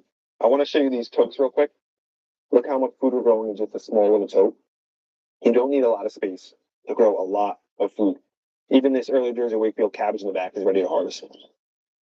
We'll grab that one a different day though. Let's keep going. I want to show you the garden. Looking for some cucumbers under there. He knows they're starting to get ready. Yeah. Looking for different snacks, right, boy? We'll grab you a carrot in a minute. Looking the best it ever has. Let's get into some more harvesting though, because there's so many things I want to grab. Gonna lay that peach down there for now. And I want to start things off by grabbing this Ruby Perfection cabbage. Look on this thing. Nice and solid, ready to go. no bites. That's what happens when you use the BT spray. Let's cut into this one. You guys might notice I've got the new summer merch on. If you want to grab one of these grow shirts, we've got the California poppies on it. Check them out at jamesprigioni.com. Let's harvest this one.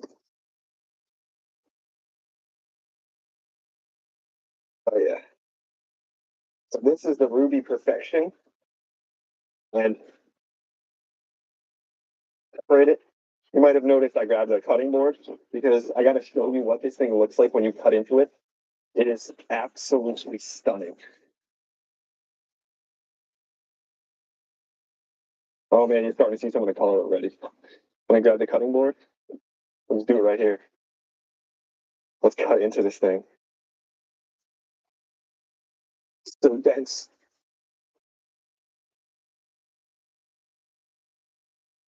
Look how beautiful that is. Look at that. Insane. This is why we love gardening. This is why we love organic gardening. You just take a bite right into the thing if you want. Let's keep going. Right over here, we've got another purple cabbage. This is a Red Express, a different variety, but still so much beauty. Tuck's already looking for some snacks. Keep coming this way. Over here, we've got some different kinds of Swiss chard. Look at the colors. The Bali red and some of the silver beet Swiss chards. Look at these colors over here. Awesome. Then look at the size of the kale back there. Absolutely huge. Let's grab a carrot for Tuck, though. I think he wants one.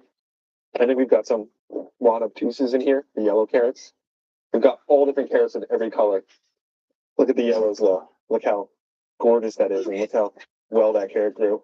Sorry, guys, to leave you with the gardening videos, but that's not all bad. Yep. That's just to let you know that these carrots are Tuck approved.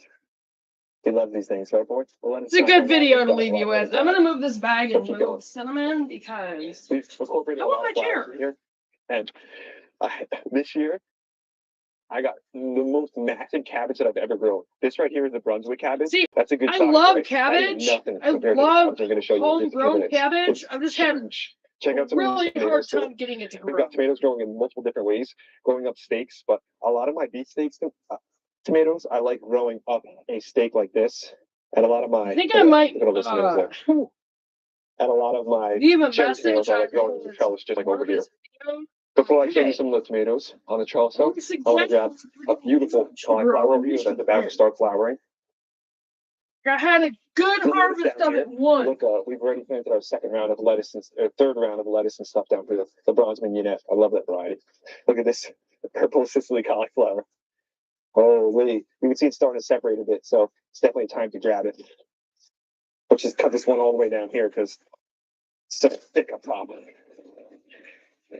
Massive harvest. Love to see it. Sorry, guys. One of the reasons me and Tuck, I'm going to lay this down and keep going.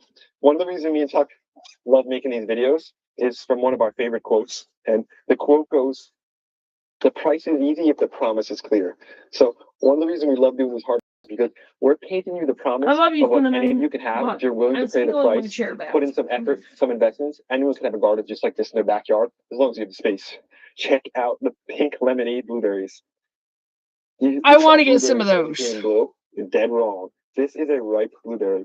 This pink color, look how awesome it is. Not only do they look awesome, they're one of my favorite tasting blueberries, and the plants grow prolifically. Look how much fruit is on here. Not to mention the birds seem to avoid this one more than the blue one. I think we kind of tricked the birds. They don't know that. Blueberries can be pink. Let's get a taste of them. Okay. So, gardening. It tastes like Jersey. Nothing like fresh blueberries, fresh peaches, fresh tomatoes will be coming. Oh, absolutely. And we've got some of the other colored blueberries here. And we got apples hanging right over the blueberry plant. And then we got pears right next to us here. And more blueberries, more pink lemonades here. Actually, I planned on four separate beds for strawberries. So okay. Difference in color. So.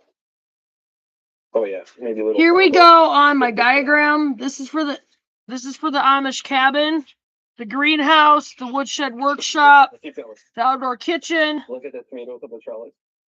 a 21 bed, 8 foot by 4 foot, Just pumping 8 out foot by this 4 foot acres garden bed. and I might acres make of them food. 10 by They're 4 going feet. fantastic. They're growing so quick. Because I like his idea of 40 And the square reason I love feet. this straw system is using these What? tomato clips. You want me to When go you ahead dry and them out, shut you know how much of a close the difference they trailer make. because It it's makes gonna growing start tomatoes so raining. easy. You can go Look close how the door. easy I tied up. I'm not Take gonna a clip. actually close the store I yet. know, But. just, close the door. All right. Smokehouse. Chickens We're too. done with the tomato tying. Beautiful. Check out Smokehouse. this. Clothesline. I think this is the chef. There'll be a laundry area in our outdoor kitchen. Grapes just chilling in the background. Look Right at that. there. That'd be a nice late harvest. Go over here. We got carrots. feeder pig area if I decide to do that. I want to try one of these. So these ones look nice, pretty big. I don't know the size of them. Looks like it's a different colored carrot. And this is in the old barnyard garden area. 40 beds out there. Definitely not an orange carrot. The old square foot garden, Yeah, I'm not liking the color. which is going to be the new lasagna I think garden. we can get a better one for you, boy. Check out some of the cabbages. Our here. strawberry This is the beds we have now. The cranberry bushes. It's a boy. But I need to take you over to the massive cabbage, the biggest thing we've ever grown. As you come out some tomatoes over here. More tomatoes. And then our orchard. We're growing way more tomatoes than we ever have, and they're looking fantastic. So the harvest is going to be crazy. Look at the size of this. Apples, pears, peaches, nectarines, apricots, plums, sweet cherry, Royal Land cherries, pie cherries. Oh man, I think I should try to harvest it just to see how big it really is. Wine Lane grapes. What the heck? Okay. It's gonna take a good amount of work to cut it out. Oh. Oh man, I can't even get my fingers around it. And then red grapes, Concord grapes, green grapes, black grapes, and pink grapes. So. Lift it up. So. Look how big this is. Look how much food that is. Oh man. That's funny. This is ridiculous. It's gonna open up a lot of space in that bed too. It's taking over the whole bed. And check out the Melissa Savoy. Look how big this Melissa Savoy is right here. The size of this cabbage. This cabbage, this big, is growing in a mini pallet raised bed. You get this thing for free. It's tiny, but it still produces huge amounts of food. It means it doesn't quit. We've got our beans coming up. That's another thing we can say. But as I take these cabbages out, we'll be able to get more and more stuff and replace it. Another Melissa Savoy. Fantastic. I know I got some carrots in here. Then our raised beds, I'm like in the process of rewriting them out, which I just dumped all over the floor. Not a great carrot, so look at this thing. Oh, Tucky, you're gonna have a nice time with this one. Look at this one, boy. Actually, I'll give him the one that's a little deformed. That one must have hit a rock or something, but this one, that's an absolute beauty. So many more things to grab. I gotta show you some of these cauliflowers. Look at the Jersey Wakefield. I think it's past peak. I need to grab that real soon. Check out the purple cauliflower. I'm showing you a few of those. So, all of our garden beds are going to be square foot gardening because, I mean, you've heard the reasons why. You've seen the proof.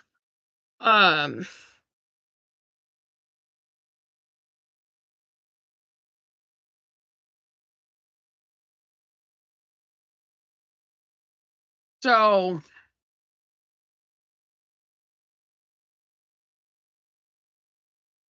and we're going to be doing things like, I mean, I'm going to have some fun with 3 of my garden beds. Well, 2 of them. No, 3. 3 more. Cool. That's 14. Nice. Don't let him close to that burner. I'll put those in there in just a second. I won't check for them out.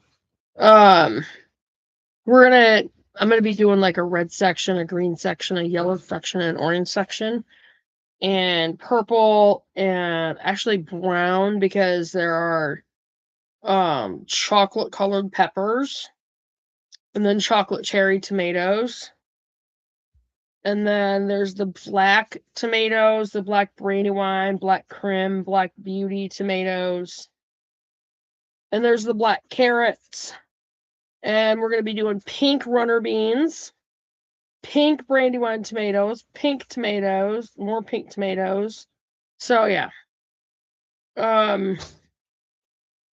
In the red section, it's just going to include like the big beefsteak red tomatoes, the red bell peppers, the red carrots. For you. Don't set it on the.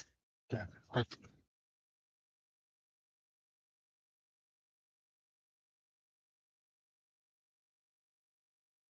That might be mine. Just set it out there. I cleaned the table off already. Cayenne pepper, red carrots, and so on. And I'm also going to get like green striped tomatoes, green peppers, basil, parsley, peas. That's going to be the green section. And then yellow tomatoes and yellow pepper and banana pepper and yellow carrots, the dragon tongue beans, because those are yellow. And that's going to be like the yellow section. And then orange tomato, orange carrots, orange peppers, orange marigolds, orange nasturtiums, and orange habanero peppers. And I will probably sell most of them. Maybe make like some salsas and stuff, maybe. I don't know. Or some hot sauce with them and sell it. And then the purple, we're going to be doing Cherokee purple tomatoes, which one of my absolute favorites is purple tomatoes. Purple peppers, purple carrots, and purple bush beans, purple potted pole beans, and purple peas. I can't put like purple cauliflower and purple broccoli in that section because you're not supposed to grow those in with tomatoes. All right, and then the chocolate color is going to be the chocolate bell peppers, the chocolate cherry tomatoes, and then that's going to be intermingled with the black tomatoes. And then there's even white tomatoes and white wonder peppers.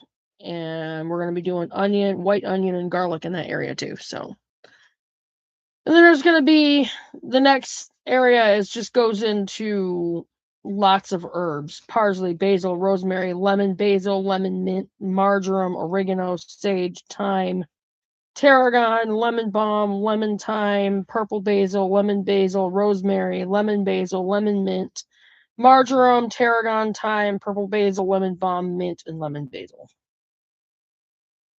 And I know I'm not going to name off everything that we're going to put in our garden, but we're going to be doing like golden beets and white cucumbers and lemon cucumbers and chives and the Chinese long red noodle beans and scarlet kale and regular kale and Thai basil, Thai holy basil, turnips, because those are a great staple for cropping and making sure that you have food on hand. So yeah. And I made, these are done according to 8 foot by 4 foot. Now, I might add 2 more feet to it, which will give us 2 more sections.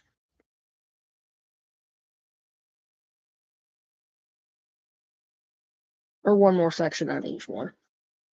I don't know. I've got 8 foot by 4 foot, but we'll see.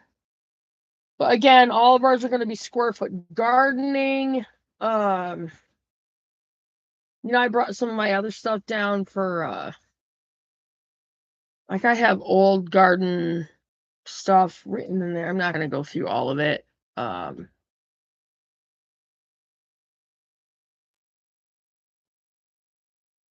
Like I even had one of the books that I would highly recommend getting, other than the square foot gardening book that he was talking about that smells something. I don't remember his last name. Is a really good book. I think I have that one in the living room. This is a really good book too, Raised Bed Gardening. It's basically Raised Bed Gardening 101. And it has a section where it tells you exactly, your most popular garden plants. Asparagus is a perennial, so you want that to have its own area. Basil, beets, bell pepper, broccoli, cabbage, cantaloupe, carrots, chives, cilantro, corn, cucumber. With corn, you want your garden bed to be deep because corn grows deep. The roots go deep. Cucumber, green beans, kale, leeks, and those are very medicinal. Lettuce, marigolds, nasturtiums, both of those keep pests away. Let me see. Marigolds.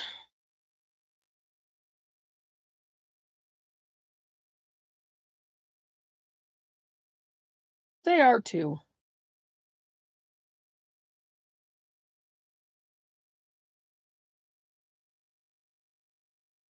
They help cut down on nematodes, beetles, and spider mites. And nasturtiums are definitely edible. And yes, marigolds are edible. There's a certain type that are taste better, that are not as bitter. They're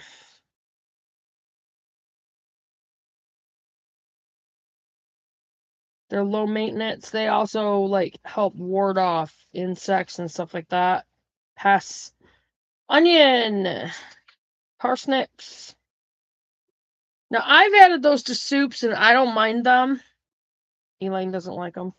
Peas, potatoes, and I want to do the red potatoes, the Yukon Gold, the russets, and the purple. And sweet potatoes. So red, gold, the russets, the purple, and the sweet potatoes. So 5 different types. And I'd like to do the different colors of the sweet potatoes. And then radishes, I said earlier, I'm going to try those again. Rhubarb, and we're going to have several different rhubarb beds. Spinach, squash. I think there's something you can actually do to help the spinach to, or the seeds to germinate better. And then zucchini, we're definitely going to play zucchini. This says squash, but it's like summer squash, which that's zucchini.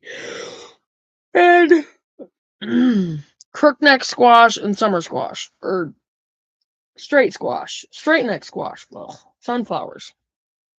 And those are also edible. My eye's twitchy. Sweet peas, tomatoes. You can use sunflowers to ward off different pests and stuff like that from your garden too. So, zucchini.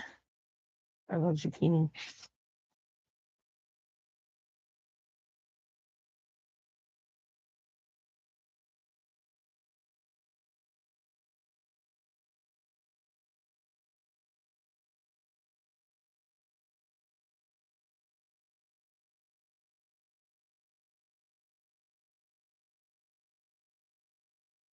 See that? Okay.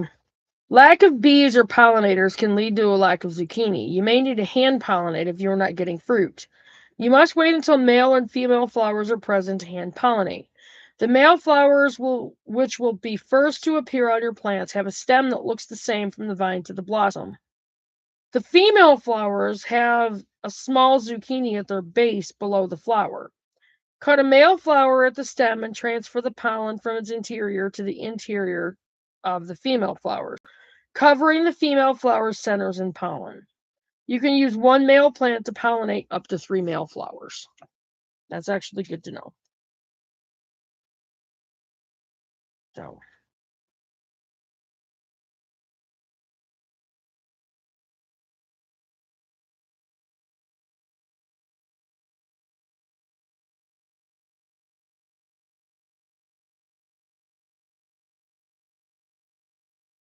but yeah, this is a really good book for raised bed gardening.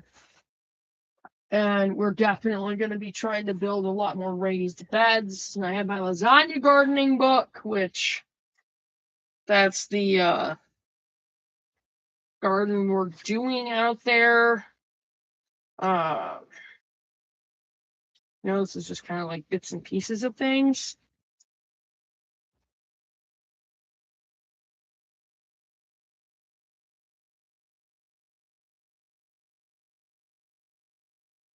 I don't think.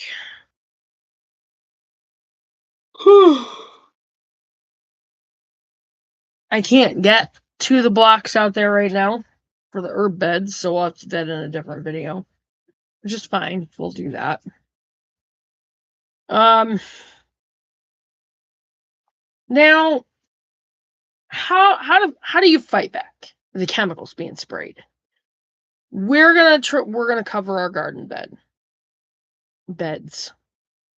I'm going to actually do the active hoop covers, and I'll have to make them, which is fine. And I will set up my own watering system. It's one of the reasons I'm saving the water bottles, and I know they're plastic, but it's better than nothing. So, and I don't need electricity for it. I've got to figure out our water issue, which I will. I will definitely do that. We can't do in-ground gardening here because the chemicals that were sprayed in the fields, a lot of that has forever chemicals in it, and it's just, I don't want that in my food as much as possible. So, not doing in-ground gardening where all that was at. So, we're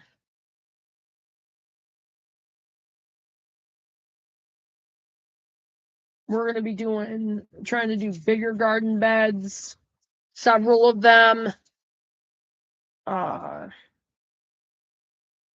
And I'm going to be doing the layering of the beds with the cardboard on the bottom and then the logs as much as I can get, and sticks and compost, some partially composted garden material, leaves, and then the soil.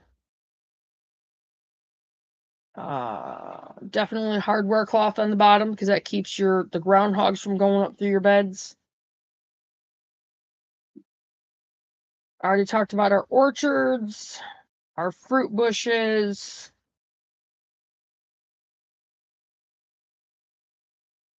Our seeds, we have quite a lot. I'll do a video at some point, like showing you guys, my seeds. I'm not going to go through all of them, but just kind of like showing you a little bit of what we have. And I've already explained, like how we're going to do our greenhouse. The tropicals that we're going to have at our greenhouse are going to be the lemon, the blood orange, the grapefruit. I actually had all those growing last year, so I'm mad at myself. I'll get them growing again. And then I'm going to send for some banana trees, at least one or two. I'd like to do a dragon fruit, but you got to have the right trellising for that. I'll have to make sure I have that.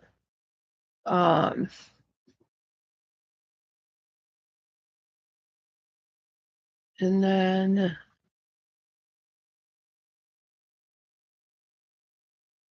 I would like to have a coffee tree, maybe, in there.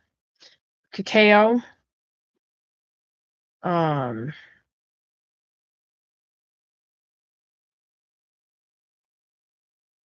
Cow, however you pronounce it. Avocado. Orange.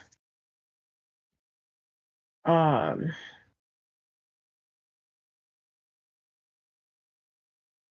the mandarin. Definitely the lemon. I think I said that. Pomegranate. And I'm also going to do the kiwi, but that's a vine, and it's got I might actually try to set that up to where it vines around the inside of the greenhouse.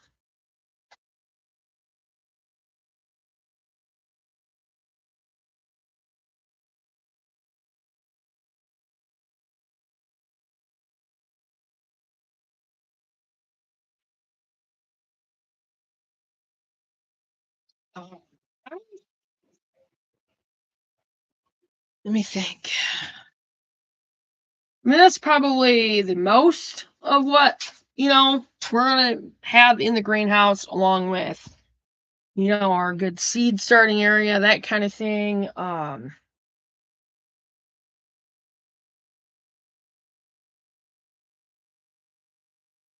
But the greenhouse is definitely going to be something that we're going to get kicked in here as soon as we can get the rest of the materials for it. Our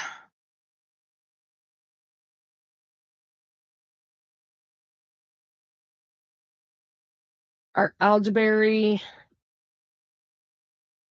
is going to be probably like planted around the perimeter of things because they like partial shade. They don't like partial sun or full sun.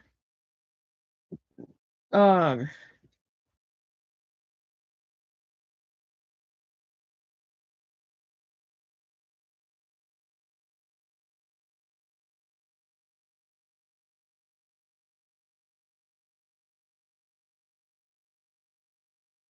trying to think. So that ends part 2. Section 2, part 2. On like gardening and that kind of thing. I didn't dive in depth on each topic because we're already 4.5 hours in, but again, it's an all-day conference, so hey. I don't know if this will, how many people will actually watch the video, but we'll see. Hopefully it will get some attention. Mainly just for like learning and that kind of thing. I enjoyed doing the cleaners. Sucks I couldn't do the other 2.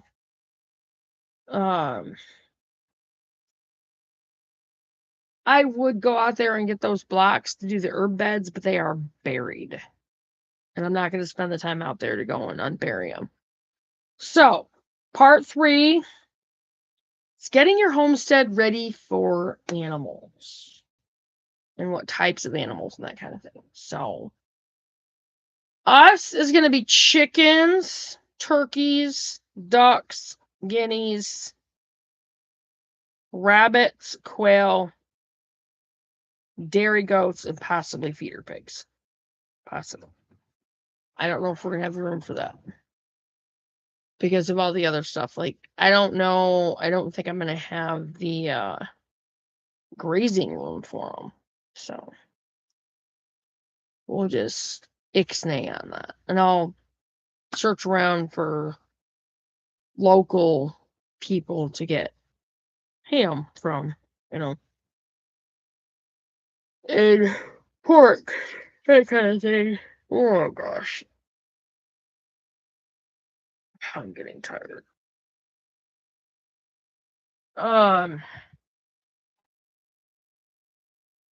So chickens. We already have chickens, obviously. We have Easter Browns, we have Rhode Island Reds, we have Baird Rocks or Plymouth Rocks, as they're called. We have one Cuckoo Moran. The other Cuckoo Moran died, unfortunately, got dragged off by a coon. And then 2 Diamond Duchess, which is exclusive to Family Farm and Home. I really want to get Family Farm and Home right now. Oh, they did the last time I was in there. They have Lavender Orpingtons, which I think would be really cool. It'd be really pretty. I still would really like to get the golden lace Wyandottes and the bluish red lace Wyandottes. I think it'd be really pretty. The Easter eggers, the olive eggers. There's one that I think it's a sapphire sky that lays like these really pretty bluish colored eggs. Bright blue eggs. There's also a Daisy Duchess that's exclusive to Family Farm and Home that I wouldn't mind getting a couple of. So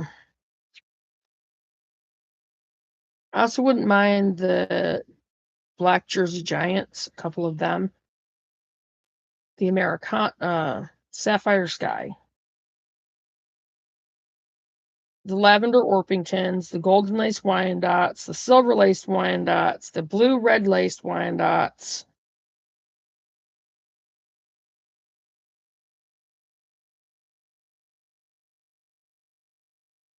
Easter eggers, olive eggers. That's 8. Gonna be 16 more chickens.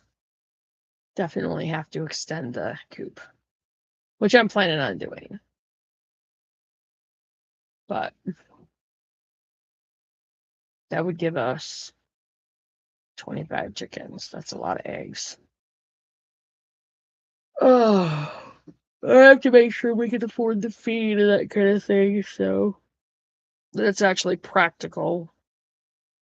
But I do want like 4 turkeys at least. I want to be able to, sell a couple to somebody that would love to have fresh, homegrown, home-raised turkey. I still want to get meat chickens to have fresh chicken, which we've got to get a new, bigger freezer.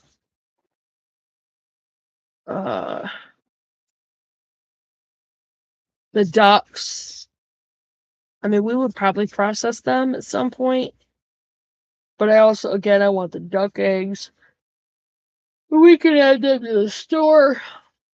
I'd probably just have a small flock of ducks, like 5 or 6. Maybe 7. I don't know. I don't know if I'd want that many. It would just depend. Just depends. Because I also want to put those in with the chickens. And the guineas. As I was saying earlier, the guineas will clear ticks off your property. And we definitely want at least 4. So the 4 turkeys and 4 guineas definitely going to be in with the chickens, and I want to get more chickens. So,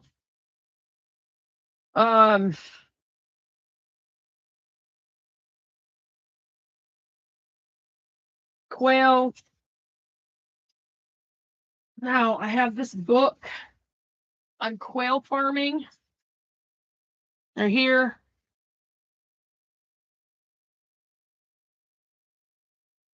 It gives you a bunch of different things on quail. Quail is one of the best starter animals for a beginning homesteader. For money, for for easeability kind of thing. Again, it doesn't take much to feed them. You can grow their feed.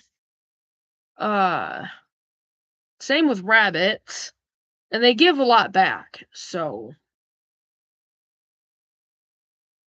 and rabbits and quail multiply quickly, and rabbit meat is some of the leanest, healthiest meat there is.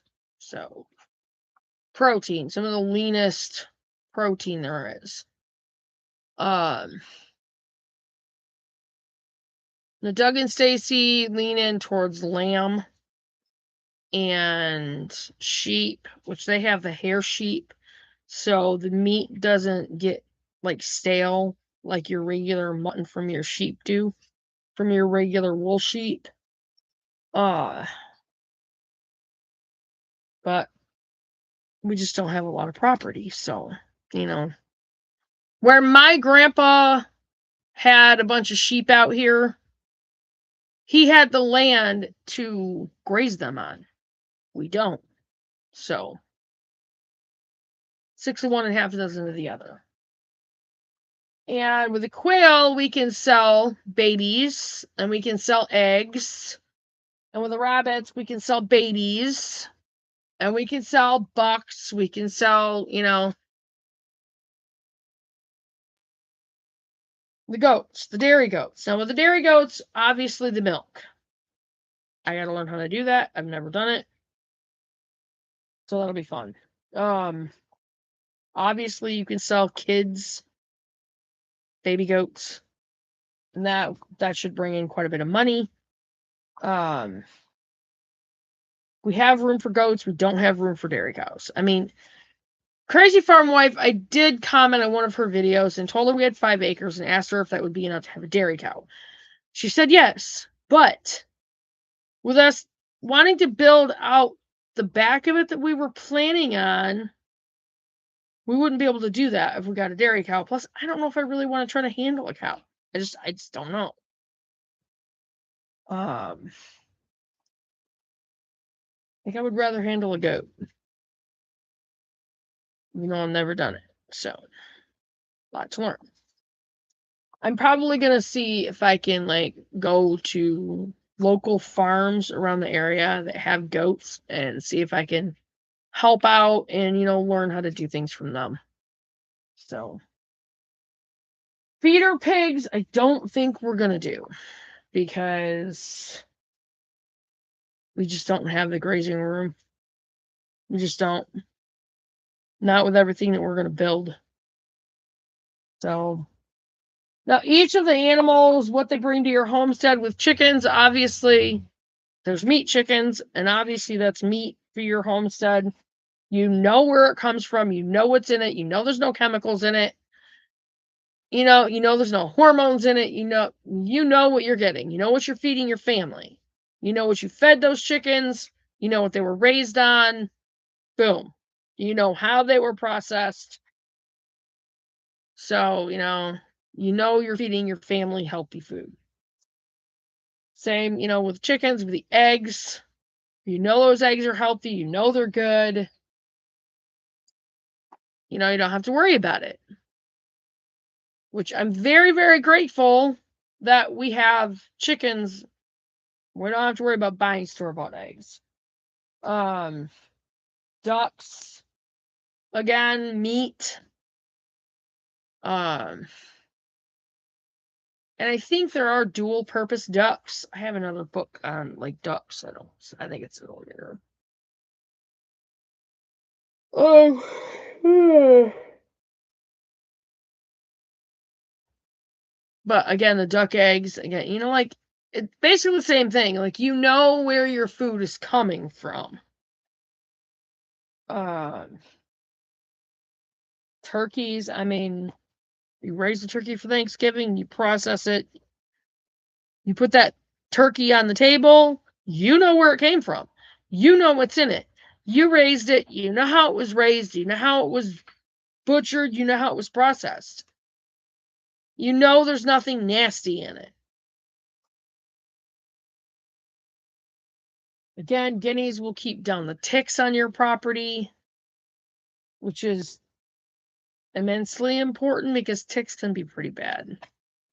And they were bad out here last year, so I'm hoping they're not worse this year. Quail, again, meat, eggs, you know where it's coming from, you know how they were raised, yada, yada, yada. Same with all of it, Rabbits, we will not be eating our goats. I don't want, no, we're doing it strictly for dairy. That's it. If we don't want a goat anymore, we will take it to auction somewhere. Or, sell it to somebody that wants to take it to auction. Whew. What I'm tired. I mean, it's basically the same with all the animals. Like, it's your food. You know where your food is coming from. You know where that meat came from. You know milk, whether it's from a cow or the goats. Like, you know where it came from. You know what's in it. You don't have to worry about it. Beef. You raise your own beef. I mean, kudos. We don't have the space. We really don't. Not with everything we're going to be doing out there. You know where that beef came from. You know what you're feeding your family. Same for feeder pigs. You know where that pork came from. You know where that bacon came from. There's no nitrates in it. There's none of that stuff. It's good for you and your family. And that's what you want. And, that's, what each of the animals are going to bring to your homestead. Meat, eggs, just good, wholesome food. And that's what you want. When you can grow their feed And, you have to section out areas for that. And I still have to do that in our property. And I will. And I'll, like do a video probably from my phone showing you guys the areas that I figured out for that. But then, that's where the smokehouse comes in. You're going to have your own, like, animals, and you're going to process your animals. Okay, you want to put it in the freezer, that's fine. What happens when power grids go down? What are you going to do? You're stuck with all that meat. What do you do with it? Unless you have solar or solar generators or something like that. Smokehouse. You smoke. If you smoke to cure the meat with smoking it, and put it away that way, as long as it's kept where it's supposed to be, and that's the problem. I've got to research that some more. And figure out where would be the best place here. Then we can preserve our meat and we don't need electricity for it. So, all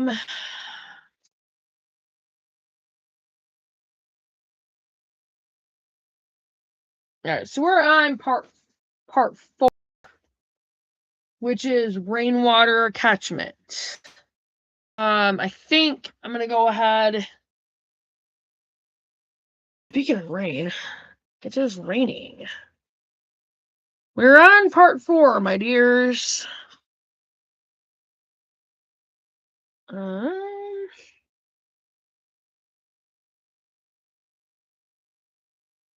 gonna go back.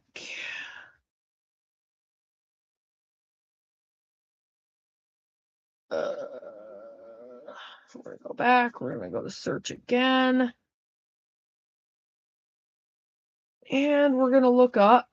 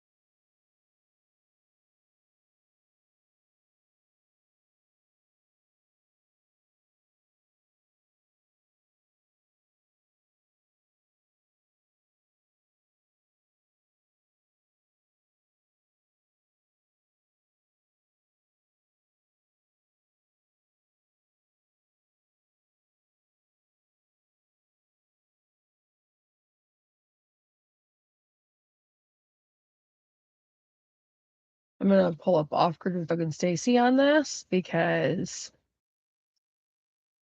they have actually done it.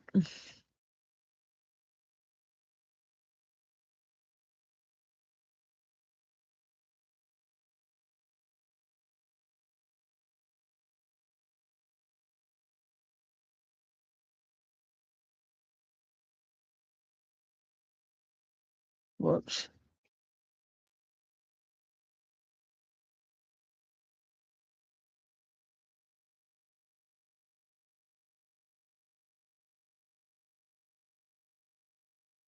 All right.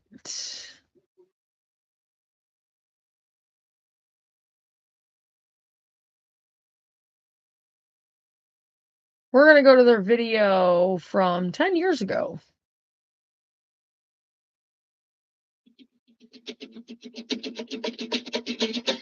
So here we go, guys.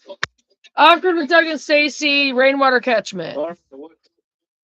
Homies, this is Off Grid with Doug and Stacy, and I'm Doug. We had several requests on just doing a real quick, kind of a short video, just kind of showing from gutter to faucet how our gravity-fed system was put together. I know we have a playlist, and I'm waiting to add one more video onto that, but I thought I'd go ahead and throw this one up there, and it'll be pretty complete for everyone wanting to take care of business. This gutter is on about a 5-inch fall from this end down here to this end down here. So 98% of the water, unless we get a gully washer, is going to make it down to this end of the gutter and into these tubes. Man, my And as you can see, you know, we don't have any trees, no birds, there's not really a lot of stuff going on over our barn. But we do have a 250-gallon first flush diverter, which we're going to show here in a I'm gonna second. get my cover. Now, What am I someone had questioned about these conduit straps. These are electrical conduit straps, if you can see. And what we did was we cut the channels to about what we needed, about 6-7 inches. And then we put the straps in there, and that goes around the PVC. That's 4-inch Really hurts. PVC. Okay, schedule 40. And as you can see, it just comes on down,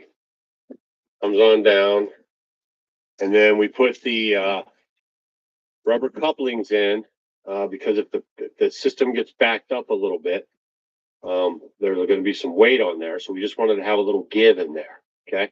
And then that's the T where it goes through to the other side of the building or inside the building. And then we're going to go around right now and we're going to check that out. Okay. So this is your rainwater catchment system, gravity fed from gutters to. All right. Now we're on the other side of the wall. And as you can see, there's a slope. Okay. I slope the pipe down. So no matter what, it'll automatically come in, travel down this here, and it will hit this first flush diverter. Okay. That's a 250-gallon first flush diverter. And at the top here, I just put some 3/4-inch pipe. And you can see I've already done my upgrade there, in case you watched the other videos. And I put some screen on there. And I double plied it to keep the mosquitoes out. Well, you'll need that if you do this kind of a setup with a first flush diverter. That will allow air to escape the tank, okay? Because the water will be filling it up and the air needs a place to get out. Now, this 250-gallon first flush diverter has a spigot, as you can see right here, and then I drain this spigot, okay? I need to do a Now, lot of research on rainwater If collection. I know that it's going to rain a couple days, let's say it rains Monday, and I know it's going to rain again Wednesday, I'll leave it filled because the roof's, you know, is relatively clean. There's not much going on. Okay. But if it rains Monday and then it doesn't, you know, there's not a chance of rain again for like another week, 2 weeks, a month, then I'll drain this tank out for water for the horses.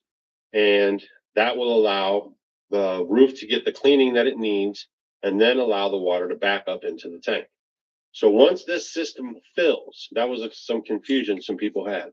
Once this 250-gallon tank fills all the way up, okay, then it puts water in the tube, and then as the water comes in, it has nowhere to go. It can't go this way anymore. So it's the path of least resistance.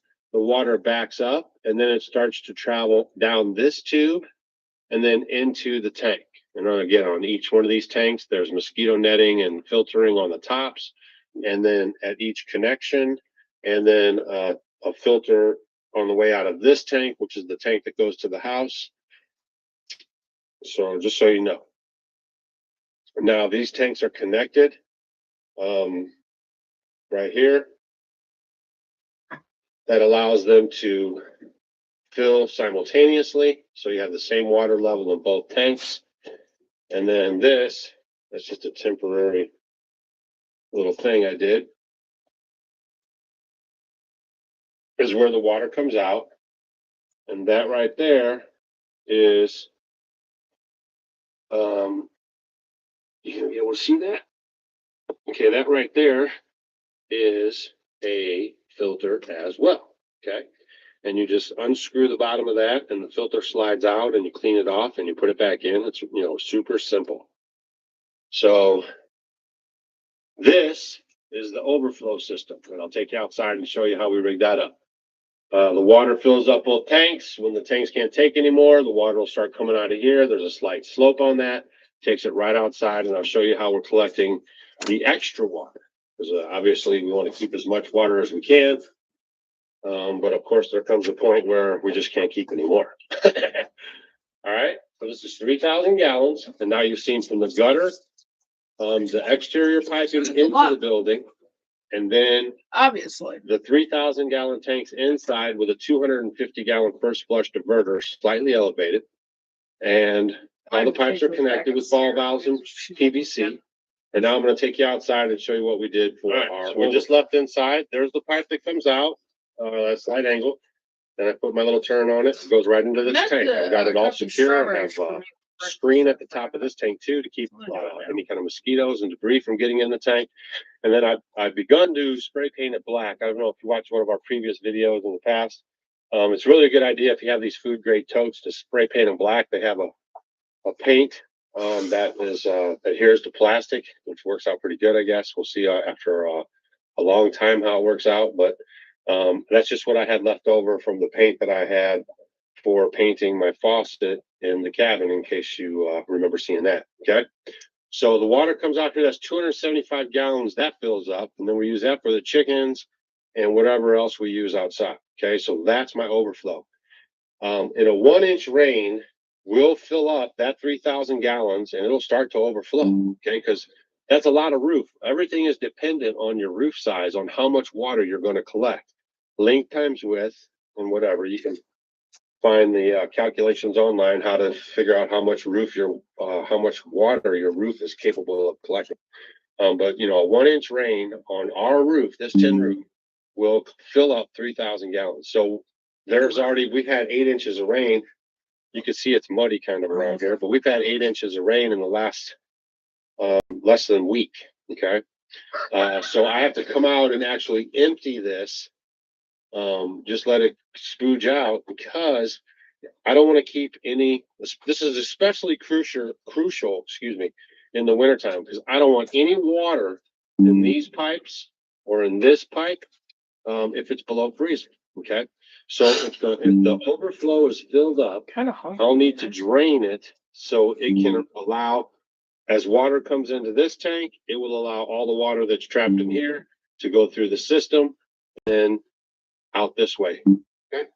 So you want to make sure you drain the tank, and especially like the 250 gallon first flush diverter, you want to make sure you're draining that in the wintertime, keeping the water flowing so nothing's backed up. So basically the only water you have is in the tanks and in those tank tubes connecting each tank, and in the outlet going into the ground. Okay. All right. Now let's check out the hydrants. Okay, this is hydrant number 1, and I've decided that my little pad that I made, it's not the best, because I want to be able, if it's raining outside, I don't want a little puddle forming there and in the ground. I want to raise it up just a little bit, so I'm going to build a box around it, kind of similar to what you're going to see on the next hydrant. Now this is gravity fed. Again, works great. As you can see, we'll take care of all of our water needs. No problem. No solar power, no pumps, not a single luxury. All gravity fed. All right. That's There great. you can see that. And I showed you the weep hole at the bottom of it. So because we live in a cold climate, as soon as you shut this lever, there's a weep hole in It's the fine ground, that 3 feet Missouri is down, considered a and all cold the water climate, drains out of this pipe, so you don't have any freezing problems. Now let's go look at the other hydrant. All right, and this is the other hydrant. Again, with the concrete base that I'm going to make on the other one, look like when I'm done. So that'll be nice and good. And then, like I said, that keeps Excuse me for this from moving around and compromising my PVC connection in the ground. And again, this is way over here. As you can see, no problem. No pumps, no solar, all gravity fed. Now, I'm going to give you guys kind of an idea, if I can try to get this on video for you, of how far away it is to the barn, first off, and then how much slope there actually is to the cabin. Because really, to the naked eye, it doesn't look like a lot, okay? But by the time I raise the tanks up inside the barn and, you take into account the fall, it's approximately 7 feet, okay? The tanks in the barn are almost the bottom of the tanks level with the, not pretty good. But I'm just trying to show you guys, see with, a little bit of fall, how you can get this to work for you, okay? and it works very good. Hydrants, the house, the tub, which my son's coming up this weekend. We're going to hook that up. So maybe we'll do a video on that later on. And you can see the room that we have going on just off collect right there. Okay, so let's go look under the house again and look at the filtration. And I forgot to mention on the last hydrant we saw with the finished concrete base, there was one of these dealies here with a cap. And we've had a couple people comment because they've had, we don't have that problem here. It doesn't get that cold, but I am going to go ahead and stuff some alpaca in it, just to be on the safe side, to give it a little more insulation.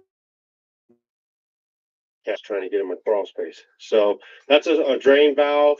So this is the lowest point in the system. If I ever need to drain the water out of the piping, this, and it'll drain out, and then I'll have the pipes clear if I had to do some maintenance or something for it. So that's the lowest point of the whole system. Okay. Now inside the crawl space, focus. All right. So we have the 2-inch pipe coming in, ball valve, 5 micron filter, 1 micron carbon, 1 micron, and then into the pipe, which goes up to the sink. And then I'll be putting the other pipe right there, which will go over to the tub. And yes, I did switch the filters around. Thanks for everybody for giving me a heads up. Actually, while I was editing the video, I thought, man, that doesn't look right. Just want to show you guys. So I have this book too, Seeding Seeds. So we'll go and look at the faucet, and then you guys will have a one video. Plant, grow, save seeds, answer repeat. unions. I shut the valve Gotta out. make sure that we're turn that growing off enough and of I our run the stuff. other end. It It just allows me to disconnect this whole system easily some of each thing. without cutting pipes or anything like that. And then I just strap them on to the beams. You know, because when they fill with water, obviously they're for building your own backyard. You just want to have something. You can't really put nothing on the bottom, stand on the bottom, because you're taking these on and off to change the filters or clean the filters. Okay, let's go inside. We'll look at the water coming out of the faucet, which it has slowed down. Just something for you to note is that once you start using your system the first time, there's going to be dirt in the line. There's going to be debris, you know, stuff that was in the tanks. So the first time is going to clog your filters probably a little bit faster. And I'm waiting until it really chokes down to do some filter maintenance. And then I think we'll be in good shape. Well, you know, that's going to be a for sure thing, because the dirtiest water is the first time you use your whole system. All right, stand by. All right, so the grandkids are up visiting. Hi, Hunter. Hi, Marley. So they're here having a good old time at the off-grid homestead. You guys have fun? Yeah, Yeah. Who likes tractors? I do. Who got a wrinkly chicken egg today? Marley. No, you did. Well, I gave it to you. Well, it's blue. Yeah. Okay, so now we're gonna look at the water coming up. So I have to repaint my faucet thing there. But there you have it. Gravity fed, no pumps, no problem. All right, hope you guys enjoyed this video. We'll catch back with you at the next episode. Soft Grid with Doug and Stacy. I'm Doug. Wind and solar. And stay tuned.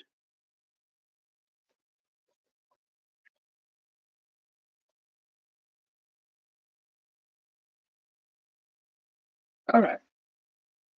So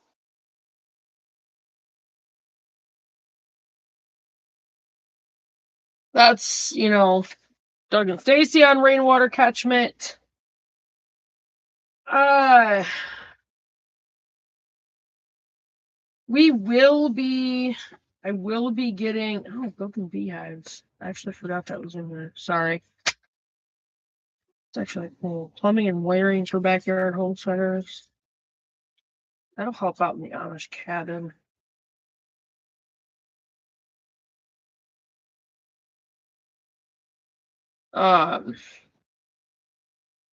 I will be getting that hand pump, and hopefully I can find someone that knows how to put it in.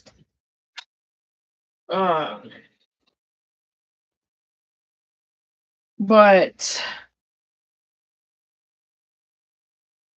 I'm definitely going to be leaning on rainwater catchment, and I'm going to have to figure out, like the tools and stuff that we're gonna need for it, the supplies and that kind of thing. We gotta make sure we have water for the off-grid part of our homestead, and we have to make sure we have water for this part once grids are down. So anyway, so you do have to have filters for the water. Let me see something. Now they have the filters. So.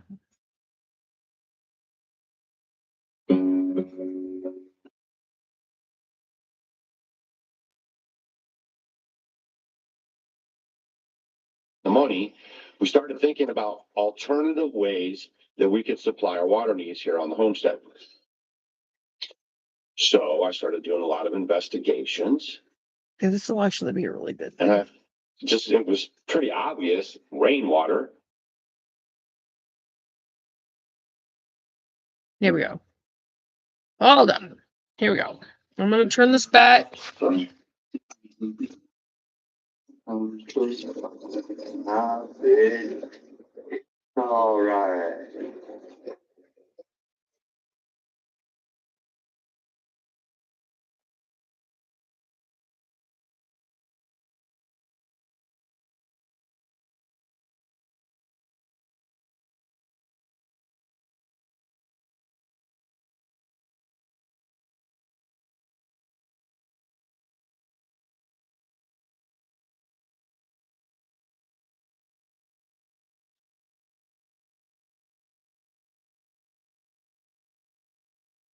Saying good morning, Molly.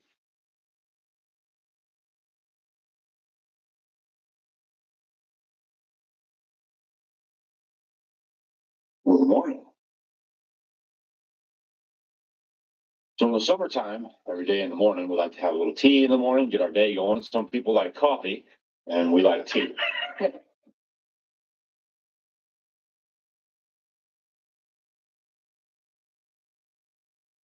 If you guys are new around here, my wife and I live in this log cabin that we built ourselves, and we've lived here for the last 10 years without any public utilities. We live 100% off rainwater, and we're off grid. We don't have any, wind power, and not even solar power. We are about to hook up some solar power, but we've had it sitting here for months, and we haven't even started using it yet. So still no solar power, no wind turbines, not a single luxury. We basically live off of a little generator that we use every once in a while, and we have found over the last 10 years that we really don't use a lot of electricity. Some of you guys might wonder how we post videos on the internet. We have a smartphone, and we just plug it into our truck most of the time, and that charges it up, and we're able to use the internet and everything off of our Wi-Fi connection, off of our regular cell phone. And then we use that onto our laptop, and then we upload videos for you guys so you can learn how to live a more self-sufficient and more reliant lifestyle. So today I thought a good topic would be water. I just talked to you guys the other day about some things that you guys got to think about if you're thinking about, leaving the city and leaving all that mess and moving out and, listen, you want to move out here and enjoy some peace and quiet. Find a place that's conducive. This is one thing. It is fairly peaceful here. But then the next thing you're going to want to think about, even though we're on a state water. Which I don't like. Now, when we bought our property, this property had no water. Okay, we have a pond in the back here that we stocked with fish once we got here.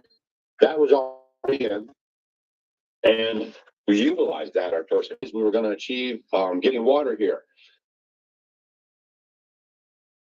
Local drill company and asked, hey, to buy this property, what's about the average cost? Because they won't be able to tell you exactly, because each well is different on how deep they have to go into the ground, and every foot that they go deeper into the ground costs you more money. So we didn't do that, but you should. So when we got here, we started making those phone calls, and we found out that the well to drill in our area, I mean, it was like 10, 15, could be $20,000. And we were like, whoa. That's crazy. That was kind of a surprise. And instead of just rolling over and paying, we started thinking about alternative ways that we could supply our water needs here. So I started doing a lot of investigations, and it was pretty obvious rainwater. And I started doing investigation, a lot of learning. That's a lot of the stuff, guys, is learning, digging into the experiences other people had, what's been working, what didn't work. And so I really started digging into the information. Okay. And then I came up with the rainwater collection system. Now we have a whole playlist if you guys want to learn how to do it. It's a 3,000-gallon system. It's gravity fed from our large barn up front in the ground all the way with pipes, just in case you're not picking it up when I'm putting down, with pipes all the way to the log cabin. And we even plumbed it into our new building that we put on the side of it, the learning center. And pretty soon I'll show you guys how all that's going to connect up so we can get water in our sink in there and for the hot shower that we'll utilize during the wintertime. In today's video, I'm going to take you guys under the house. Today, I'm going to switch out one of my filters. I'm also going to take our filtration one step higher. We've been doing pretty good. I mean, we have no problems with our system we have set up now, which I'm going to show you in a second. But what I want to show you guys is an added, I guess you could say, precaution, especially if you believe the chemtrails that are going around, just all of the metals and heavy metals in the air, these chemtrail lines everywhere in the sky. And, we've been thinking about it a lot more lately. And so we wanted to take that extra step to get the purest water possible. Right? So I'm going to leave this tea on here. Stacy will have to be on the pickup crew while we go underneath the house. I'm going to show you guys the filters. We're going to replace a filter. And then I'm going to show you how we're upping our game on filtration for rainwater. I think you guys can really enjoy it.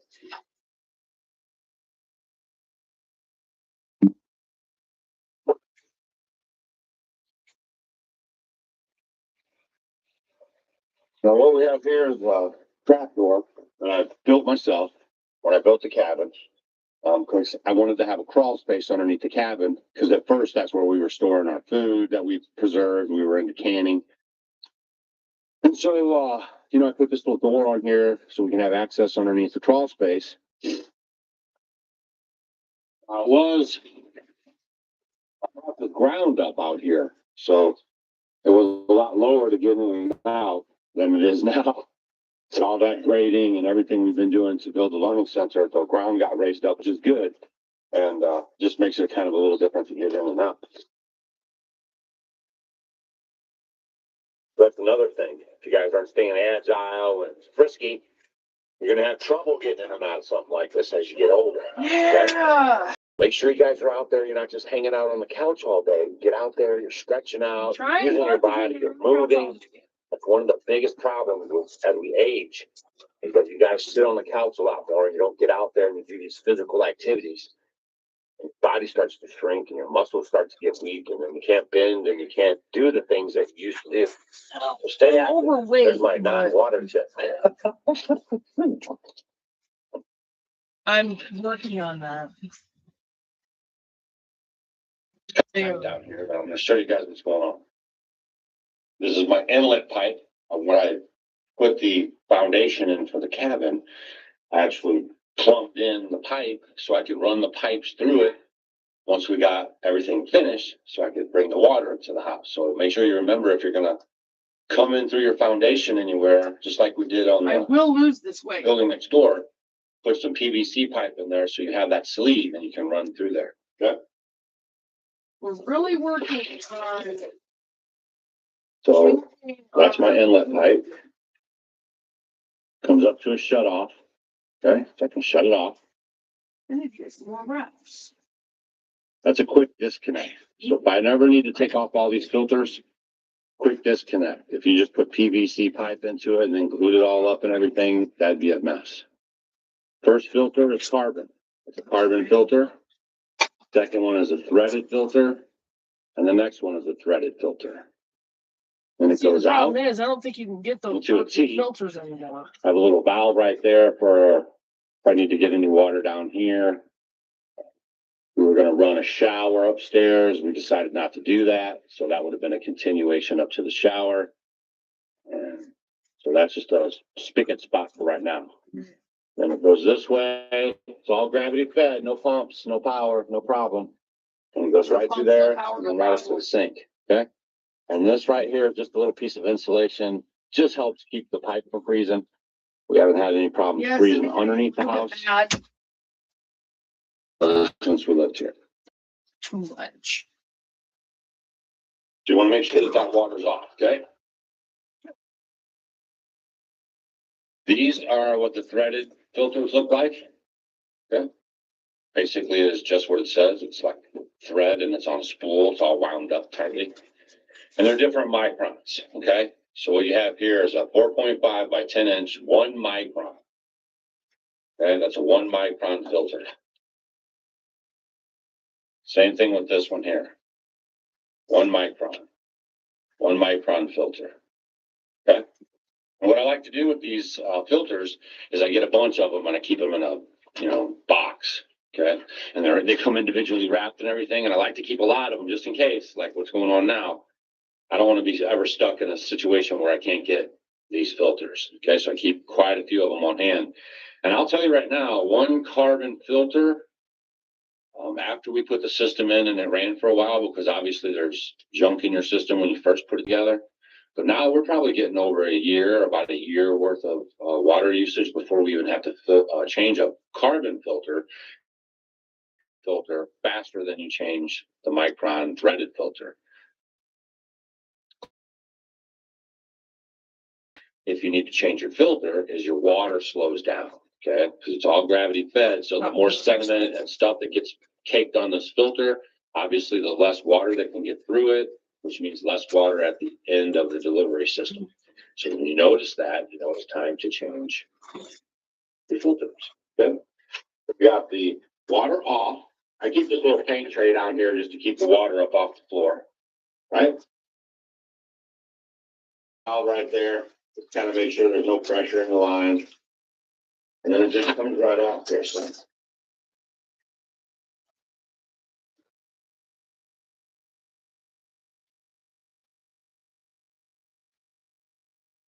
Wow.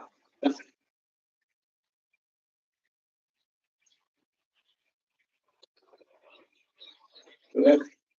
What I like to do is try to stick my arm up the trap door here and release this water out of the thing.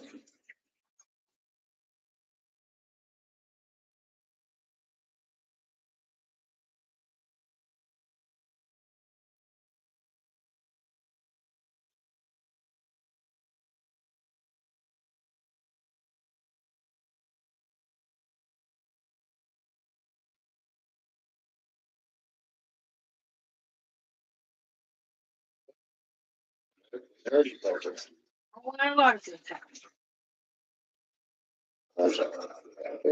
You can just kind of see it's just kind of cakey. Oh, this is horrible. We're in the crawl space. Sorry, Cinnamon. You can kind of Hey, see one get out of my chair. than the other. See that? Rat. That's just all the sediment on there and all the stuff that has done its job protecting from going through the line. So that's good. But you can definitely see one's darker and one's like a little lighter gray. Sorry for the lighting. This is real time stuff. All right, so out the old, in with the new. It's really not that hard to do or anything. Almost anybody can do it. The only problem that I found with these type of filters is that just lining them up back on the threads can be a pretty tricky thing. We've had a lot of problems where I've threaded them on and. You gotta learn to just laugh at the problems that happen. The whole system, just to learn it, is a little bit of a struggle, right? Because you're not used to any of this stuff. You just go to the faucet and turn the thing and it comes out water and it's like, wow, that's great. You never give it much thought. So at first, there's a few hiccups. We're learning stuff. You're gonna move out of my spot. Thank you. I've been doing it for a couple of years. That's all it's been is a couple of years, by the way. We've been here 10. This is probably our 4th year with water. So that while we were trying to figure out how we were going to do our water system and, we were saving our money. But we'll tell you this though, the water system that we almost pretty sure our water's 100 times better. I know a lot of people with water, they come out of the well and it's very rusty. Okay. A lot of minerals and iron and stuff in it. And it's not very good quality water. All right. So the Well, it's filter not just my goes right fault. inside of here. Like that. Okay. And you screw it back on here. Very carefully, because you have to keep that cylinder right in the middle. Or it won't get that seal. Don't ask me how I know. All right.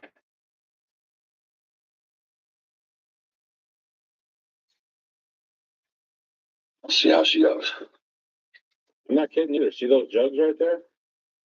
Stacy Made saves myself all a our little 1 gallon snack jugs wrap. just in case the system goes I'm down. hungry. We have a way to get more water.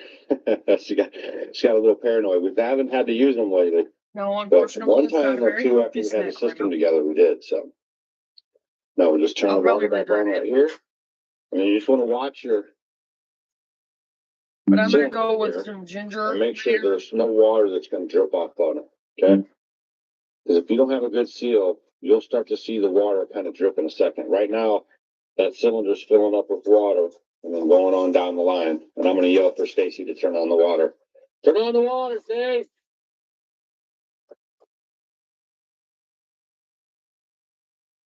And I don't think I've taken you guys underneath the crawl space since way back in the way back days of the channel when we were showing you guys this stuff. Now I'm going to show you guys what we're going to do to get a little better quality water out of this system.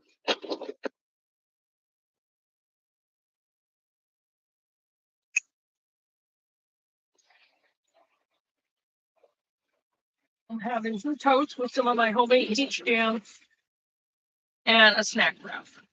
Yes, it's a peanut butter snack wrap.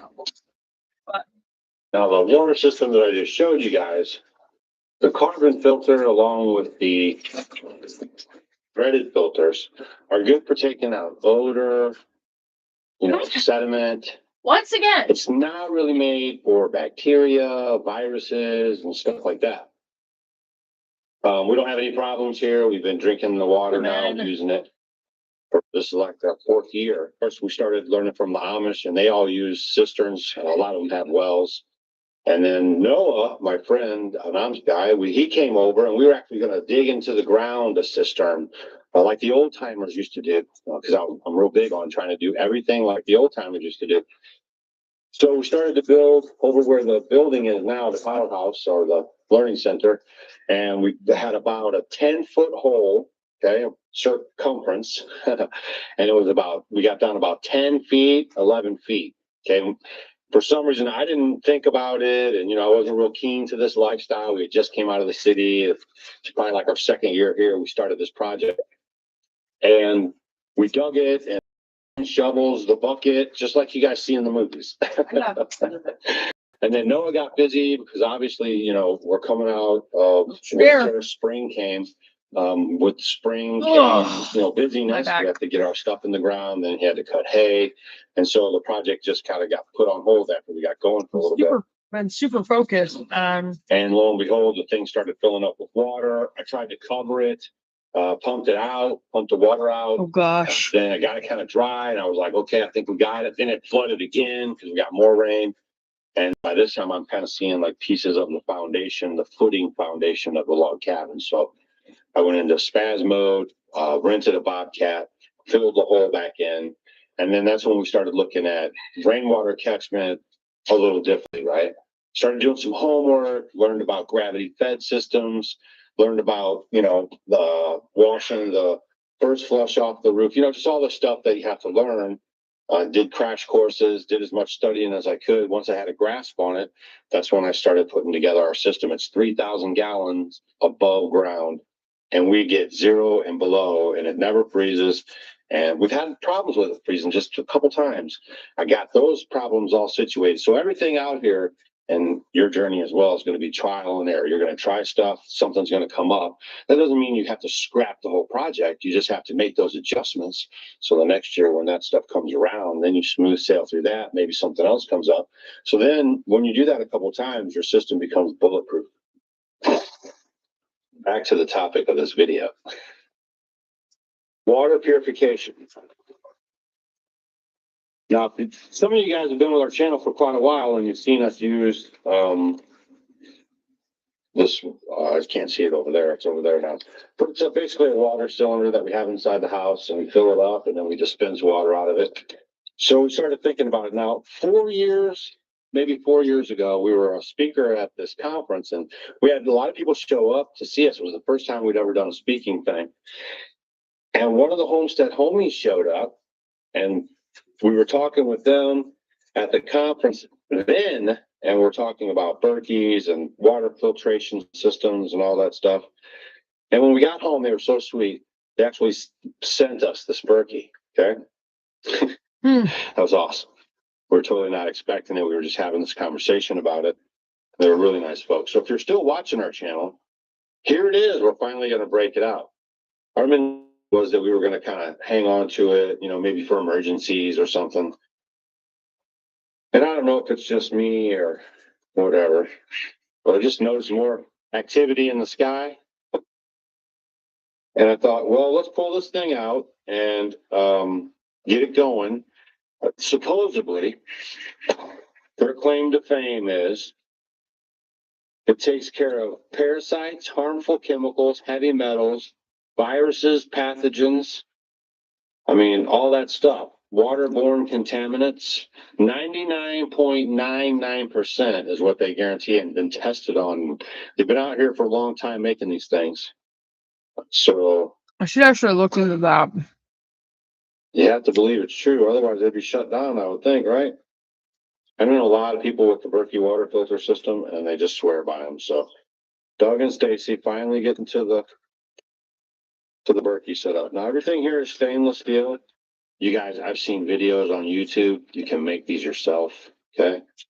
I mean, you know, figure stuff out. When we show you guys stuff, if you can't afford it, don't kick cans and say I can't afford it. Try to figure out how to build them. Some things like the All-American Sun Oven, no matter how hard you try, you're not going to make it as good as the system that they put together. I know a lot of people that tried, but something like this, a couple stainless steel containers, you know, we have pots and stuff. I've seen people do it out of pots. So just be creative. This is no problem. You'll be able to do this easy, or you just cut right to the chase and go with the system that's already in place. A lot of times you guys, or not you guys, I'm just saying in general here, people say they can't afford things and then they have cell phones and they smoke cigarettes and they go to the movies and they eat out all the time. I mean, you guys can do a lot more than you think if you just get focused in on what you want to. Okay, so this is the Berkey water. Woo! Did I slip that in on you? All right, Berkey water system. So basically, it's two heavy-duty cartridges that are going to filter the water. And I'm going to put them on now. I don't know if I have to bore you with all the clever details and everything.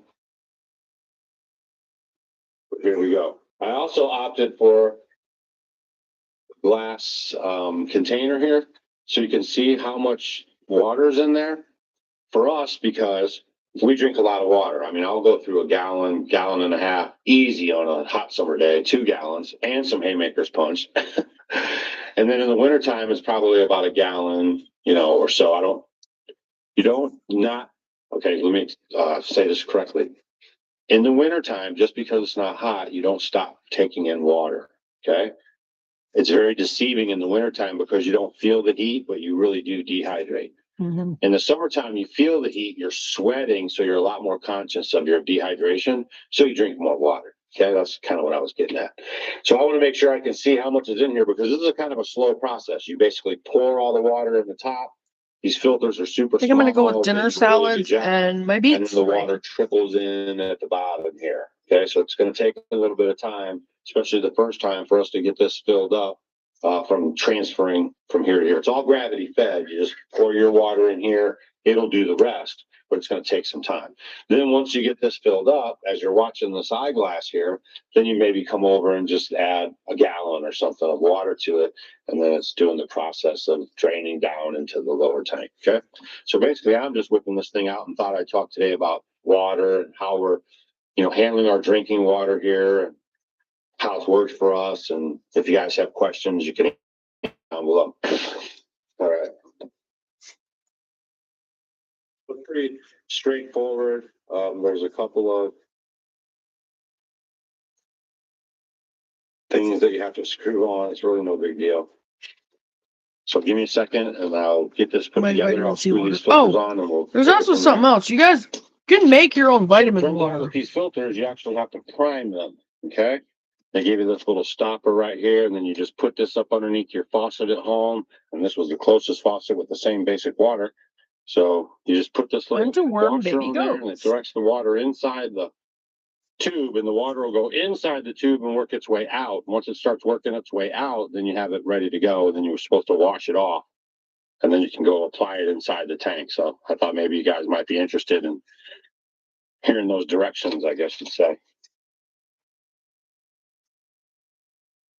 She's been busy in the garden. I know we haven't showed you guys much gardening videos, but man, the tomato. You can see over there some of those zucchinis are suffering a little bit.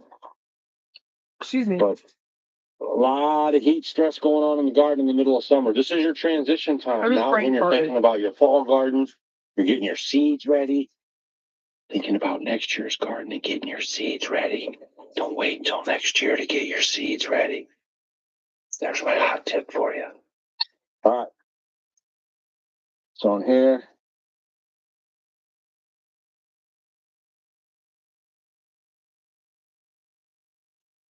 And hold her on there and get her going.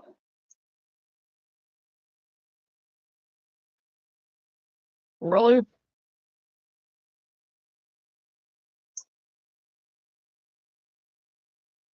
See that? You can see it getting on there. There we go. This is what you call priming. You're priming this filter here. Oh, See, when they make these filters, if there's anything on them, any dust or particles or anything, this will basically get it off for you. From the inside to the out. Once you get it from the inside to the out. I swear I can't remember what I was going to say. I'll look up. Look at that. No water even came out of there. That's how small that's. Okay. And we'll just clean out the outside. Make sure we don't have any contaminants, no dust. Give it one more hurrah through the inside. And you can also see that's how it's going to work. When that thing is inside the cylinder, the water's going to come through there, and then what comes out, natural, pure, good, free of germs, viruses, and everything else water. Okay? I'm going to repeat this on the other one. I don't think you need to see it. And then I'll see you back inside.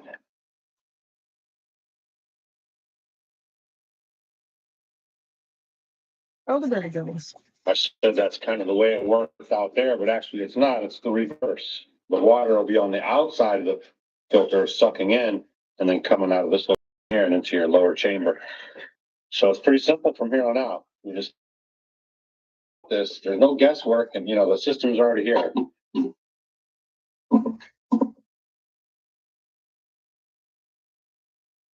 Just put them right inside. There's these pre-done holes and everything. Look at that. Come on down here at the bottom.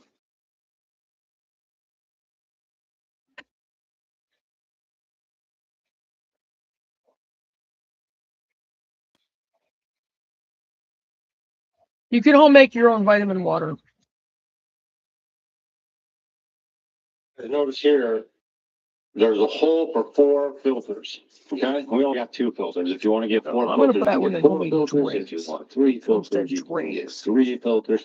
Didn't pull up much. They come with these plugs in case you only have the 2 filters that it comes with. Again, it's personal preference, and they give you the ability to. And we're gonna go to homesteading. We're actually going to look in homesteading. What I'm guessing right? The process of getting the water from this chamber to the other chamber. So we'll have to monitor this. If this turns out to be a pain, we'll have to step up and get the other 2 filters. Because like I said, we drink a lot of water. Goes on there just like that. And your lid goes on just like that. Mango iced tea. And you fill really the top chamber with water, which we're going to do right now. So don't go anywhere. But be, careful. Be slow about it. What happens is you guys get into a rush and you're filling up this part. and you fill this all the way up. Okay. And then, you know, you come back and check on it a little bit. It might have went down a little. So you fill it all the way up again. Now you've just thrown it out of whack because this can only handle what's in here minus a little bit. They probably left you a little space. So if you guys let this go down to here and then you come back by and you're like, oh, it's halfway done. Let's fill it back up. And you fill it back up. Just, you know what I'm saying? Yeah. You're picking up what I'm putting down. You get it? So just kind of pay attention to it.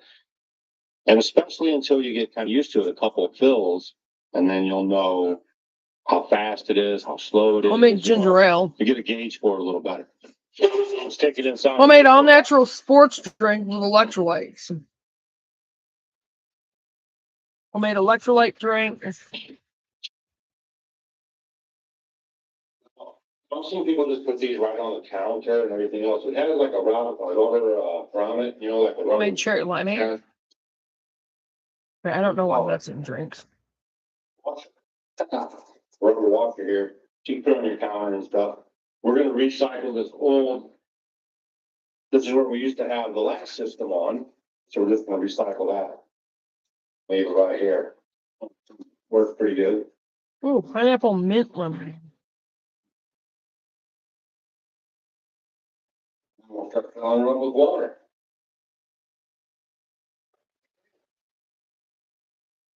Put it right up.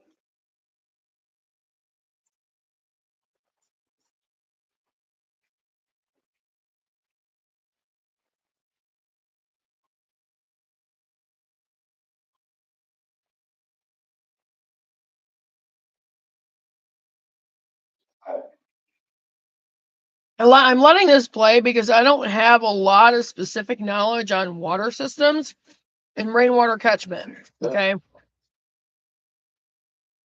So. Number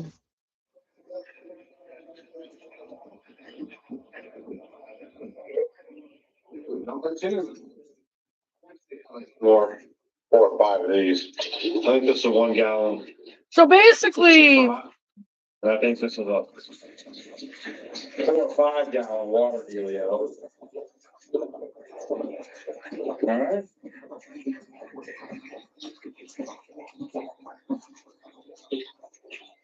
Try 3 gallons. Good. A little thing thumping in there. Thump, thump, thump, thump, thump, thump, thump, thump. All right, guys. Let's try that. See how she rocks out.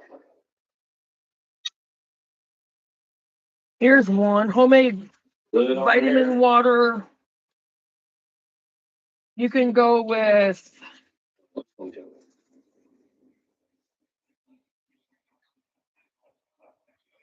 Nice.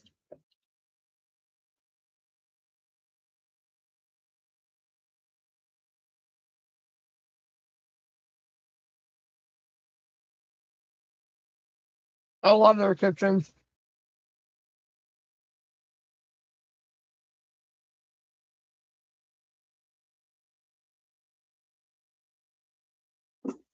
Well, there you guys have it.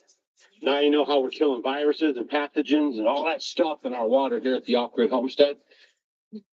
If you guys are paranoid about your water off-grid, the Berkey water system, I don't have a link for you. I'm not making tons of cash off of selling it to you. We just did our homework on it. We know that it works, and you're welcome to go get one. We just want to share the information. That's actually cool. When you guys come and we talk about a product here, we'll have a link for you. And that'll be a link that me and Stacy will make $1 million off of. Okay, that's so you guys creepy. can be all excited about it or upset about it too. I'm just teasing with you guys. Sometimes we have affiliate links and we make a small percentage of the sale. This is not one of those times. A lot of times we just want to bring you guys free information, unbiased. Most of our stuff is, I mean, even if we get someone to send us something, if it's no good, I'm going to tell you guys it's no good. So but that's how we're going to keep our water virus free and bacteria free and all that stuff. We're going to keep you guys updated on how it works, on filling it and stuff. So try, make sure you're subscribed to our channel. That's for sure. Hit that subscribe button. Make sure you get all notifications. A lot of times YouTube just kicks you guys off of our YouTube feed, and they just do that on purpose. They're always trying to mix it up for you guys, I guess.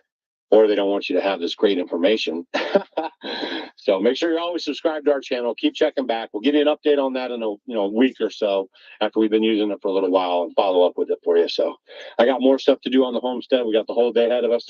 I can kind of see some rain moving in. Maybe there's supposed to be some rain moving in. Stacy's got a pot roast right here in the All-American Sun Oven. Even when it's cloudy, Heal your body with we're infused cooking in the water. sun oven right now, okay?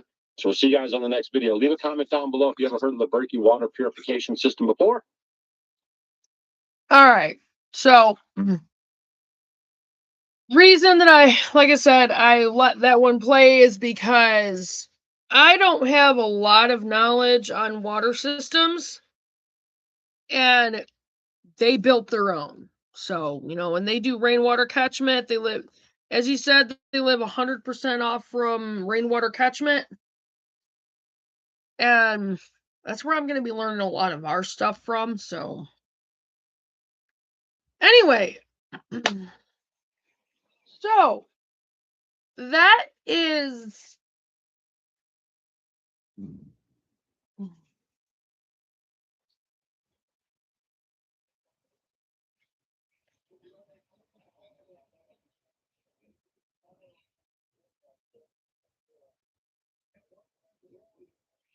there's one other thing I want to cover real quick.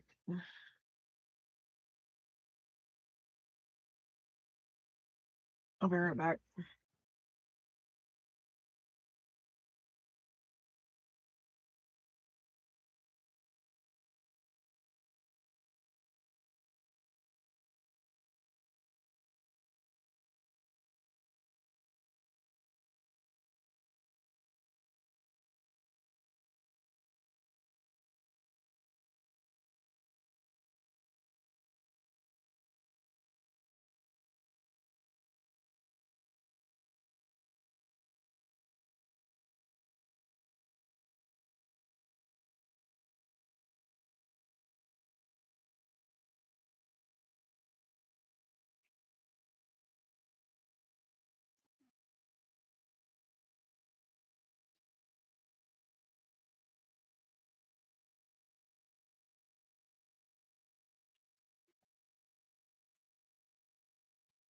All right.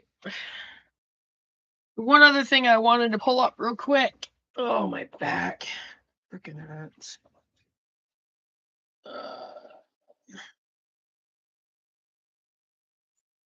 Ultra. I've gone through.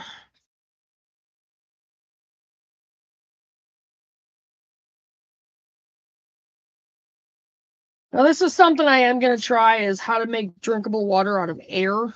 So the whole system costs about $130. Safety of dehumidifier water. You do have to filter it.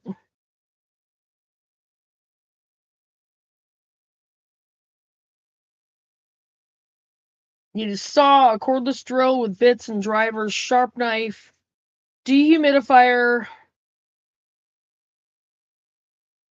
which he said he bought off from Amazon for $40. Water filter, which he found on Amazon for like $25.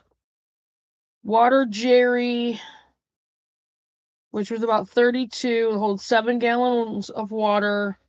3/4 inch PVC pipe, which was $1.60. 90-degree elbow, which was 59 cents. I don't know how many he used. Number 8 screws found at Home Depot. $5.28 for a pack of 100. Metal strapping. $16.58 for a 100-foot roll. 1x6 lumber for $8.04 for a 6-foot bore.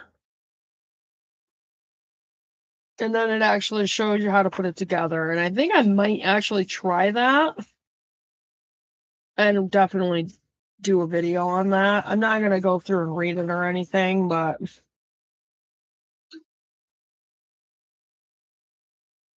hold on. I'm going to check my beats.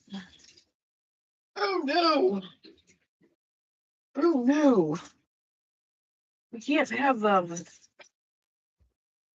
My goodness. Whew. Don't know. I think they were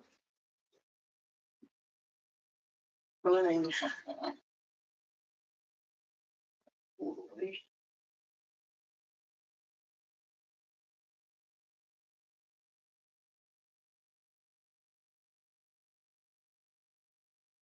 Not yet. I caught it. Caught that just in time, actually. We're gonna put them back on because it does take a while for meats to get cooked. You don't want to cook all the nutrients out of them. For as much as these have been sitting around, probably not much left, but still gonna consider it healthier than other food. So we're gonna throw this back on the stove, and I'm gonna turn the burner down so we don't lose as much water as quickly. Okay. You stole my spot, Missy. Yes, you did. Can I have my spot? Yes. Oh. Oh. My little cupcake. My baby cupcake. See? My baby cupcake. You see yourself? Do you see yourself? Boing. Anyway, I think I will try that. And we'll do a video, and then of course, keep a check on it and let you know how it's working out. And anyway, so that actually ends our live conference for the day. I'm a little upset that I couldn't do some of the things I wanted to do. I will be doing separate videos on the alternative bleach cleaner, the OxyClean, building the herb beds, of course, lots of gardening. And we will do this again. But one of these times, I'm going to be also doing an in-person, as well as, streaming it. So, but I might be streaming that from my phone. I don't know. It just depends. Anyway, I hope you guys learned a lot. I learned some things going through, some different things and pulling up certain videos that I got things from, and I learned some things from them that some of it I forgot, and others was like, oh, okay, hey, just learned something new. So I do hope that, you guys share the videos, and I know this is a long one again. Watch it in increments, even if it has to be half-hour increments or whatever. It's fine. Like and share the videos. Keep an eye on your subscriptions. YouTube will unsubscribe people. It was a long video, but it was an all-day conference thing, so next time I'm hoping there'll be a lot more, not just interaction, but a lot more action things that, we can actually do. I'm going to do a video here at some point. No, 2 people pop on. I'm going to try to get the ingredients for it and do some vitamin waters, some homemade vitamin waters, because I want to start drinking them. We're going to do some Haymakers punch pretty soon, but I want to get the fresh ginger for that. We're going to be growing ginger and turmeric in our greenhouse. Can't wait. I'm psyched. I'm finally the enthusiasm back, and it feels really good, and I'm just really happy. I really hope, you guys are learning a lot. Again, I know it's long, but just break it down. Watch 20 minutes, half an hour of it, go back to it. Anyway, I am going to get off from here, and I don't know if I'm gonna get anything done outside today because it's been kind of today. It's been sunny for a while.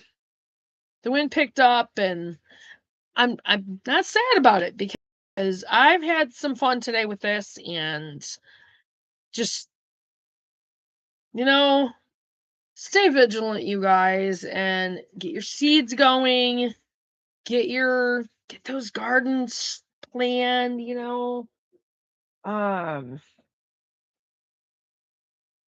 mainly like planning your garden is how many people are in my family that how many people are we going to be growing for? How many people are we going to be trying to feed from our garden? And then go from there. I think I will definitely do a video specifically on the amount of food, the amount for each different thing, and how much to grow for a year's worth of food. So, and I'll do that here pretty soon since it is almost April. Anyway, it's been fun. I will do videos on the alternate bleach cleaner, the homemade OxyClean, building the herb beds. We're going to be doing more videos on the garden because I'm going to have to get out there and start throwing that together. But yeah. Hope you guys had fun. And next time, I promise, will be even more fun. I want to incorporate like making bread, which I actually did a video on it. I forgot about that. I will link the cleaning wipes video to this so you guys can see that. I apologize I couldn't make those. I didn't have the washcloths. I don't have a lot of money, so my hands were kind of tied. I couldn't get them. So next time, make some more because I do have to make some for I'll probably just go ahead and get what I need and then make a video of me making it. And then those will be added to the store. So plus I'm going to be when I get the spray bottles, I'm going to make sure I have enough ingredients to make another batch of the cleaners, and I'm going to put those in the store as well. So come check us out at the store. And pretty soon I'm going to do a video of a rundown of the store. I might actually do that on my phone. Probably go out there and do that on my phone as well. Yeah, keep an eye on your subscriptions. Click on the notification bell. Click on all. Make sure you get all the notifications. Like and share the videos. Share them with all your friends on all your platforms, family, whoever. People that want to get into gardening, homesteading. We're going to be starting. I'm going to be doing videos on container gardening soon. So you can learn how to do that. Check out the gardening channel with James Prigioni because he specifically has videos on container gardening and he is amazing. So anyway, and remember guys, just stay vigilant, keep your eyes open, keep your ears open, do your preps, do your chores, do your research, start stocking up on that food. Especially non-perishables. Be very, very, very careful of the store-bought canned foods. If you know somebody, like if you've got home canned goods, it's still much better than store canned foods.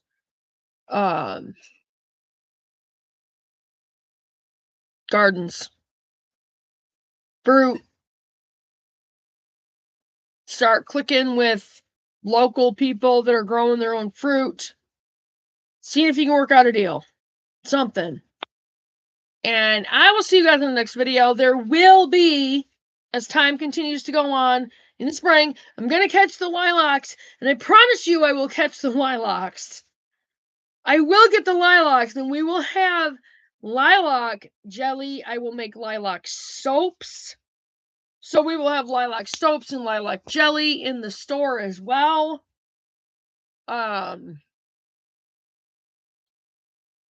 Yeah. So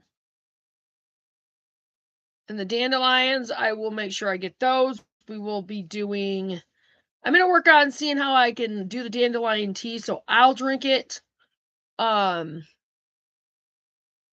take some of the dandelions and dry them down and dehydrate them, you know, so they can be used in like other things. Dandelion root, dandelion coffee. Sounds crazy, but it's very, very healthy. It's very, very good for your liver, your kidneys. Liver cleanse, liver detox, kidney detox. You can also do dandelion salves, dandelion creams. It's very good for your skin. Might even make some for Scott for sure. And obvious videos for all of this stuff. So, oh,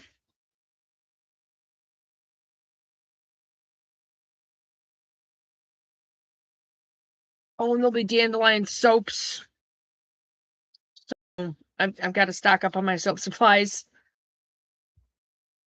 So, I think pretty soon I'm going to order another 5-pound thing of goat's milk soap base and figure out what next one I want to do besides peppermint charcoal detox.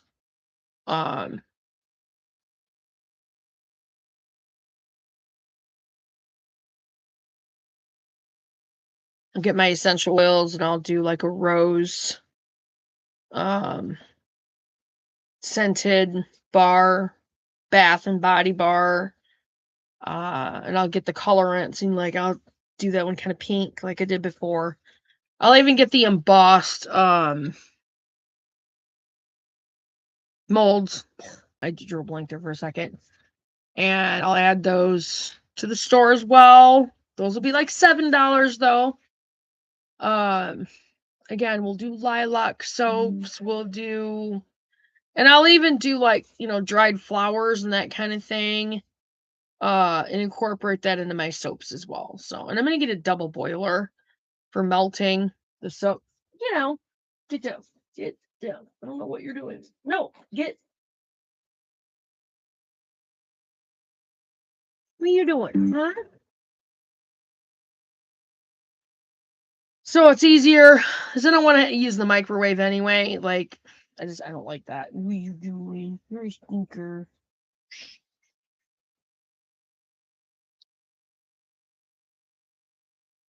Oh.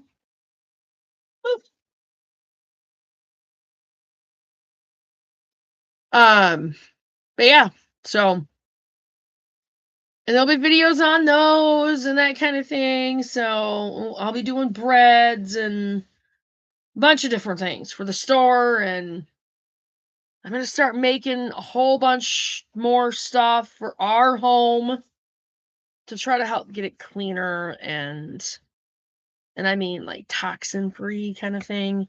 There'll also be homemade candles in the store as well. So, and the prices will vary by size. So, anyway, I'm going to get off from here. And I wish you guys the best of days and do your research, you guys. It's so, so, so important. Keep in touch. Let me know if you would like anything from the store. Give me a heads up on especially elderberry cuttings because I can get those and we'll get together on it. And I will see you guys in the next video, which I'll probably go out to the trailer on my phone and do a video out there and like of the store so you guys can see that. So anyway, I'm going to get off from here. I will see you guys in the next video. And you guys, you know, have some fun with your family. And do some more research. Just have a great time. Have a great day, you guys. And hope you got a lot out of this. I know I did, and I can't wait to the next one. And we're going to do things even more differently on the next one. So.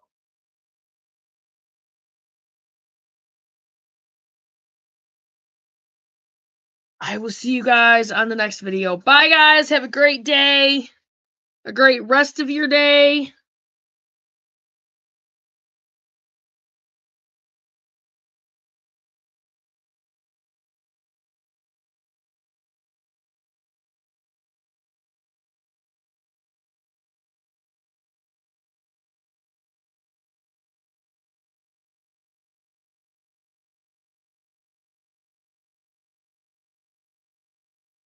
I hope you guys continue to research and learn a lot. I know I'm going to be doing a lot of learning videos. Get those homesteads started. See you guys on the next one.